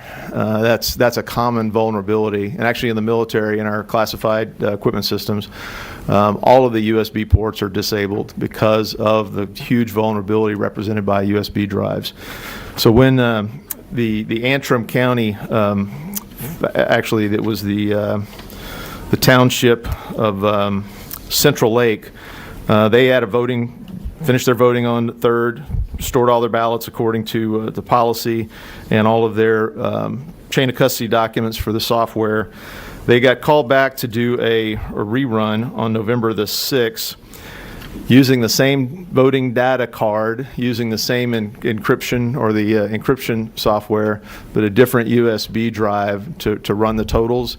Their totals were significantly different, even in down ballot races. The presidential race, I think, was only different by a couple of 3 votes. And it was, again, a very, very small sample size. But school board elections, state propositions for spending, and marijuana bills changed the outcome of the vote in the rerun from November the 3rd to November the 6th. And again, this was one small precinct with a total of 1,494 votes. And basically what this does is put this system outside of the specificity limitations set forth in the federal election laws, that you're basically only allowed 1 out of 250,000 votes or ballots to have an error. And the error rate was far exceeded the allowable standard for this software. Have you had an opportunity to examine any of other Dominion machines? No, but we'd like to. The company stalls pretty much at every opportunity. They've included in their contracts, and I'm sure that it's the same in Georgia, that they want to control your votes, and they want to ensure that you can't inspect their software or how your votes are voted, where they're sent, and how they're stored. As a matter of fact, we just left Michigan early this morning and testifying before the House last night in Oakland County. If you actually click on their county election supervisor, you click on the 2020 election results, a warning flag pops up and it says you're exiting this site and you're going to Clarity Elections. So Clarity Elections is a subsidiary of Seidel, which provides the early voting logs to TVs, New York Times, all the mainstream media. Those votes from Oakland County, which was one of the biggest counties in Michigan, they're actually controlled, maintained, and owned by Clarity Elections. And it pops up on the website. We're going to take you to www.clarity.elections, and you can look that up on your computers if you'd like to. So I would think this would come as quite a surprise to the people of Georgia or Michigan, or that their voting data is sent outside the United States. And also that their vote is being counted by a foreign company. Isn't that correct? Clarity Elections is owned by Seidel, which is headquartered in Barcelona, Spain. And again, these companies have servers all over the world. And we came to the identity of, or saw the packet transfer to the server in Frankfurt. That was reported on the 8th, and then on the 9th, that server went offline. So we know from German cybersecurity professors that talked about the increase in the drastic increase in their traffic on November the 3rd and 4th, and he attributed the increase in traffic, in web traffic, to the American elections. So it was common knowledge that that server was processing a lot of American election data. And one last question. Could you describe fractional voting? So if all of us in this room, had one vote for one candidate, we would have the sum of the votes in this room. When the votes are reported to from Dominion to the media, they're reported in fractional numbers, 3 digits. So when you add whole numbers together, you can't get a fraction. When you calculate or have a formula or an algorithm to assign points to votes, then you get a fraction. So our voting results are reported in fractional values, not in whole numbers. All right, Senator Beach. Yes. Thank you, Colonel Walter, for your testimony. I voted on Election Day. Senator, you need to speak into the microphone because otherwise you won't be picked up. I vote, Colonel Waldron, thank you for your testimony. I voted on Election Day, and I got a paper ballot. I scanned it, and on the scanner, it said I was number 78 at 9:05. So my question to you is, Ms. Pick was telling us in that video there were 3 scanners at the State Farm Arena. Is there a drive tape or a flash drive in a scanner that we could know if votes were counted between 10:30 and 1 a.m. on those 3 machines at State Farm Arena? Because my ballot told me I was cast at 9:05 and I was number 78 on the machine I scanned it in. So should we be able to have some data from those 3 scanners? So those ballots, the paper is actually scanned into a ballot image, and the ballot image is actually what is counted for the vote. So each one of those machines do have logs, and they will transmit to a reporting upload time.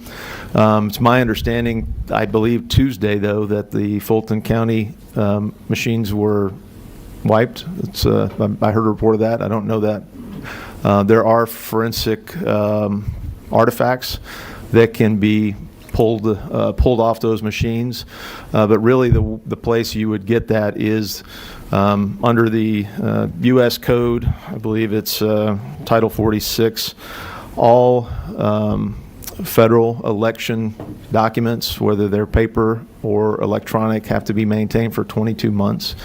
So if there is an archive, those ballot images will tell you the date timestamp on those, but someone would have to get a forensic access to that data and those machines, the tapes, and the servers. And was Ms. Pick correct in saying there could be about 3,000 an hour scanned in a machine, so it could be about 18,000 votes? Is that correct? That's the technical specifications of those machines are, depending on their jam rate, between 2,000 and 3,000 an hour. If they're operating great with a seasoned operator that knows what they're doing, they can probably get up to the manufacturer specification, which would be 3,000 votes per hour. Thank you. Senator Parent. Mr. Chairman, first, really brief comment, and I do have a question. Some of what you said, portions of it, remind me of some of what we heard in testimony in various committees in 2019 when we were considering buying this new system, actually. We did hear from a lot of election security experts, computer scientists, and I don't know if you're aware, but Democrats argued repeatedly and strongly against buying these due to their complexity, cost, and potential lapses in security. That's correct. But my question is, you're aware, of course, that there was a hand recount using the human readable text that also held Biden out as the victor of this election. Do you have a comment on that? Do you have an opinion on the risk limiting audit done on every ballot using the human readable text versus the barcode? Yes, ma'am. If there was a 100% audit on actual ballots, which if that was done, that's awesome. The risk limiting audit, I believe, is a very small sample of those ballots. So normally, yes, but yeah. This one. So if the evidence that was presented this morning at the videos, if additional ballots were pulled in, then that's what you're going to count. You're going to count the ballots that have been injected into the process. And this is something, again, that we've seen in Pennsylvania and Arizona and Michigan and a couple other states that we're currently working on, is that there is there are huge breaches in chain of custody of the ballots, of the USB drives that run these systems. So yes, ma'am, that risk limiting audit could have been conducted 100% and shows the readouts. There are ways to detect fraudulent paper ballots. We can image those to detect machine printed ink spots. We can detect if they were folded. We can detect if they were marked by hand. There's about 29 different point signatures when you pick up a pen and you fill in a ballot. A machine printed ballot, a mass produced ballot, which we have affidavits in Pennsylvania and Arizona that these machine printed ballots were injected into the system. So until you did a full forensic audit, you would not be able to tell which ballots were actually filled out by Georgia citizens or which ballots were printed by machine and fraudulently injected into the voting process. Senator Jones. Thank you, Mr. Chairman. Quick question. I know when the Secretary of State was shopping for when we had to upgrade our voting system, I think we had 3 different vendors who came before us, and they settled on the Dominion Group, and they're used now in all 159 counties that we have here in Georgia.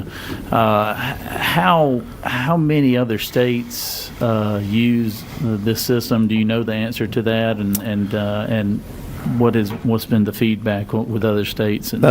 Generally, there's a mix. So, for example, in Arizona, it's only Maricopa County. In Michigan, it's swapped up. In Pennsylvania, it was pretty much Philadelphia and Pittsburgh. Pittsburgh, I think, used ES&S. But the functionality and the systems are very, very similar between ES&S and Dominion as far as our research goes. So what Mr. Ramsland presented earlier that showed about a 5.5 point differential when you just isolate Dominion machines across the country, that's kind of the working right theory that we were working off of. follow-up question, Mr. Chairman. So I saw some looks on people's faces, even with their mask on, when you were talking about the fractional adding of votes. Maybe you can go over that one more time because it gave me pause when I first heard it as well. So maybe you can help me with that. And is that just with the Dominion program that you've seen, or you've seen that appears to be the live feed from Dominion and Clarity. So all of those reporting, the fractional voting is there. It's not a whole number. Again, if there are 10 people, you cast 10 ballots.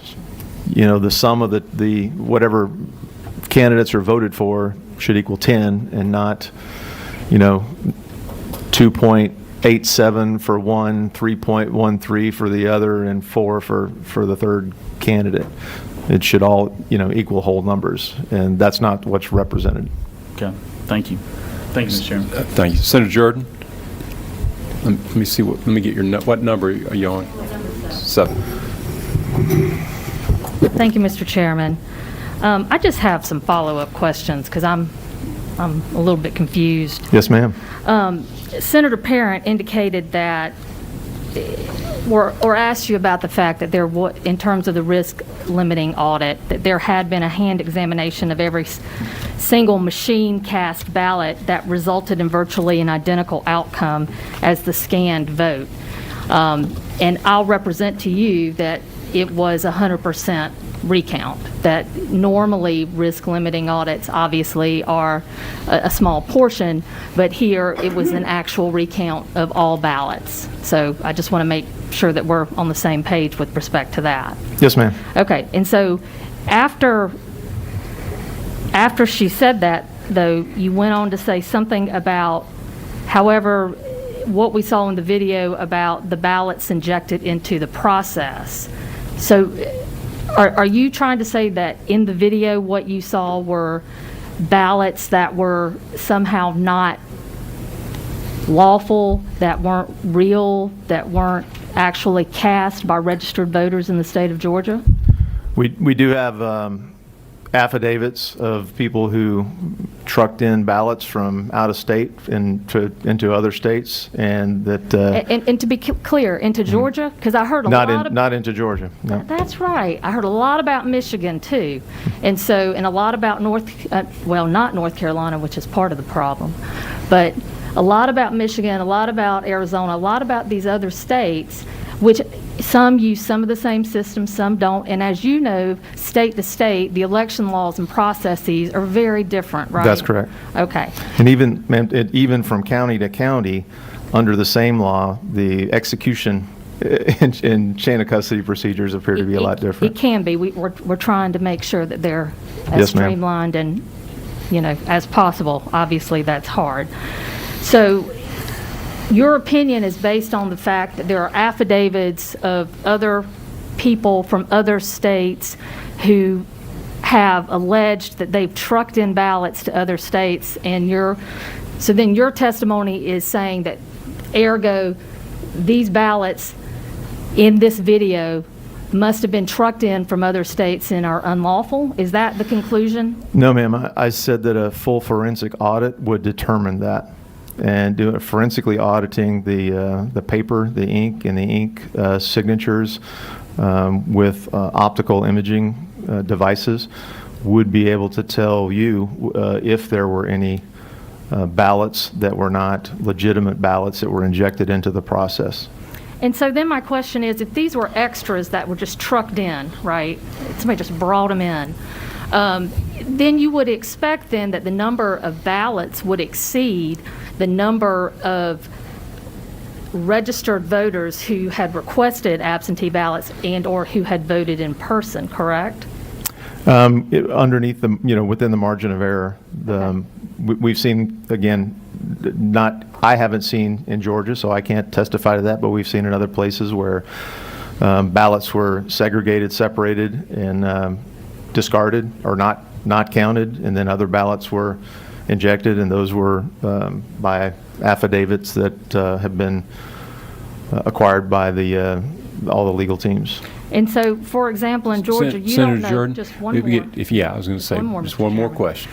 So sitting here, you don't know that the fact that the number of ballots cast actually matched the number of registered voters that requested absentee ballots and then cast the absentee ballots and or appeared in person to cast ballots, correct? That's correct. Okay, thank you. Any other questions? Senator Tillery, did you have a question?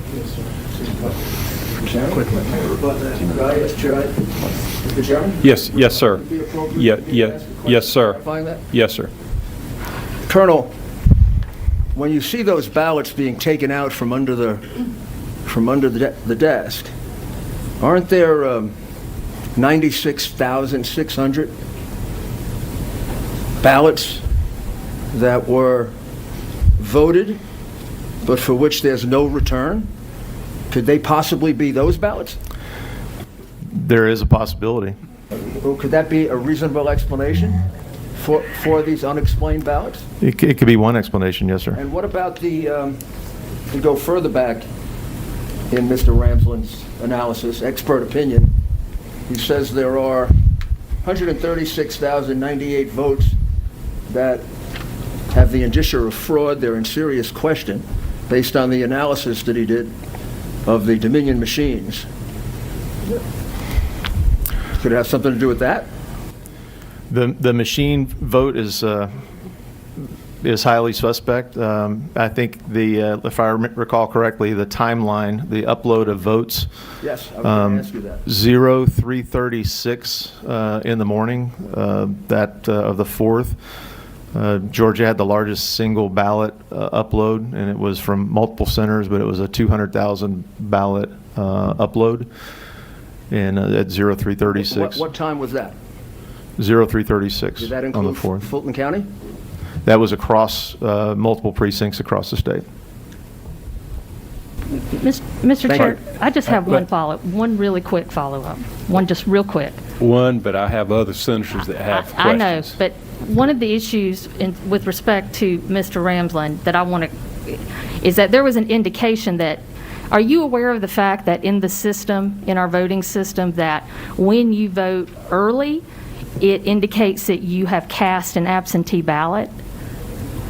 So, for example, it will say absentee ballot requested, let's say October 6th, and then it'll say received October 6th, but it says absentee. Are you aware of that? That would be a question for Mr. Ramsland, I'm sorry.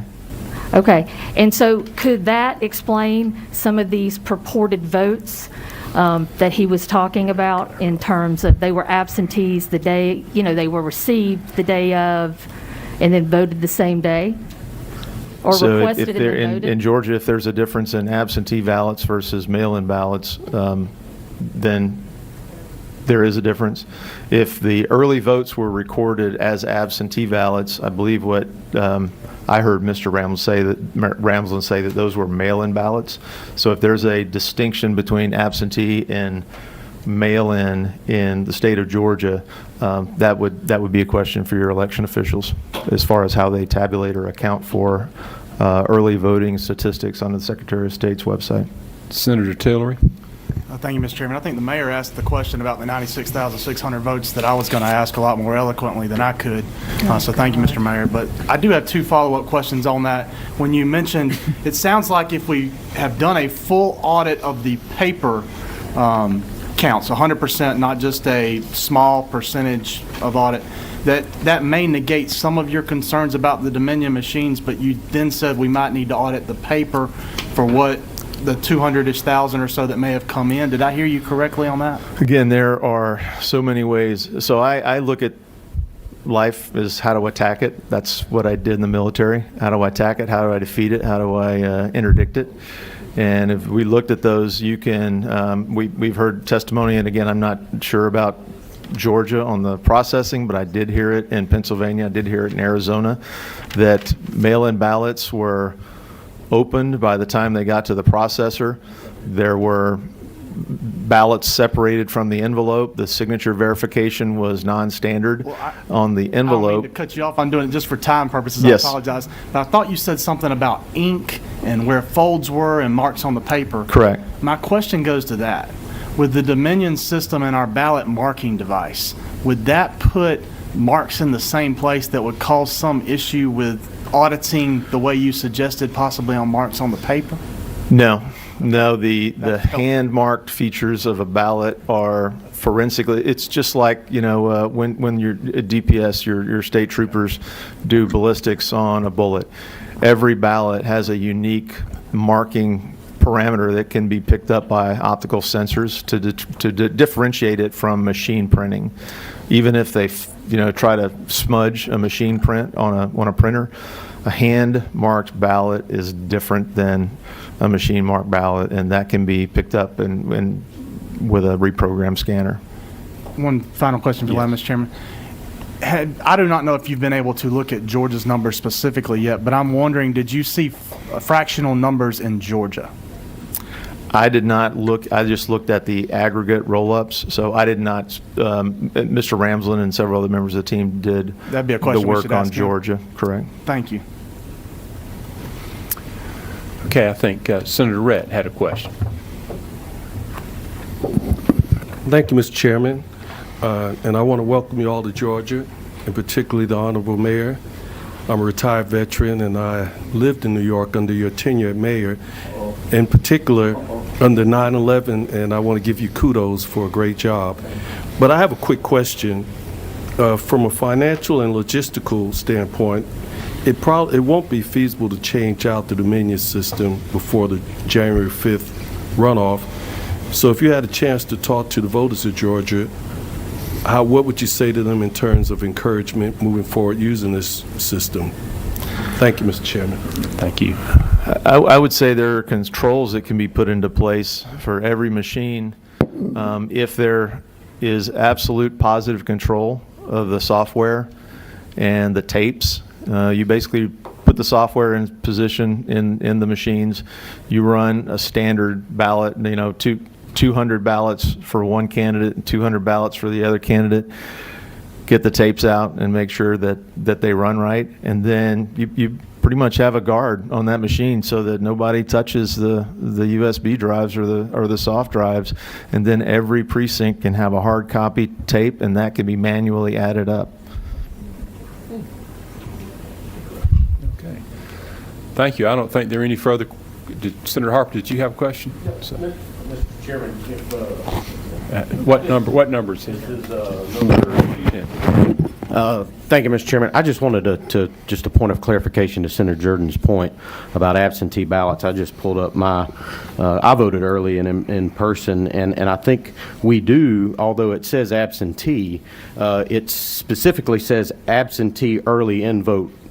Early in-person voting is the way it is specifically listed, and if you go to the Secretary of State's website, it also separates those: absentee by mail, absentee by advance, or advance in-person voting. I just wanted to make sure that there was a clarification that there is a distinction in our system of by mail absentee, early in-person voting by absentee. Thank you, Senator Harper. So, Senator Anderson. Thank you, Mr. Chairman. Did I understand you tell us that someone at your level could hack into the machine in 2 minutes? A hacker, yes, sir. DEF CON, which is a big conference, they have all the white hat and black hat hackers out in Las Vegas every year. But that's not me. Okay. If we could find, if someone can hack in it in 2 minutes, can we find out who did it? So if there was a full forensic audit, then yes. But for anyone to hack into the machines as they sit without the proper authorization would be illegal. Okay. Be illegal for me to do it without the proper authorization, or our teams. I see.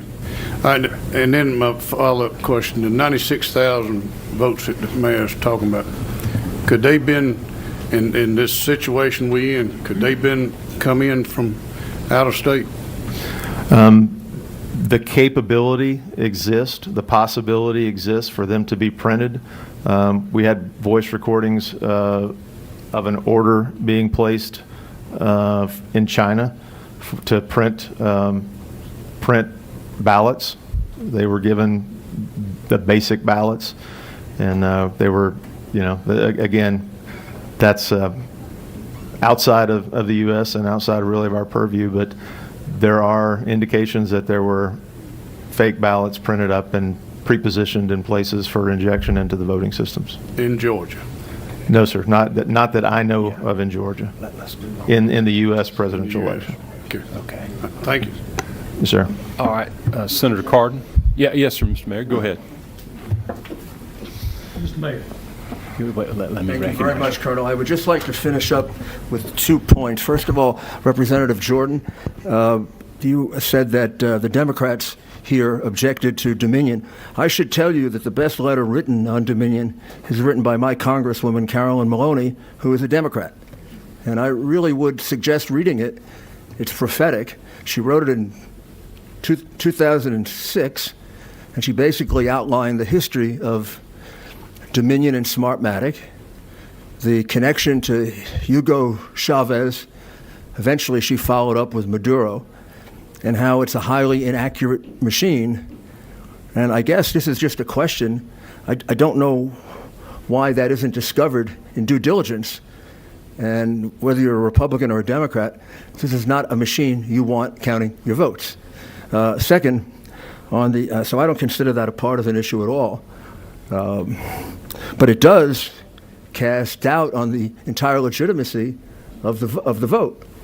And the fact that you have the power to do this, state law doesn't in any way prevent you, the legislature, from immediately taking this over and deciding this. That power, right, obligation is given to you by the Founding Fathers, deliberately.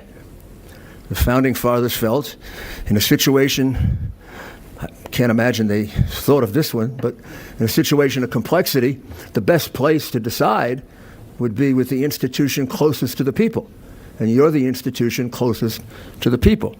And you're going to have a very, very much better legal mind than mine talk to you on this, Professor Eastman.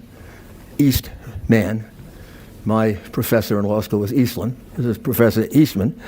And it's very, very clear. The Supreme Court in McPherson versus Blacker says whatever provisions may be made by statute or by the state constitution to choose electors by the people, there is no doubt of the right of the legislature to resume the power at any time.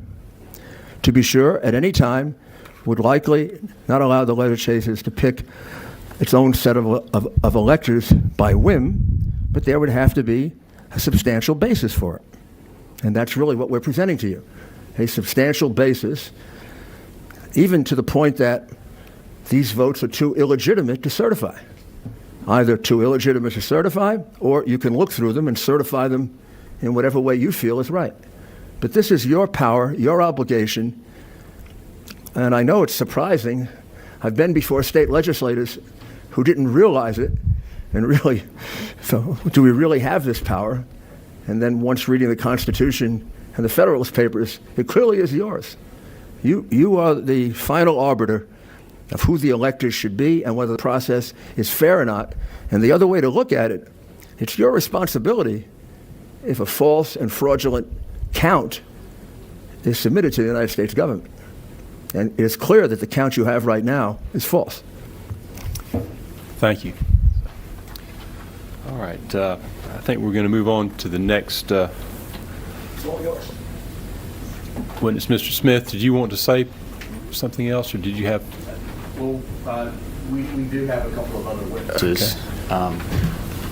Susan Voiles? Yes, Susan Voiles. I'm just going to bring her in.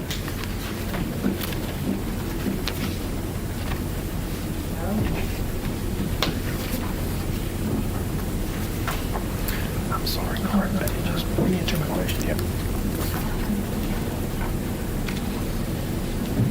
Okay. She's coming.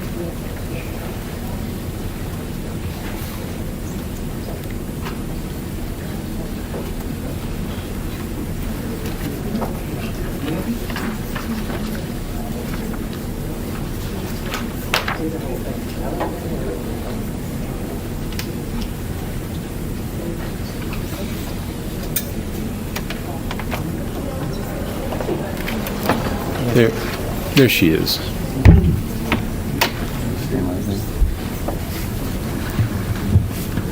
Ms. Vols, would you? She's right here. Oh, right there. She's right there. Right here. Oh, there you are. I'll take a cup. Are you ready? I'm ready. Go ahead. All right, would you state your name and where you live, Ms. Foils? My name is Susan Voiles, and most people call me Susie. Okay. I live in Sandy Springs, Georgia, which is in Fulton County. Okay. And tell me about your being a poll manager and what you've done. Ms. Smith, I'm going to need for you to, I know she's behind you, but I'm going to need for you to speak into the microphone so that you can be heard online. I'm sorry to interrupt you, but you may want to start over. Okay. Ms. Voiles, if you could tell the committee here what your role is as a precinct poll manager and how long you've been doing it, and then kind of get into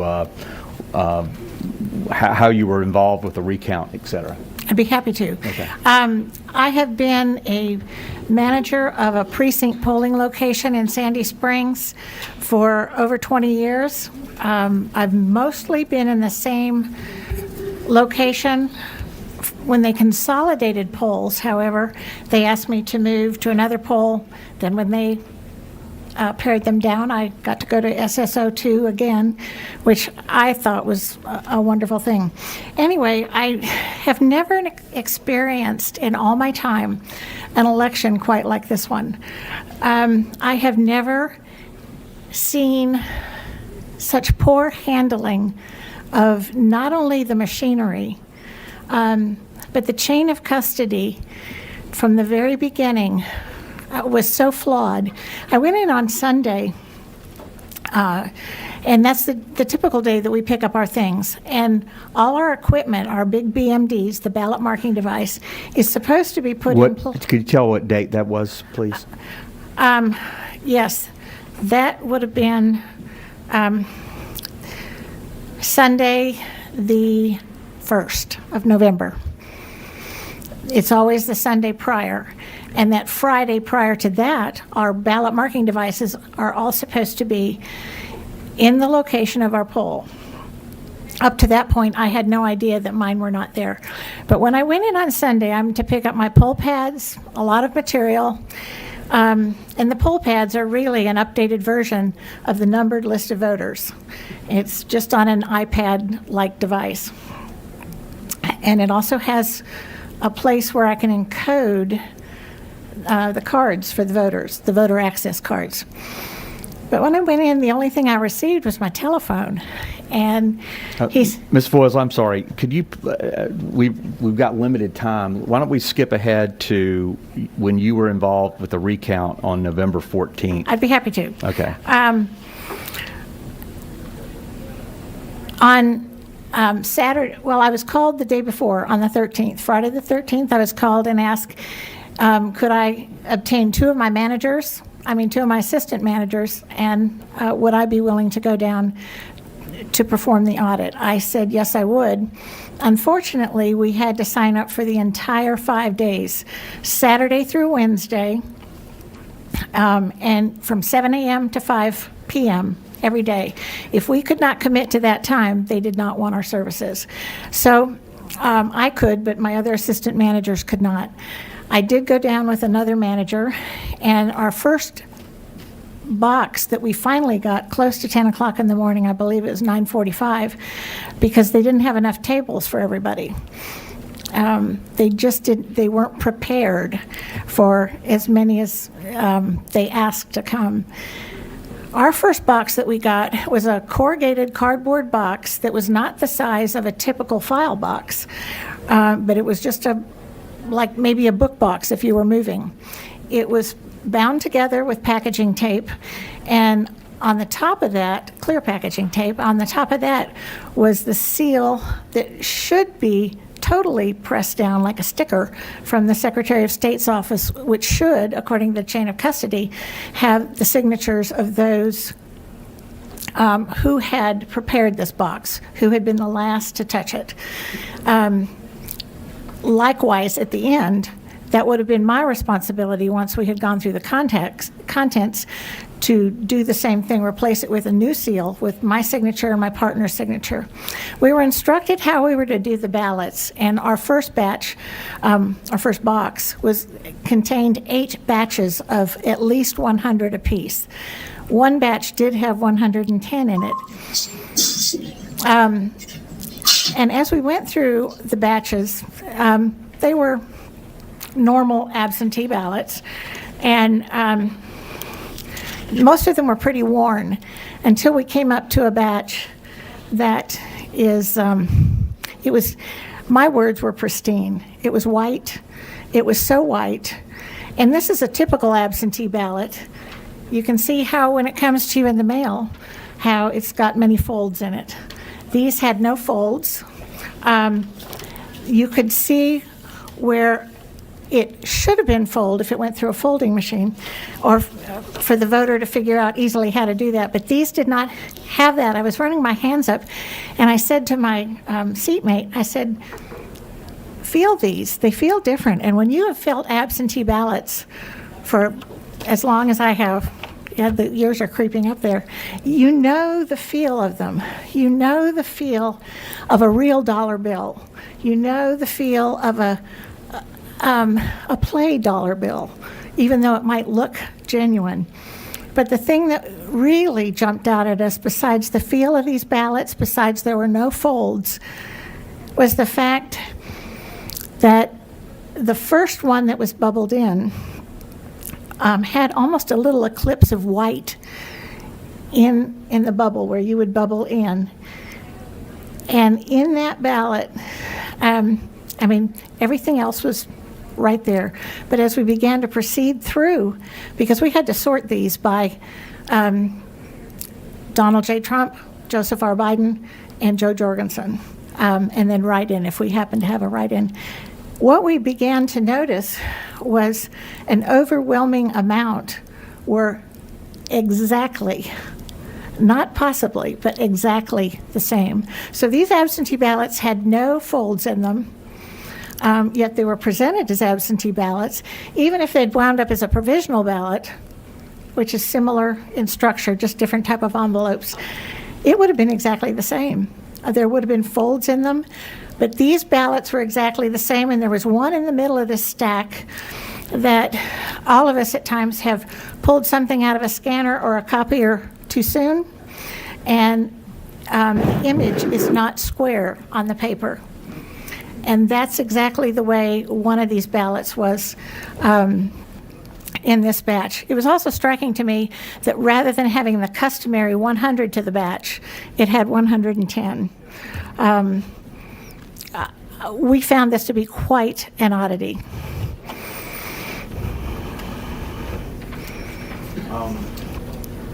Talk about the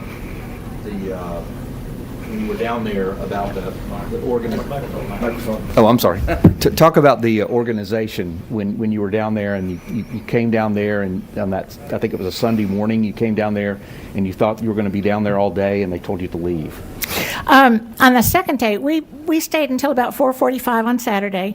We were instructed to come back Sunday morning, which we did. We were very surprised to find no lines. What they had done was not only had poll managers there, Fulton County poll managers, but the previous day had had a number of Fulton County employees who were there. Also, the girls behind us, they were librarians, but they were Fulton County librarians. They were there to do this. So on Sunday morning when we went down, it was fairly void of anybody. We were just very surprised. We were instructed to go to our table that we had had the day before. People came in after us, including the people at the table behind us. We gave our table number so that we could get our ballots. We waited and we waited. The people behind us got theirs. They had over 3,000 from Sandy Springs precincts. The people in front of us had over 6,000 from another precinct. And when our box came, and our eyes were getting kind of big because that was a lot of ballots to get through. When we got ours, we opened up our box, and the Fulton County ballot boxes are like heavy-duty suitcases with padding on the inside and roller carts. We had the young man unseal ours, and then when we opened it, I was kind of aghast. We had one batch of the machine-generated ballots in there from the BMDs, the ballot marking device. There were 60 of them in that batch. They were all from a quality living center, and which is in, I believe, southwest Atlanta. I do know it's South Atlanta. And all we had was 60. And we stayed around, and we asked for another batch, and we waited, and we waited, and we waited. Did not get one. We volunteered to help the other people who had such enormous stacks, and we were told that we were done. So the thing that was also an oddity to us, whether it was the Sunday bunch, I've done this long enough to know the votes are usually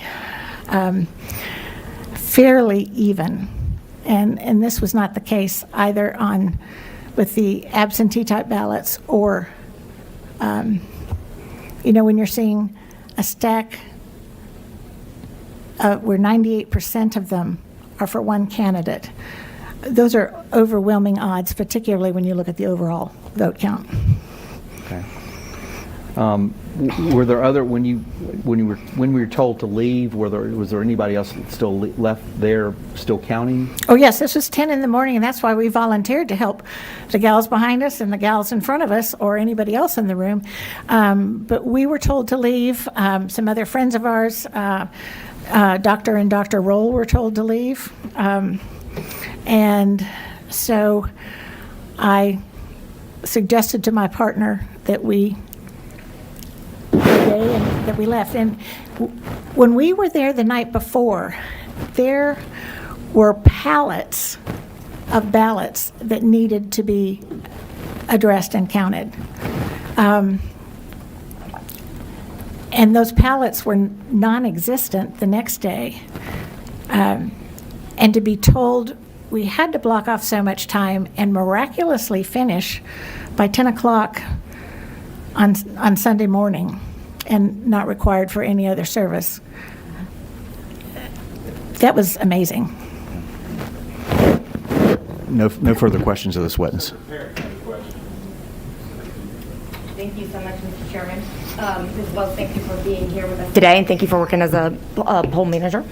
As it relates to the ballots that you discovered that were pristine and not folded, I'm assuming as a poll manager, you're familiar with the process of ballot duplication? Yes, I am. Or replication? Now, are you speaking if something was flawed and could not go through the scanner? Is that what you're speaking either of? flawed and cannot be read by the scanner, or a UOCAVA ballot that is printed on a home printer overseas and then mailed in, and then is going to be duplicated onto a ballot by poll workers such as yourself? I certainly am, but if that were the case with these ballots, the markings would not have been identical through 98% of the ballots.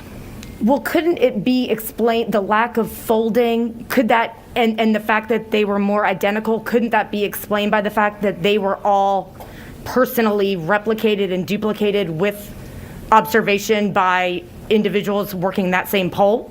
Well, the probability of that, I would think, is very slight, because why would 98 ballots have that little white eclipse on the very first presidential ballot? Why would all of them be exactly the same? It was very easy to see that a ballot had been replicated many times. One was hand done, the rest had some other marking device, whether it was copied, whether it was scanned, You know, So your testimony is that they just looked too identical. It's not that, because I understood you to say the fact that they were folded set off alarm, or not folded set off alarms for you, where my more limited understanding of the process is that it makes perfect sense due to the duplication process that not every ballot would be folded. So your testimony is that they looked too similar. My testimony is to have that been properly duplicated? Correct. None of them were folded. But none of them, if something had been done, it would look somewhat accordion like this. None of them were like this. Well, so can you educate me for a second? Because I guess what I'm not understanding is why those would be folded, because my understanding of the duplication process is that they indeed would be pristine and not folded. Well, you would not have had the score marks in them that where they should have been folded by, if you're familiar with any type of mailing, you know, whether it's a church bulletin or, you know, your school report cards or whatever it is, they have wonderful folding machines. But they are usually sent by the printer. And I don't think it's the fold so much. It was the feel that drew our attention to how all of these were marked. So your testimony is it's not so much the fold, it's that they felt differently. Is that correct? That's what drew our attention to it, was the fact that they felt differently. And then as we began to examine the ballots, we saw that they indeed were different. We had already been through 600, 6 batches, which would have been over 600 ballots. And these were much different. Not explainable by the normal duplication process that would be done as a batch. All right, thank you. Senator Heath.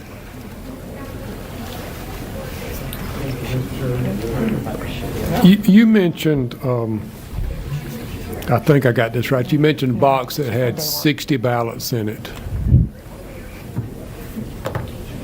That was the box on Sunday, yes. I'm over here. She's over here. She's right there. You saw my head bobbling around. Yeah, I thought you were I'm sorry. something more important. So. No. Nothing more important than what you're asking. So, yes, Sunday there were 60 ballots in our box. And that box was from Quality Living Center. And those were all generated on a ballot marking device, which is looking like a larger iPad. It's the Dominion. So is Quality, I'm sorry, is that a voting precinct or is that? No, sir. It is simply a men's recovery center. And that was very unusual to me also, because most of our senior centers have been trying to get at least one sort of precinct designation or early designation for the 20 years that I've been doing this, and they have not. So to have a 60-person facility.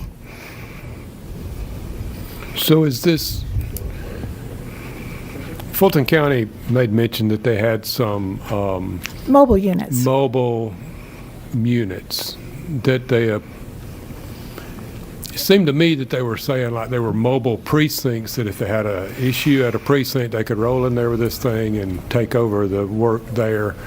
I had some questions about how you reprogram a precinct from being precinct 1 to be precinct 54, for example, because there would be potentially different ballots on that, like if there were school board or city council or county commission or whatever. Not all precincts have the same ballot, at least in some elections. So I had some questions about that, but are you implying, or is it possible that this was the results of a mobile precinct that rolled into a Quality Living Center and they all came out and voted? Or I can't say it's not possible. That is a possibility. I'm trying to understand how usually, you knew they came from Quality Living Center. Because that was on the ballot box. Every batch of ballots that we received told us where they had But that's originated. generally a voting precinct. No, this is not a voting this is just where those 60 ballots had come from. They took a voting unit there, and I cannot answer whether it was a single BMD or whether it was the unit.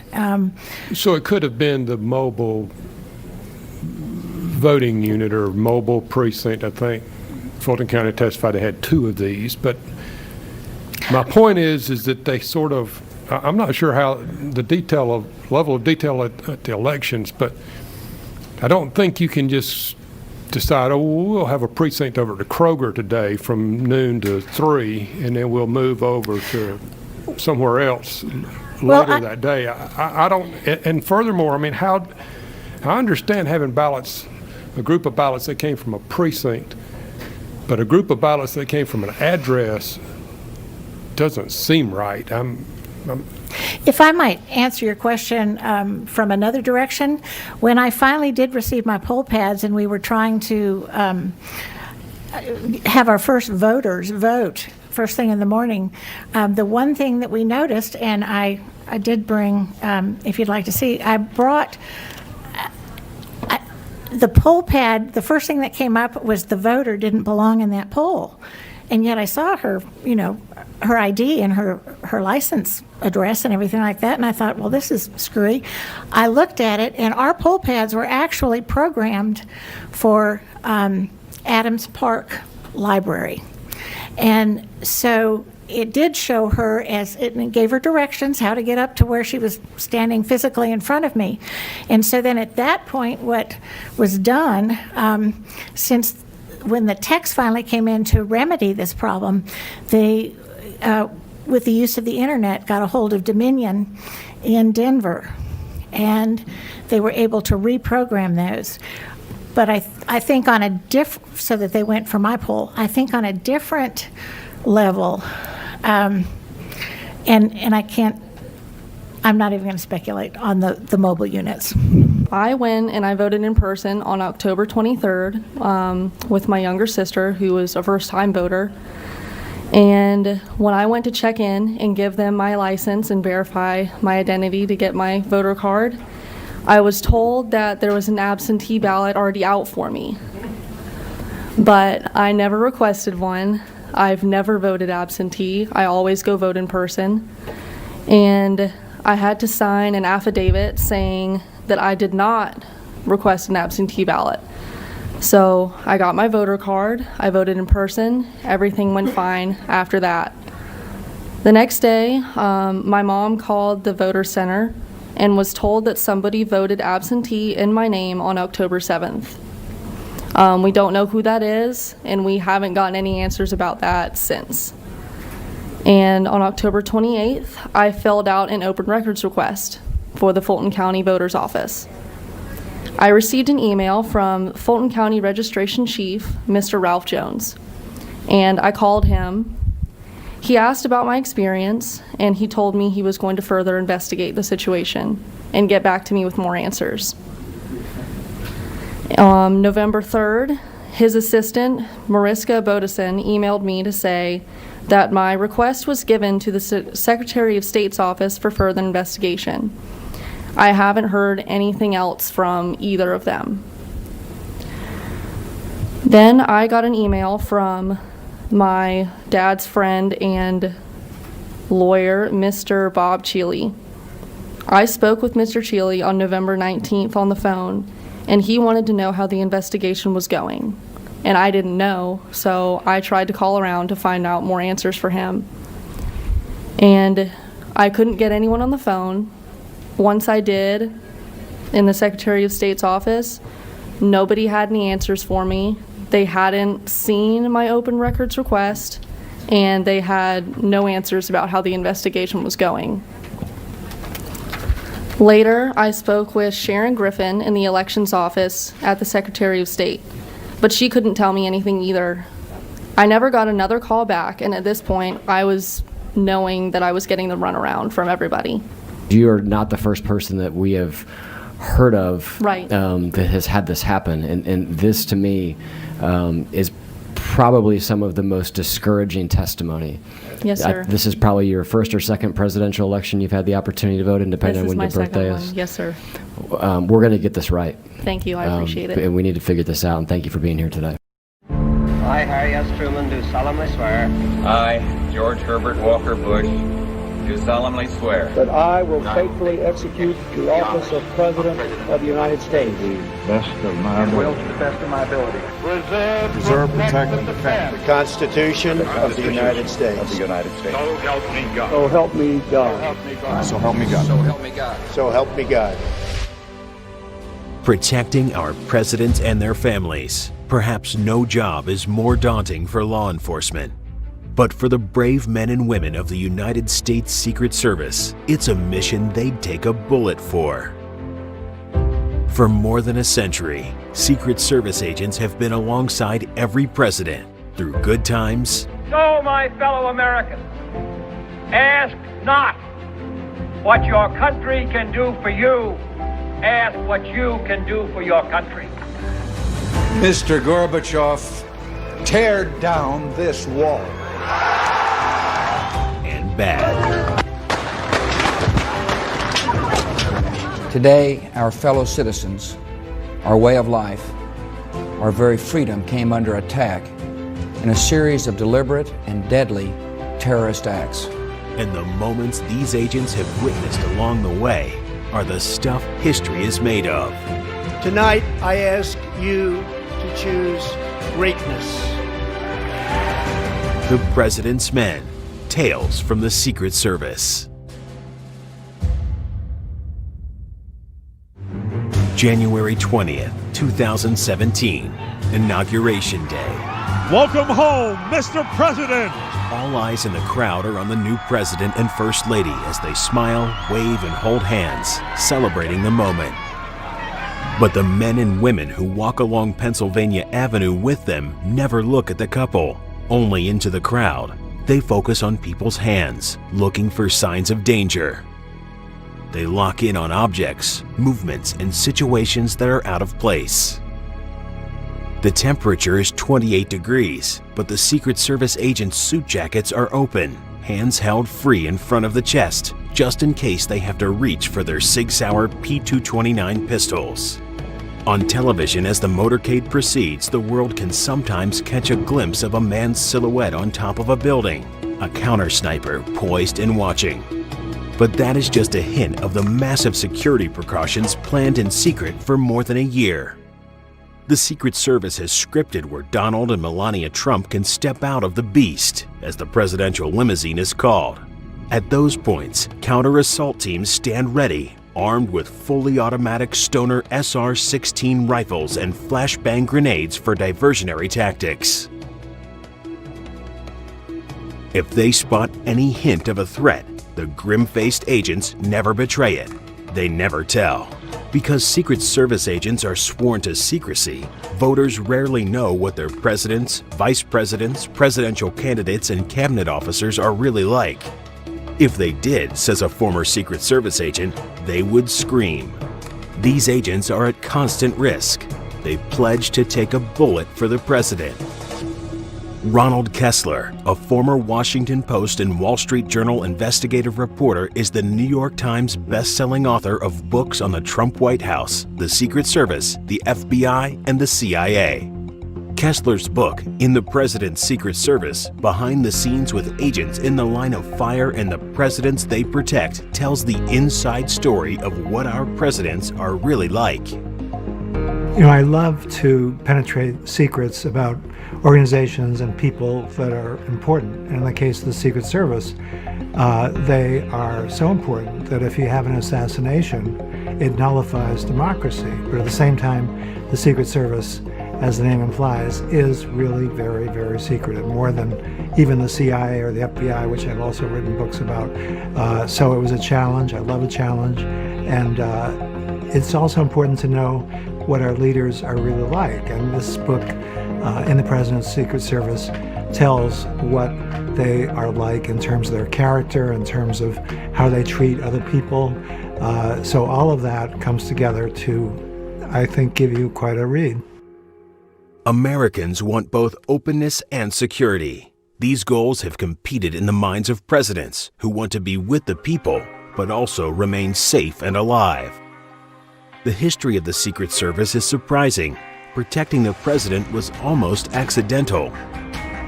In 1865, the agency began operating as a division of the Department of the Treasury to track down and arrest currency counterfeiters. Perhaps the most infamous assassination was the death of Abraham Lincoln at Ford's Theater in Washington. Honest Abe was guarded by just a single D.C. police officer who decided to leave his post and have a drink at the nearby Star Saloon. John Wilkes Booth's lethal gunshot to Lincoln's brain changed history. And then, on July 2, 1881, Charles J. Guiteau fatally shot President James A. Garfield in the back. While Congress began giving the Secret Service limited authority for guarding the president through occasional funding, that did not help President William S. McKinley, who was shot by Leon F. Zalgus, a self-styled anarchist, while being guarded by agents in 1901 in Buffalo, New York. He died 8 days later. Despite 3 assassinations, protection of the president remained an afterthought. It was not until 1902 that Congress gave the Secret Service full authority for protecting the president. The Secret Service assigns code names to their protectees.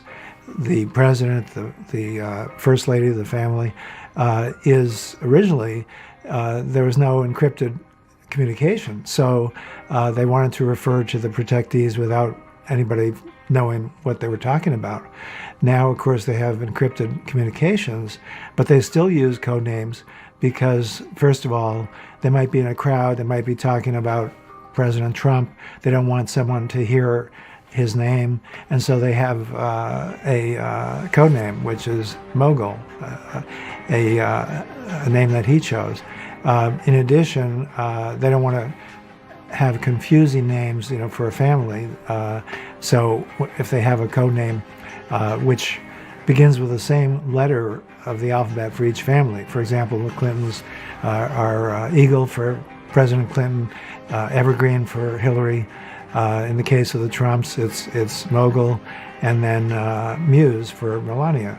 The names are generated by the computer just randomly.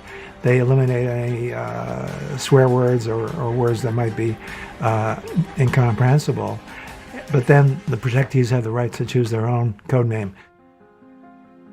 Despite the dangers, most Americans expected their presidents to be accessible and saw assassination as an occupational risk. For decades, any citizen could easily walk on the White House lawn. After the bombing of Pearl Harbor, the Secret Service ended public access to the White House grounds, installing gates around the perimeter. Well, first of all, the White House is in the center of Washington, bounded by these busy streets. That alone makes it a good target. It was not until World War II that the grounds were finally closed off so that people couldn't just wander in whenever they wanted. The Secret Service Uniform Division was created to protect the White House itself and the grounds, whereas the Secret Service agents are assigned to protect the president, the first family, the first lady, and so there's that division between the Uniform Division and the agents. As its name implies, the Uniform Division consists of officers in uniform, which work alongside a heavy armed division. They also have counter-assault teams, which are armed with very heavy weapons, which can go in to supplement regular agents. In addition, Secret Service has counter-sniper teams, which are stationed on rooftops, for example, to take out anybody who might be a threat along a motorcade route, or in the case of the White House, someone who might be trying to get into the White House.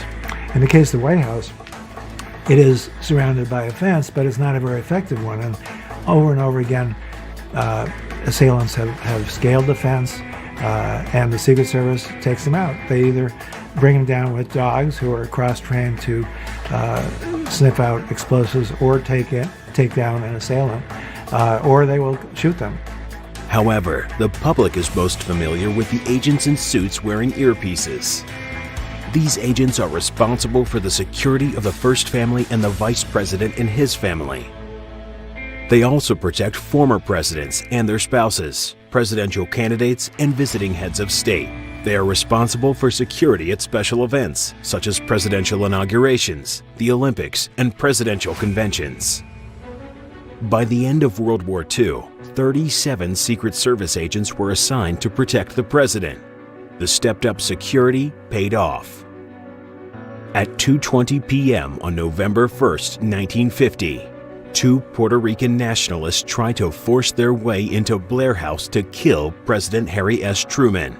The would-be assassins, Oscar Collazo and Griselio Torresola, hoped to draw attention to their cause for independence. Leaving the East Security booth, Agent Boring and Officer Davidson drew their pistols and opened fire on Collazo. Well, it was an attempt to kill Truman. Did not succeed. The gun battle that ensued at Blair House when Truman was staying there, involving these two Puerto Rican nationalists, was just a big gunfight, just like out of the Western movies. And the result was one Secret Service uniformed officer was killed. Also, one of the Puerto Rican assailants was killed. And of course, that finally demonstrated how important it was to have a real Secret Service with a real protective mission to protect the president. The biggest gunfight in Secret Service history was over in 40 seconds. A total of 27 shots were fired. Congress finally gave permanent statutory authority to the Secret Service to protect presidents, as well as vice presidents. Later, after the assassination of Bobby Kennedy, the Secret Service also assumed responsibility for protecting presidential candidates. Before being hired, agents were taken to a range for target practice with a pistol and were handed a manual. There was no other initial training. Many had served in the military and had firearms experience. Today, new agents are given 16 weeks of training at the James J. Rowley Training Center in Laurel, Maryland, plus another 12.5 weeks of training at a federal training facility in Georgia. On a giant parking lot at the Rowley Center, new agents drive Chargers and learn to make the J-turn, making a perfect 180-degree turn at high speed by going into reverse, jerking the steering wheel to the right or left, then shifting into drive. Secret Service agents observe everything that goes on behind the scenes, but they are told to keep mum on the president's personal life. It wasn't until Gary Hart had this affair with Donna Rice when he was running for president that the personal lives of presidents and candidates finally came out. Attention! It's officially the Medicare annual enrollment period. There is a deadline to get what you're entitled to. Hi folks, Joe Namath here, and if you're on Medicare, this is important. Today is one of the only days of this year you can update your coverage and benefits. Before the deadline, you're entitled to eliminate premiums and copays and get dental care, dentures, eyeglasses, in-home aids, prescription coverage, unlimited transportation, and home-delivered meals, all at no additional cost. Plus, your zip code may have coverage with the Give Back benefit that adds money back to your Social Security check every month. Look, with the uncertainty of the virus and vaccines, you need to get everything you're entitled to. I called to get the new benefits and save money, so I'm not spending money I don't have to spend. With this virus situation, I called to get everything I'm entitled to. I couldn't believe I was missing out on so many benefits. Reality is, it's a very uncertain year ahead, so you need to be sure your health care coverage is up to date. Call before the deadline and get what you're entitled to. It's free. I called to get dental, transportation, meals, and the Give Back benefit. They helped me so much. There is a deadline to get dental care. dentures, unlimited transportation, and home-delivered meals at no additional cost.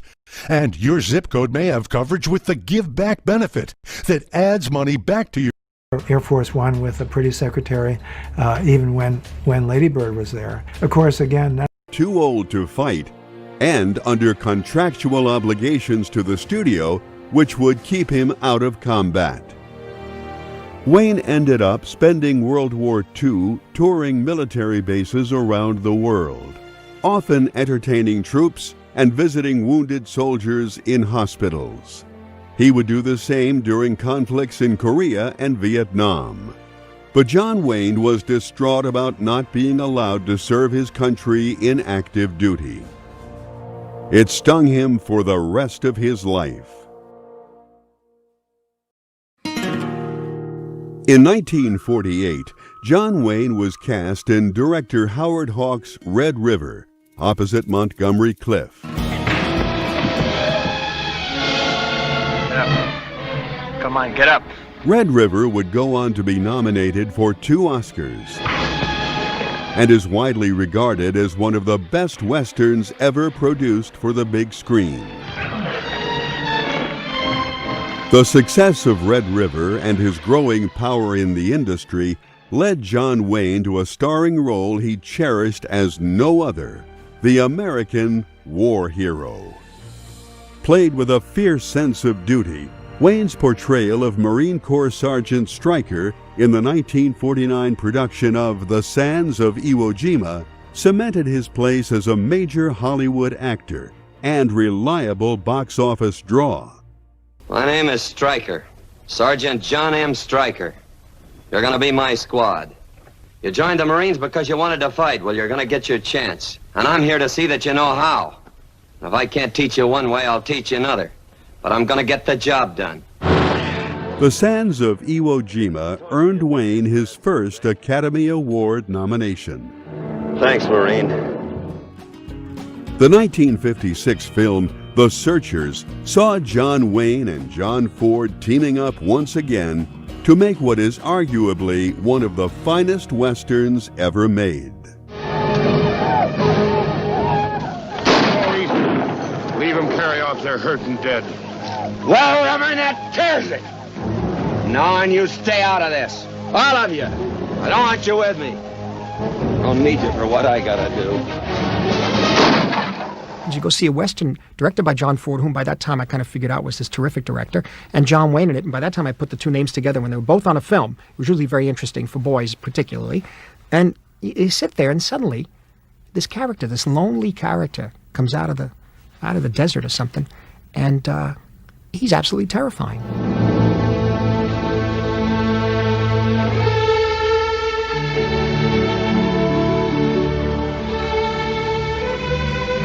Let's go home, Debbie.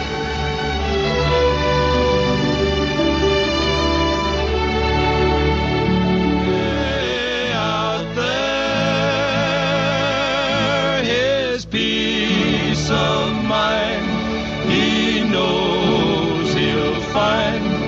But where, oh Lord, Lord, where?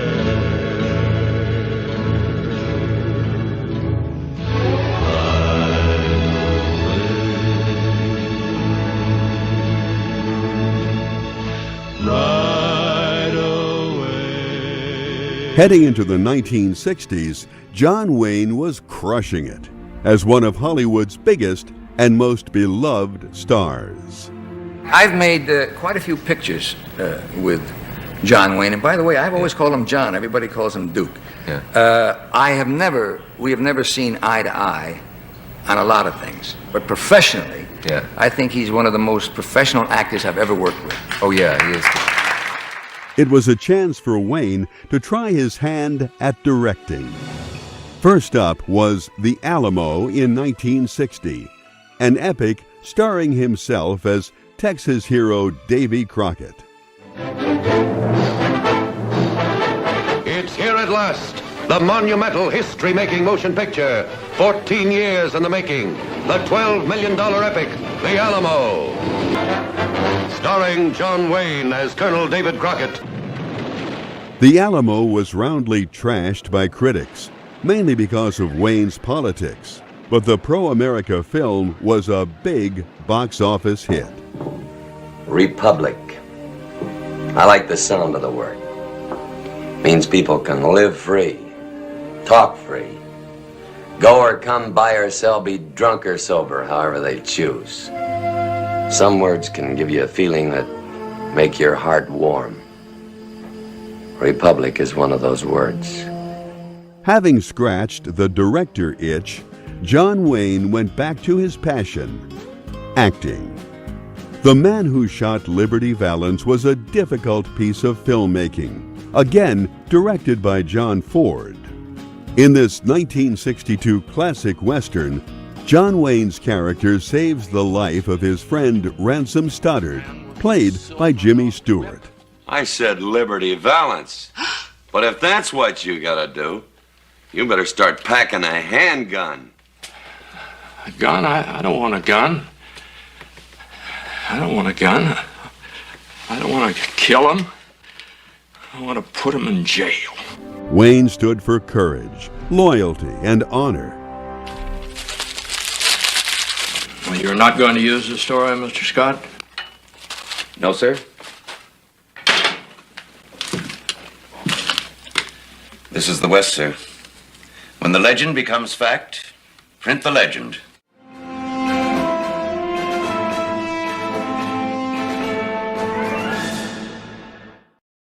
Imagine being free. Free from the pain normal exercise can cause. Free from limitation.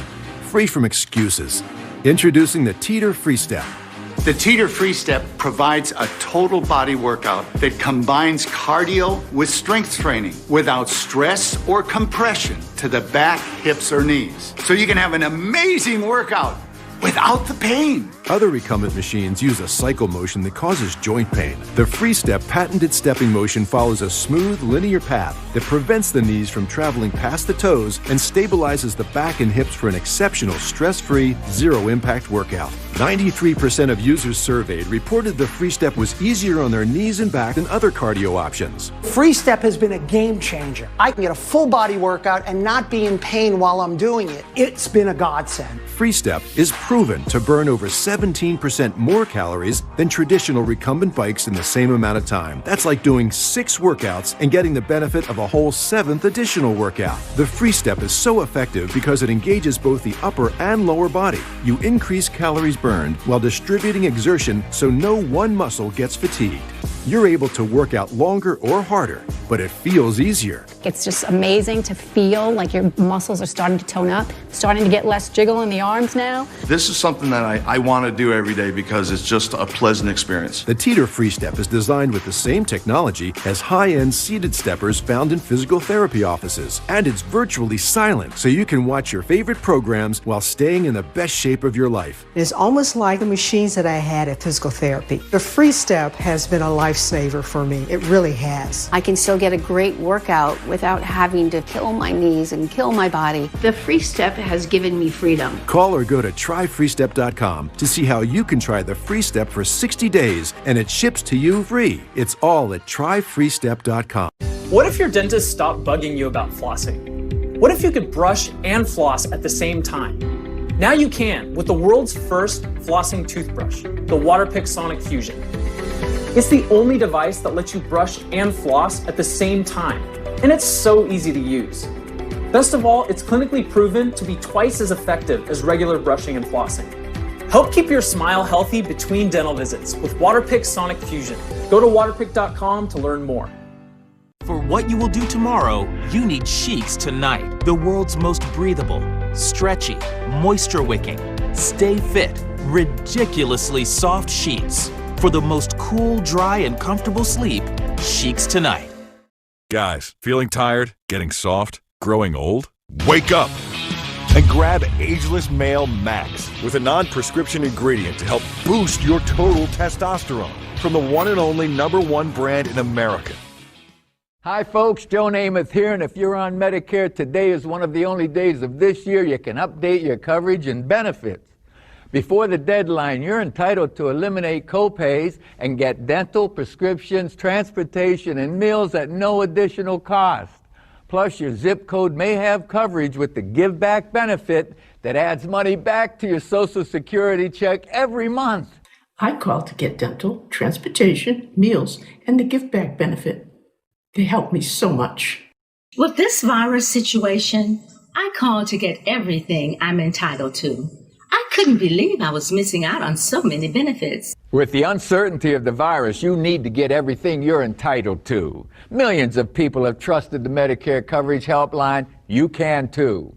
Don't miss the deadline. Call now. It's free. Call 1-800-608-9900. That's 1-800-608-9900 now. You're watching American Hero, the John Wayne story. I'll tell you the truth is, only one guy in the world I'd do this for. Post-World War II America was a new country, and they had found a new hero Mr. John Wayne. that reflected the prevailing mood.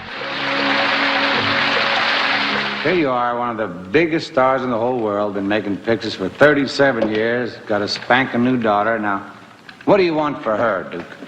I want her to be grateful as I am every day of my life to live in these United States. I know it may sound a little corny, but first time I met him, I was like, this dude's pretty cool. And then afterwards, I was like, this dude's an asshole. I won't tell you how I see it, and I'm a pretty straight shooter, all right? I'm sorry if I swore. I don't know if I'm allowed to or not, but I'm a truck driver, so be prepared, all right? They got me reading papers, and I don't like reading, I'll be honest with you, okay? I didn't want to come. I'll tell you what, I have everything to lose, nothing to gain from this, all right? Everything to lose, nothing to gain. And I'm already losing. Okay? So for me to come here, it was a big step. And for me to come here, it was just more so I had to put myself to the side and have to worry about everyone else. Because I believe everyone else in America should know, all right? Just a little past, he kind of gave you a little rundown. Yeah, served some time, had some charges. You guys want to run with it, you can run with it. But this is what the real story is. The story is what we're here for today, all right? I didn't want this put on me, but for some reason, it's on me, and here I am, all right? I drive tractor trailer for U.S. Postal Service, subcontractor. I drive a route transporting mail from Lancaster, Pennsylvania to Bethpage, New York, to Harrisburg, Pennsylvania, and back to Lancaster.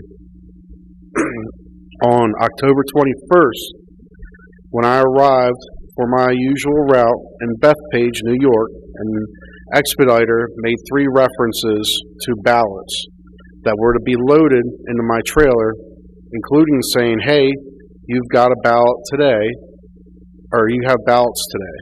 And even showing me a piece of registered mail and saying someone really wanted their ballot to count.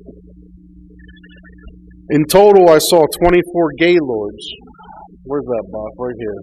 You got this guy right here. That's kind of a good representation of a gaylord, all right? They're not usually put together with duct tape, though. Here you go. This is pretty good too, but for a visual, I mean, that will work, all right? So, in total, I saw 24 gaylords, or large cardboard containers of ballots loaded into my trailer. These gaylords contain plastic trays, I call them totes, but trays will work, of ballots stacked on top of each other. All the envelopes were the same size. I could see the envelopes had handwritten addresses, return addresses, and I could even tell that one was marked registered mail. That one was off to the side, all right? They were complete ballots. I didn't think much of it at the time. At Bethpage, I was first loaded with 2 tall Gaylords. So picture that thing there, or this little representation here, but this tall, all right? So I was loaded with 2 tall Gaylords, okay? And that were, where was I at? That had mixed mail pieces bound for Lancaster.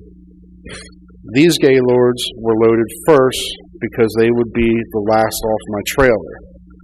The remainder of the truck was loaded with complete ballots bounded for Harrisburg.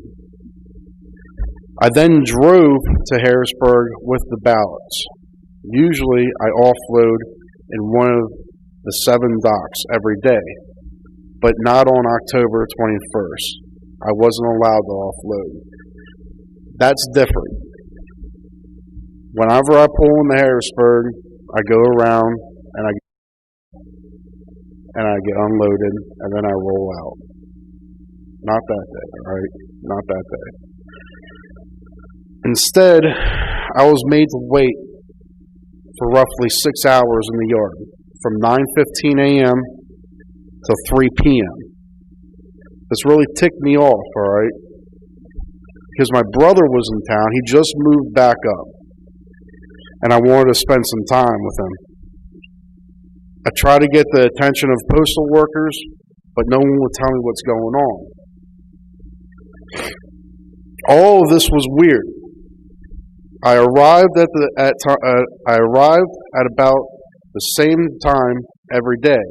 The expediter scans all my seals and barcodes, and they unload me. But for the first time, but from the time I first arrived in Harrisburg from Bethpage, everything got weird. None of that happened.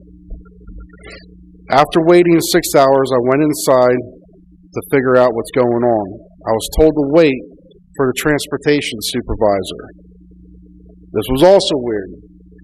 16 months I've been doing this. I haven't ever talked to the transportation supervisor for United States Postal Service. I talk to an expediter. I come in, I see an expediter, that's who I deal with. If I have an issue, it's the expediter. I don't deal with anyone else but the expediter. I never talk to the United States Postal Service's transportation supervisor. Let's make that clear. I have my own transportation supervisor for the company that I work for. He's the one that gives me the details. He's the one that I listen to. I don't listen to this guy. He's the guy that would contact my boss if he needs something ran different. Are you interested in the specific gun laws for your state? If not, no worries, simply skip this video. However, if you do want to know the specific gun laws for your state or any state, the USCCA has an awesome free resource. Simply click this video. It's going to take you directly to the USCCA Concealed Carry Reciprocity and Gun Laws map. Let me show you what it looks like. Once you click this video, you'll be taken to uscca.com/maps. From here, you can click on any state and get a complete breakdown of the gun laws you need to know. This free resource takes complicated legal information and makes it easy to read, breaking down everything you need to know to carry legally in your state and any other state in the nation. As someone who travels for work and has a family, this map is a must-have resource for anyone who is serious about defending their loved ones and themselves. Definitely take the time to check it out.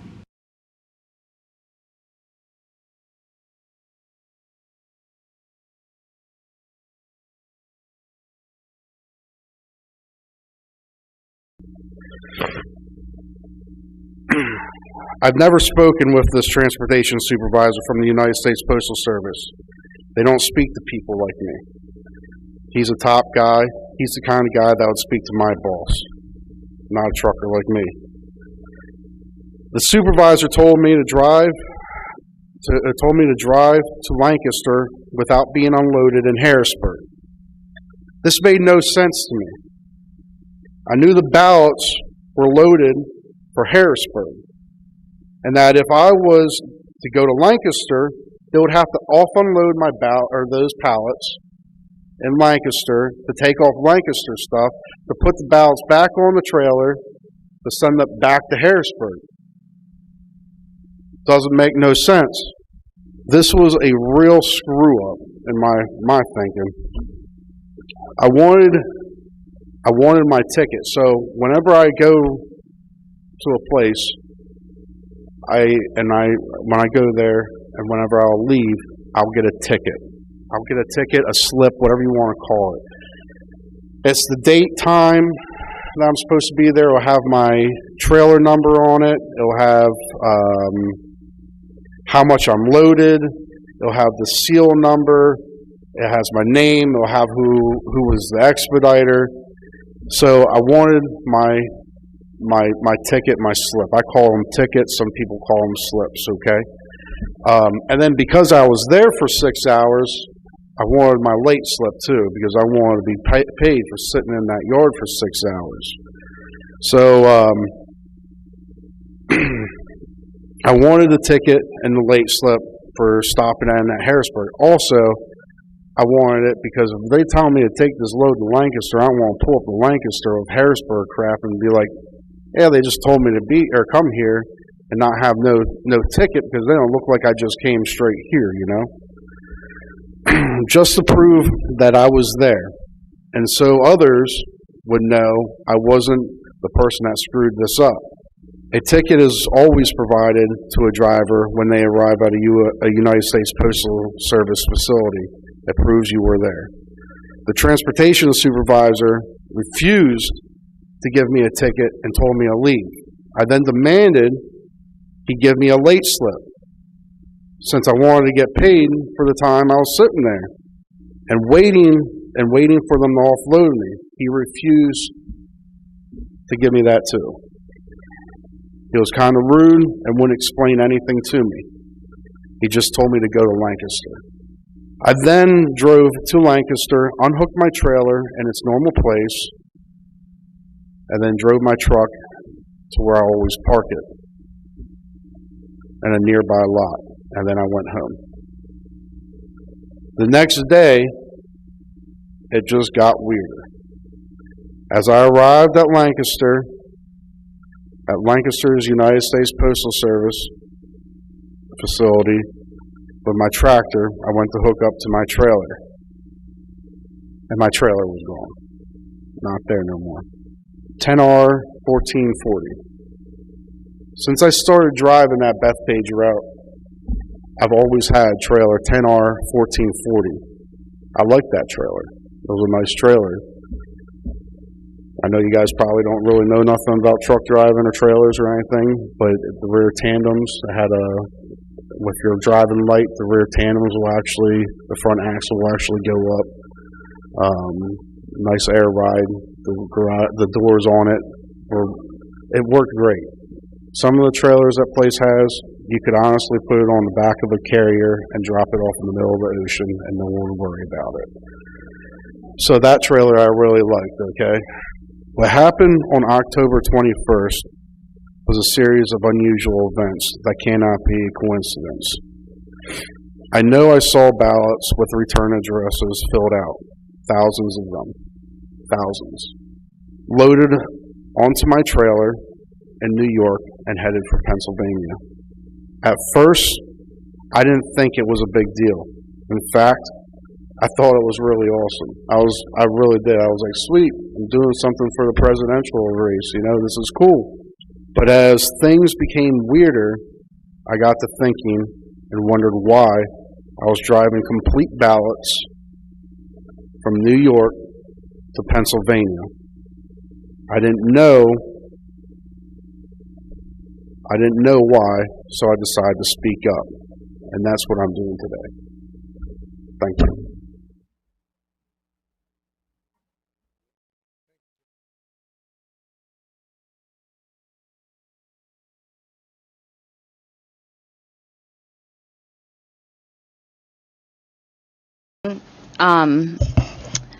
I was contracted to work for Dominion Voting Systems. I'm a freelance IT worker. I was contracted to work for Dominion to assist with IT during the election. I started work at 6 a.m. on November 3rd at the TCF Center. I got off work at 5 a.m. November 4th. Went home, went to bed, returned to work at 10 a.m. November 4th, stayed until approximately 2 p.m. November 4th. When I got off, I had a doctor's appointment. I was supposed to come back to work. One of the Dominion employees, he's in my affidavit, his name is Samuel, texted me and said, "We're almost done counting ballots. We don't need you to come back." It was getting a little rowdy when I left. I really didn't want to come back anyways. So that is why that I was contracted to work for Dominion, assisting with IT. And when you were working there, what did you observe? I observed numerous employees, city workers, running batches of ballots through the tabulators countless times without discarding them first. The tabulating machines would jam 2 to 3 times an hour. When they would jam, the correct process would be to pull out the problem ballot that jammed. Say the problem ballot was number 24 out of 50. I wasn't allowed to touch any hardware at all. I would assist them, tell them to pull out this ballot, put the problem ballot on top. In Michigan, our ballots from the tabulators don't just drop into steel ballot boxes. They are now, as they got tabulated, they are now on top of the tabulating machine. Okay? So instead of them taking these, so say, let's keep it number 25 is the problem ballot, it got jammed. So the computer would throw an error. It would say ballot number 25, there's an error. I would say pull out ballot number 25, slowly pull it out, put it on top, take the ballots that had already been tabulated, which are on top of the tabulating machine now, put them all back in a stack, discard the entire batch, and re-scan it. Instead of discarding, they were just re-scanning, counting ballots 9 to 10 times, counting votes 9 to 10 times. So they were counting the same ballot, the same vote, 9 or 10 times. Yes, sir. They were counting them 9 or 10 How many times did you observe that? These machines would jam 2 to 3 times an hour. Each machine, there were approximately 22 to 24 tabulating machines in the TCF center. I observed it thousands of times. Thousands of times? And how many were there 20 machines, approximately? Approximately between 22 to 24 machines. And were there any Republicans who were observing, or just Democrats? I saw very few Republicans, about 3 total. How about those 20 machines? Did you see any of them observing those 20 machines where the ballot was being put in 10 or 20 times? Big question. I got some of them questioning me. My manager had came up to, I had called my manager over to a specific tabulating machine. I showed him a number on it, which was close to 500. It should never go over 50. Ballots come in batches of 50. I said,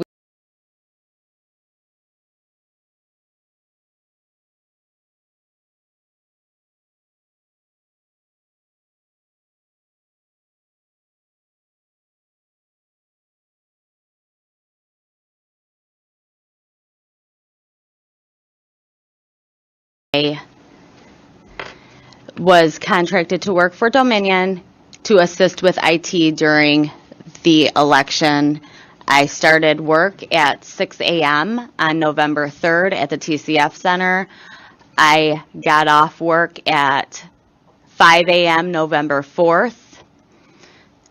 Went home, went to bed, returned to work at 10 a.m. November 4th. Stayed until approximately 2 p.m. November 4th. When I got off, I had a doctor's appointment. I was supposed to come back to work. One of the Dominion employees, he's in my affidavit, his name is Samuel, texted me and said, we're almost done counting ballots. We don't need you to come back. It was getting a little rowdy when I left. I really didn't want to come back anyways. So that is why that I was contracted to work for Dominion, assisting with IT. And when you were working there, what did you observe? I observed numerous employees, city workers, running batches of ballots through the tabulators countless times without discarding them first.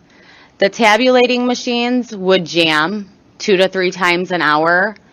When they would jam, the correct process would be to pull out the problem ballot that jammed. Say the problem ballot was number 24 out of 50.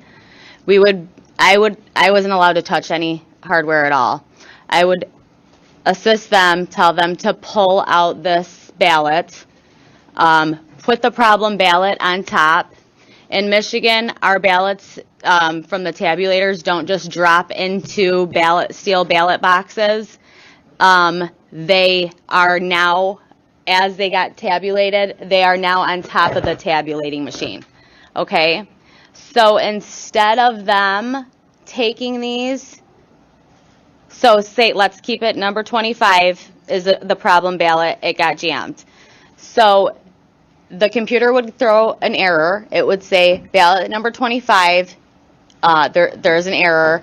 I would say pull out ballot number 25, slowly pull it out, put it on top, take the ballots that had already been tabulated, which are on top of the tabulating machine now, put them all back in a stack, discard the entire batch, and re-scan it. Instead of discarding, they were just rescanning, counting ballots 9 to 10 times, counting votes 9 to 10 times. So they were counting the same ballot, the same vote, 9 or 10 times? Yes, sir. They were counting them 9 or 10 How many times did you observe that? These machines would jam 2 to 3 times an hour. Each machine, there were approximately 22 to 24 tabulating machines in the TCF center. I observed it thousands of times. Thousands of times? And how many were there 20 machines, approximately? Approximately between 22 to 24 machines. And were there any Republicans who were observing, or just Democrats? I saw very few Republicans, about 3 total. How about those 20 machines? Did you see any of them observing those 20 machines where the ballot was being put in 10 or 20 times? They questioned. I got some of them questioning me. My manager had came up to. I had called my manager over to a specific tabulating machine. I showed him a number on it, which was close to 500. It should never go over 50. Ballots come in batches of 50. I said, we have a severe problem here. Nick, autonomous, which is a part owner of Dominion. And he said, Melissa, I don't want to hear that we have a problem. He said, we are here to assist with IT. We are not here to run their election. That is exactly what he said to me. At that point, I was just really frustrated and upset. I could tell what was going on. I knew what was going on at that point. What was going on? He was in on it. He was in on it. They were all in on it. In on what? They were cheating. It was very, very apparent. It was apparent he knew. It was apparent that he was in on it. And when he caught on to me knowing that he was in on it, he just wanted nothing to do with me. Now, did there come a time when 2 vans pulled up Yes. in the back Yes, sir. late at night? Yes. Tell us about that. Approximately 4 o'clock, the garage door of the TCF Center opened. The counting room in the TCF Center is in the basement. So when the garage door opened, a van pulled up, one on day shift, one on night shift. They were supposed to be for food because they were short on food for the workers. That's what they said over the microphone. That's what Daniel Baxter said. He said they had food for 1/3 of the workers, and that they would provide food and it would be there shortly. Well, food never came out of these vans. Yes, what's your point of order, Representative? We have these people coming in here testifying. All right, so I'll start. Oh, do you want to go first? no, I don't. You go. I was just going to say on slide 7, talking about bundling and saving. Jamie, you're cutting out. Hey, can you guys see me?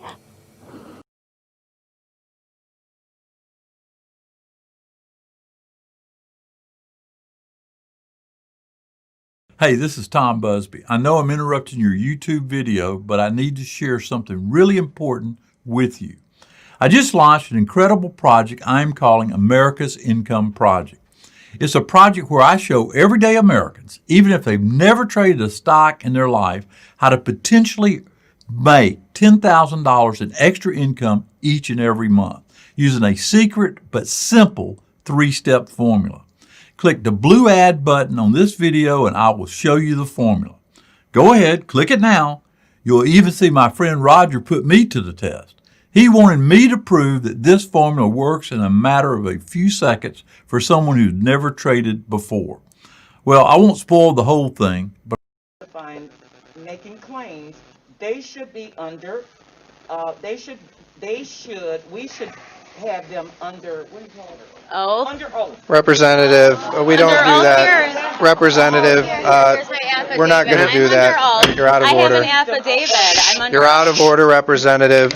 We don't do that here in Michigan. We've never done that. I wrote an affidavit. Mr. Chairman, We're going to move on. she has an And affidavit. Biden never has done. She has an affidavit under oath. And it should not Representative. be under oath.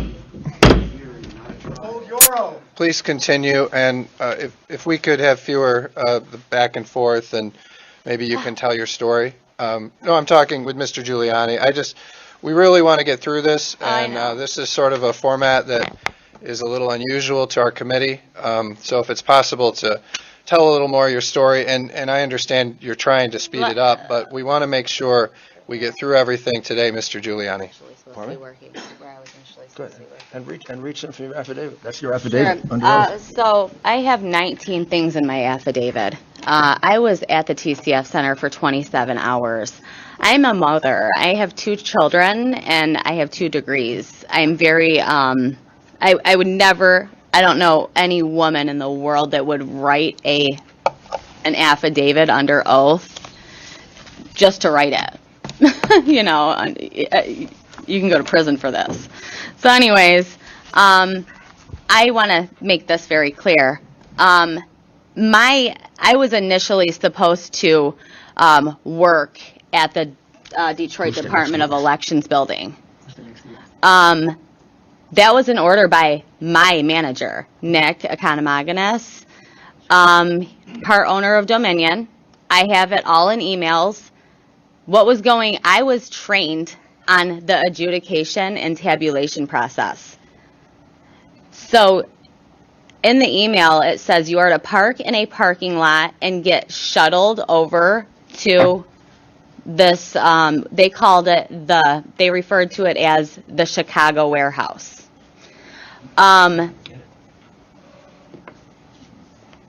I know for a fact there was illegal activity going on there. People have pictures of people carrying ballots out of that place. There is pictures of vans full of ballots coming out of that place. If it wasn't for my mother, I would have went there. My mom told me no way. You know, this sounds really, really weird. And I have 2 young children, as I stated, that I needed access to my vehicle in case something happened. I ended up telling them that, and they said, okay, we'll put you at the TCF Center. Well, Samuel, there was 5 employees, 3 permanent employees of Dominion, 2 contract employees, me, a contract employee, and there was a 90-year-old man. Last name Smiley. I have all of his paperwork. I have all their names, last names. 4 employees that were scheduled to work in the city of Detroit that were not at the TCF Center were all at this Chicago warehouse, which was the city election department building. Anyways, so I also witnessed there was a point in the night where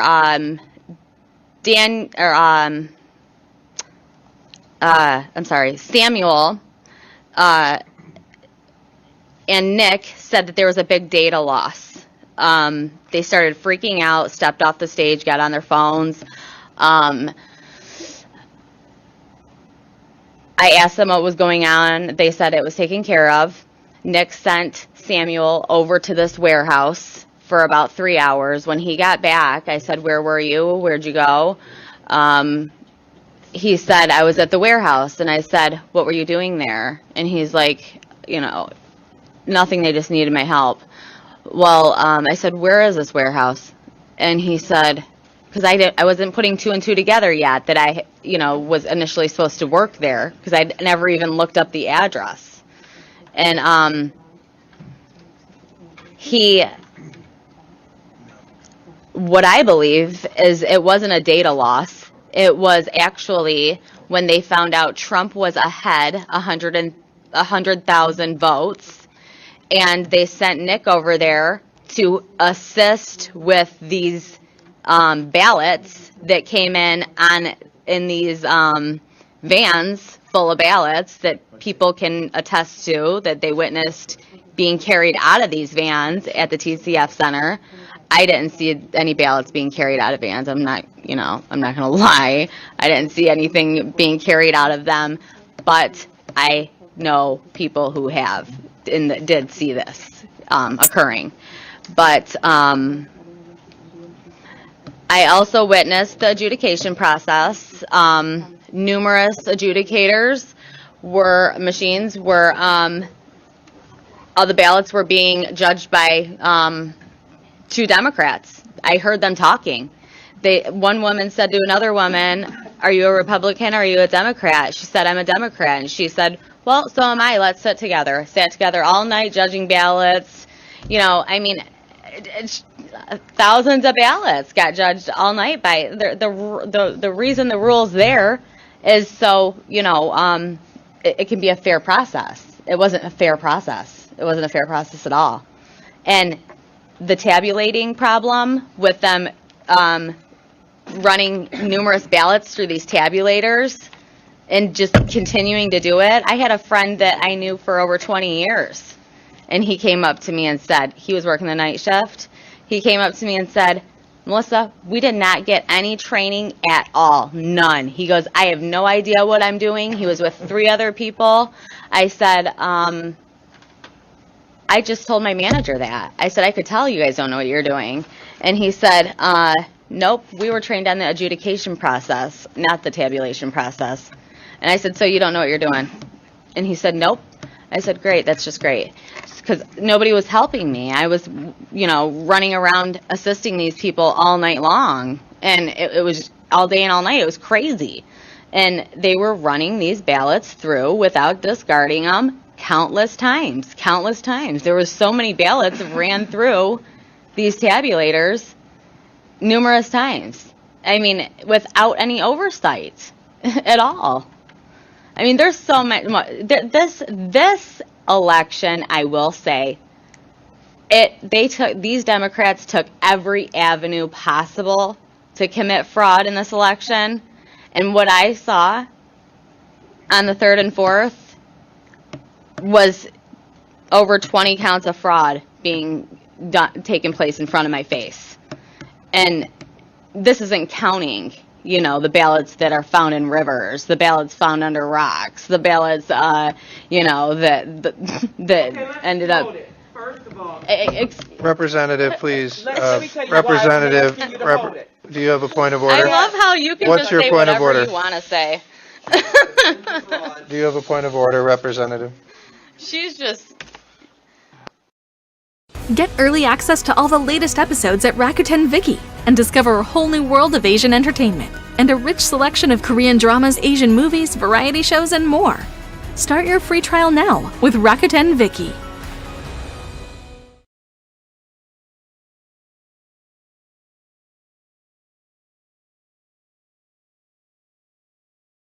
Are you interested in the specific gun laws for your state? If not, no worries, simply skip this video. However, if you do want to know the specific gun laws for your state or any state, the USCCA has an awesome free resource. Simply click this video, it's going to take you directly to the USCCA Concealed Carry Reciprocity and Gun Laws map. Let me show you what it looks like. Once you click this video, you'll be taken to uscca.com/maps. From here, you can click on any state and get a complete breakdown of the gun laws you need to know. This resource takes complicated legal information and makes it easy to read, breaking down everything you need to know to carry legally in your state and any other state in the nation. As someone who travels for work and has a family, this map is a must-have resource for anyone who is serious about defending their loved ones and themselves. Definitely take the time to check it out.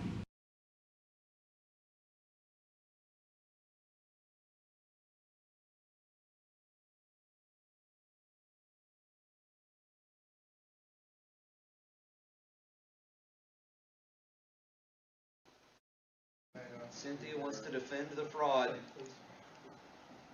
This is funny. All right. Ma'am, please continue. Yeah, so, And also, by the way, I mean, can you maybe speak to your experience? I know we've heard stories of ballots being thrown in rivers, but I want to make sure we're speaking to your experience because we have limited time and we got to Absolutely. get our questions in and the Okay, other well- witnesses. So is there more to your experience? And then, well, okay, I called the FBI okay. on the 8th, November 8th. I talked to two separate women, over 40 minutes. The first one gave her all my information. The phone mysteriously cut out, and she never called me back. I was waiting for her to call me back. She never called me back. I had to call them back, and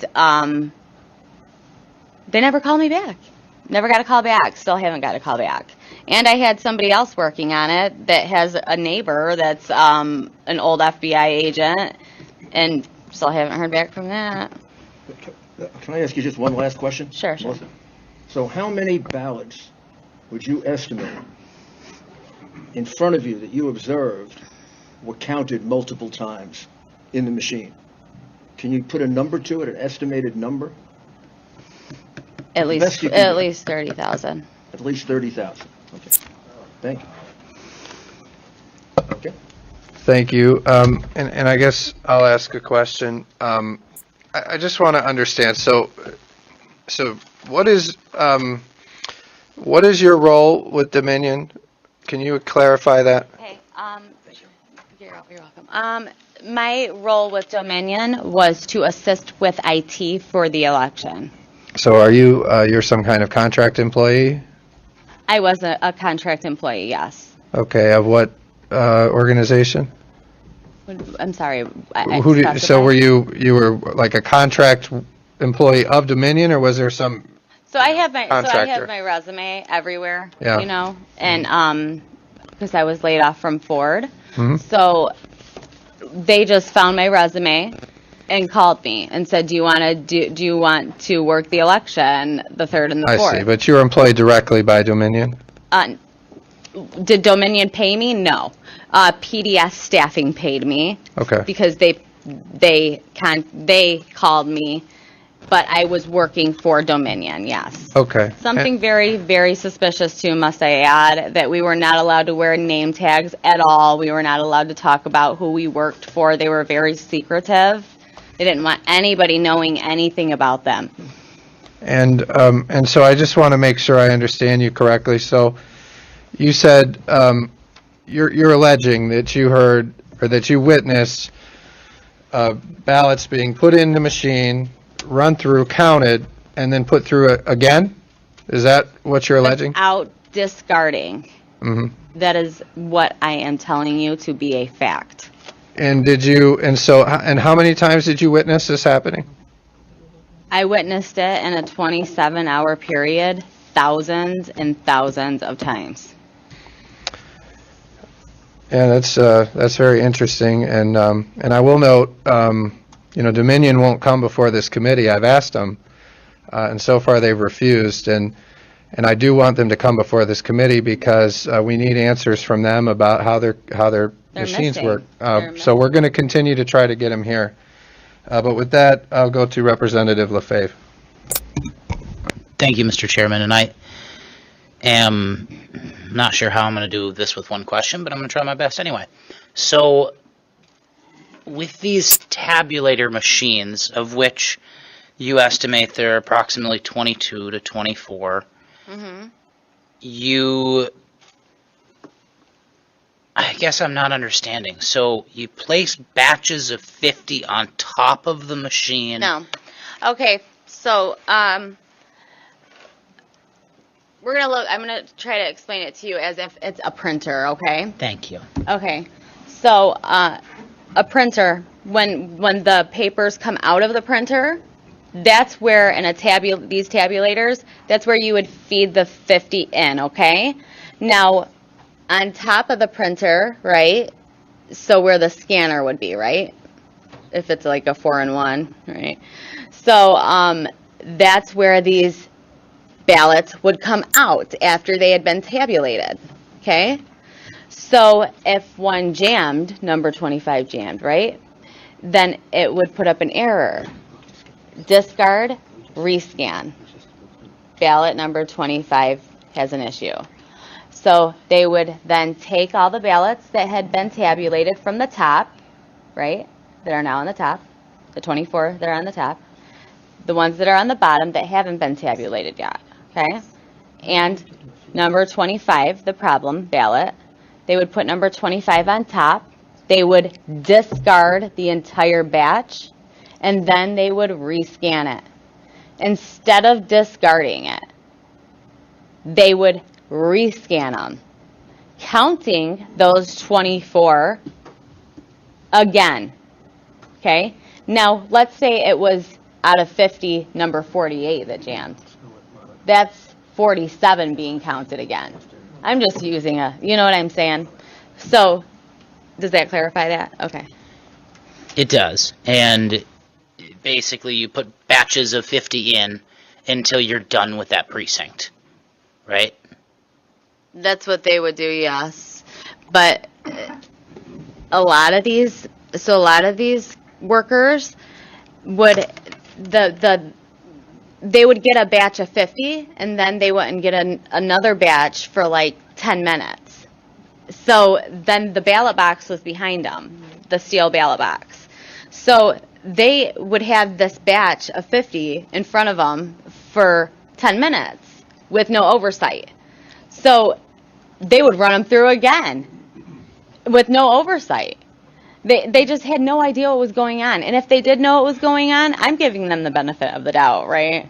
So I'm saying they have no idea what's going on. Who knows? They did.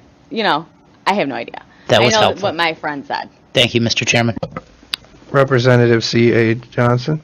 Representative Camilleri. Thank you, Mr. Chair, and thank you for your testimony.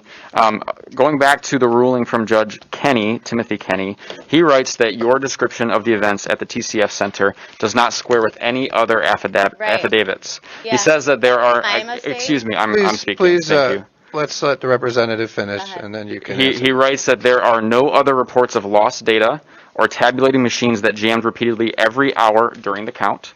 He also writes that neither Republican nor Democratic challengers nor city officials substantiate your version of these events. The allegations simply are not credible, is what Judge Kenny writes.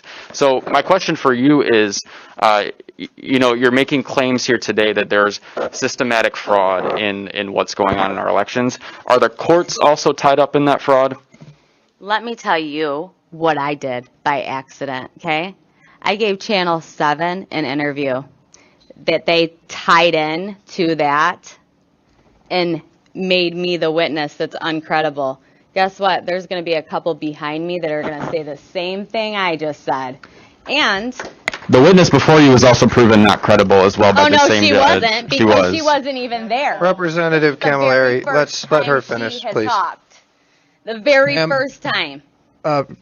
So I just want to understand, I don't know what exactly all the things that are being talked about there are, but can you tell us what you said today is the truth? Is that correct? Sir, I wrote a written affidavit. Yes, it is 100% true. Okay. And did other people observe this? Absolutely. And behind me, you're going to hear a couple. Okay. And we'll hear And from them. let me just hopefully. state this. I was an IT worker on the stage. I was working with Dominion. I had no poll workers were not allowed on the stage. The data loss, nobody would have heard about that besides me, Samuel, and Nick. Okay? Just like nobody knows that Samuel went to the Chicago warehouse besides me because I worked for Dominion. They didn't. They're not going to hear that part.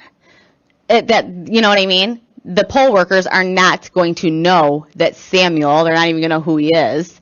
They're not going to know that he went to the warehouse. So I think what Representative Camilleri is asking is perhaps why is it that more people, and I know we have a couple here today, but why is it that we're not having more people come forward? I mean, it seems like if there was all this widespread fraud that, we'd have dozens and dozens of people. I'll tell you why. My life has been destroyed. My life has been completely destroyed because of this. I've lost family. I've lost friends. I've been threatened. My kids have been threatened. I've had to move. I've had to change my phone number. I've had to get rid of social media. Nobody wants to come forward. They're getting threatened. Their lives are getting ruined. I can't even get an actual job anymore. I can't. Because Democrats like to ruin your lives. That's why. All right. Let's just like they do to Trump. Let's move on to Representative Steve Johnson. Thank you, Mr. Chair. So obviously these allegations are very troubling. This is my question here. If these ballots were run through multiple times, as you've alleged, I think you said possibly up to 30,000 times, definitely thousands of times being counted. When we examine the poll book and see who voted, and we count those numbers, yes, would they then not line up with the total number of votes coming out of Detroit? Just later. The poll book is completely off. Completely off. Off by 30,000? I'd say that poll book is off by over 100,000. That poll book. Why don't you look at the registered voters on there? How many registered voters are on there? Do you even know the answer to that? No, I guess I'm trying to get to the bottom of this here. Zero. There's zero. So, my question then is if the guess how many? Wait. What about the turnout rate? 120%. Let's let Representative Johnson ask his question, please. So the poll book number. Okay, there's two things that could happen here. Either the poll book number, if ballots were counted multiple times, there's two options. Option number one is that the poll book numbers are not going to match. They don't. The actual. Not by thousands and thousands of votes. That's not what we see right now. Take a look again. Take a look again. Option number two is that they essentially were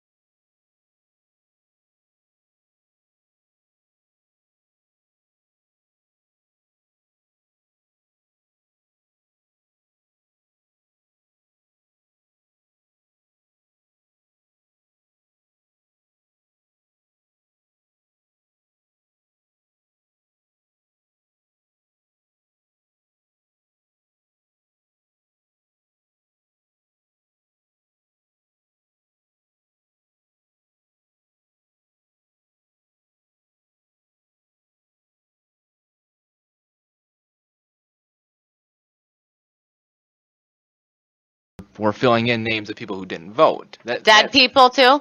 So is that? Let's I guess, let is that your Representative suggestion? Johnson ask his question, and then when I he's thought that done. was his answer. Okay. Well, I guess that's my question here is why we're not seeing the poll book off by 30,000 votes.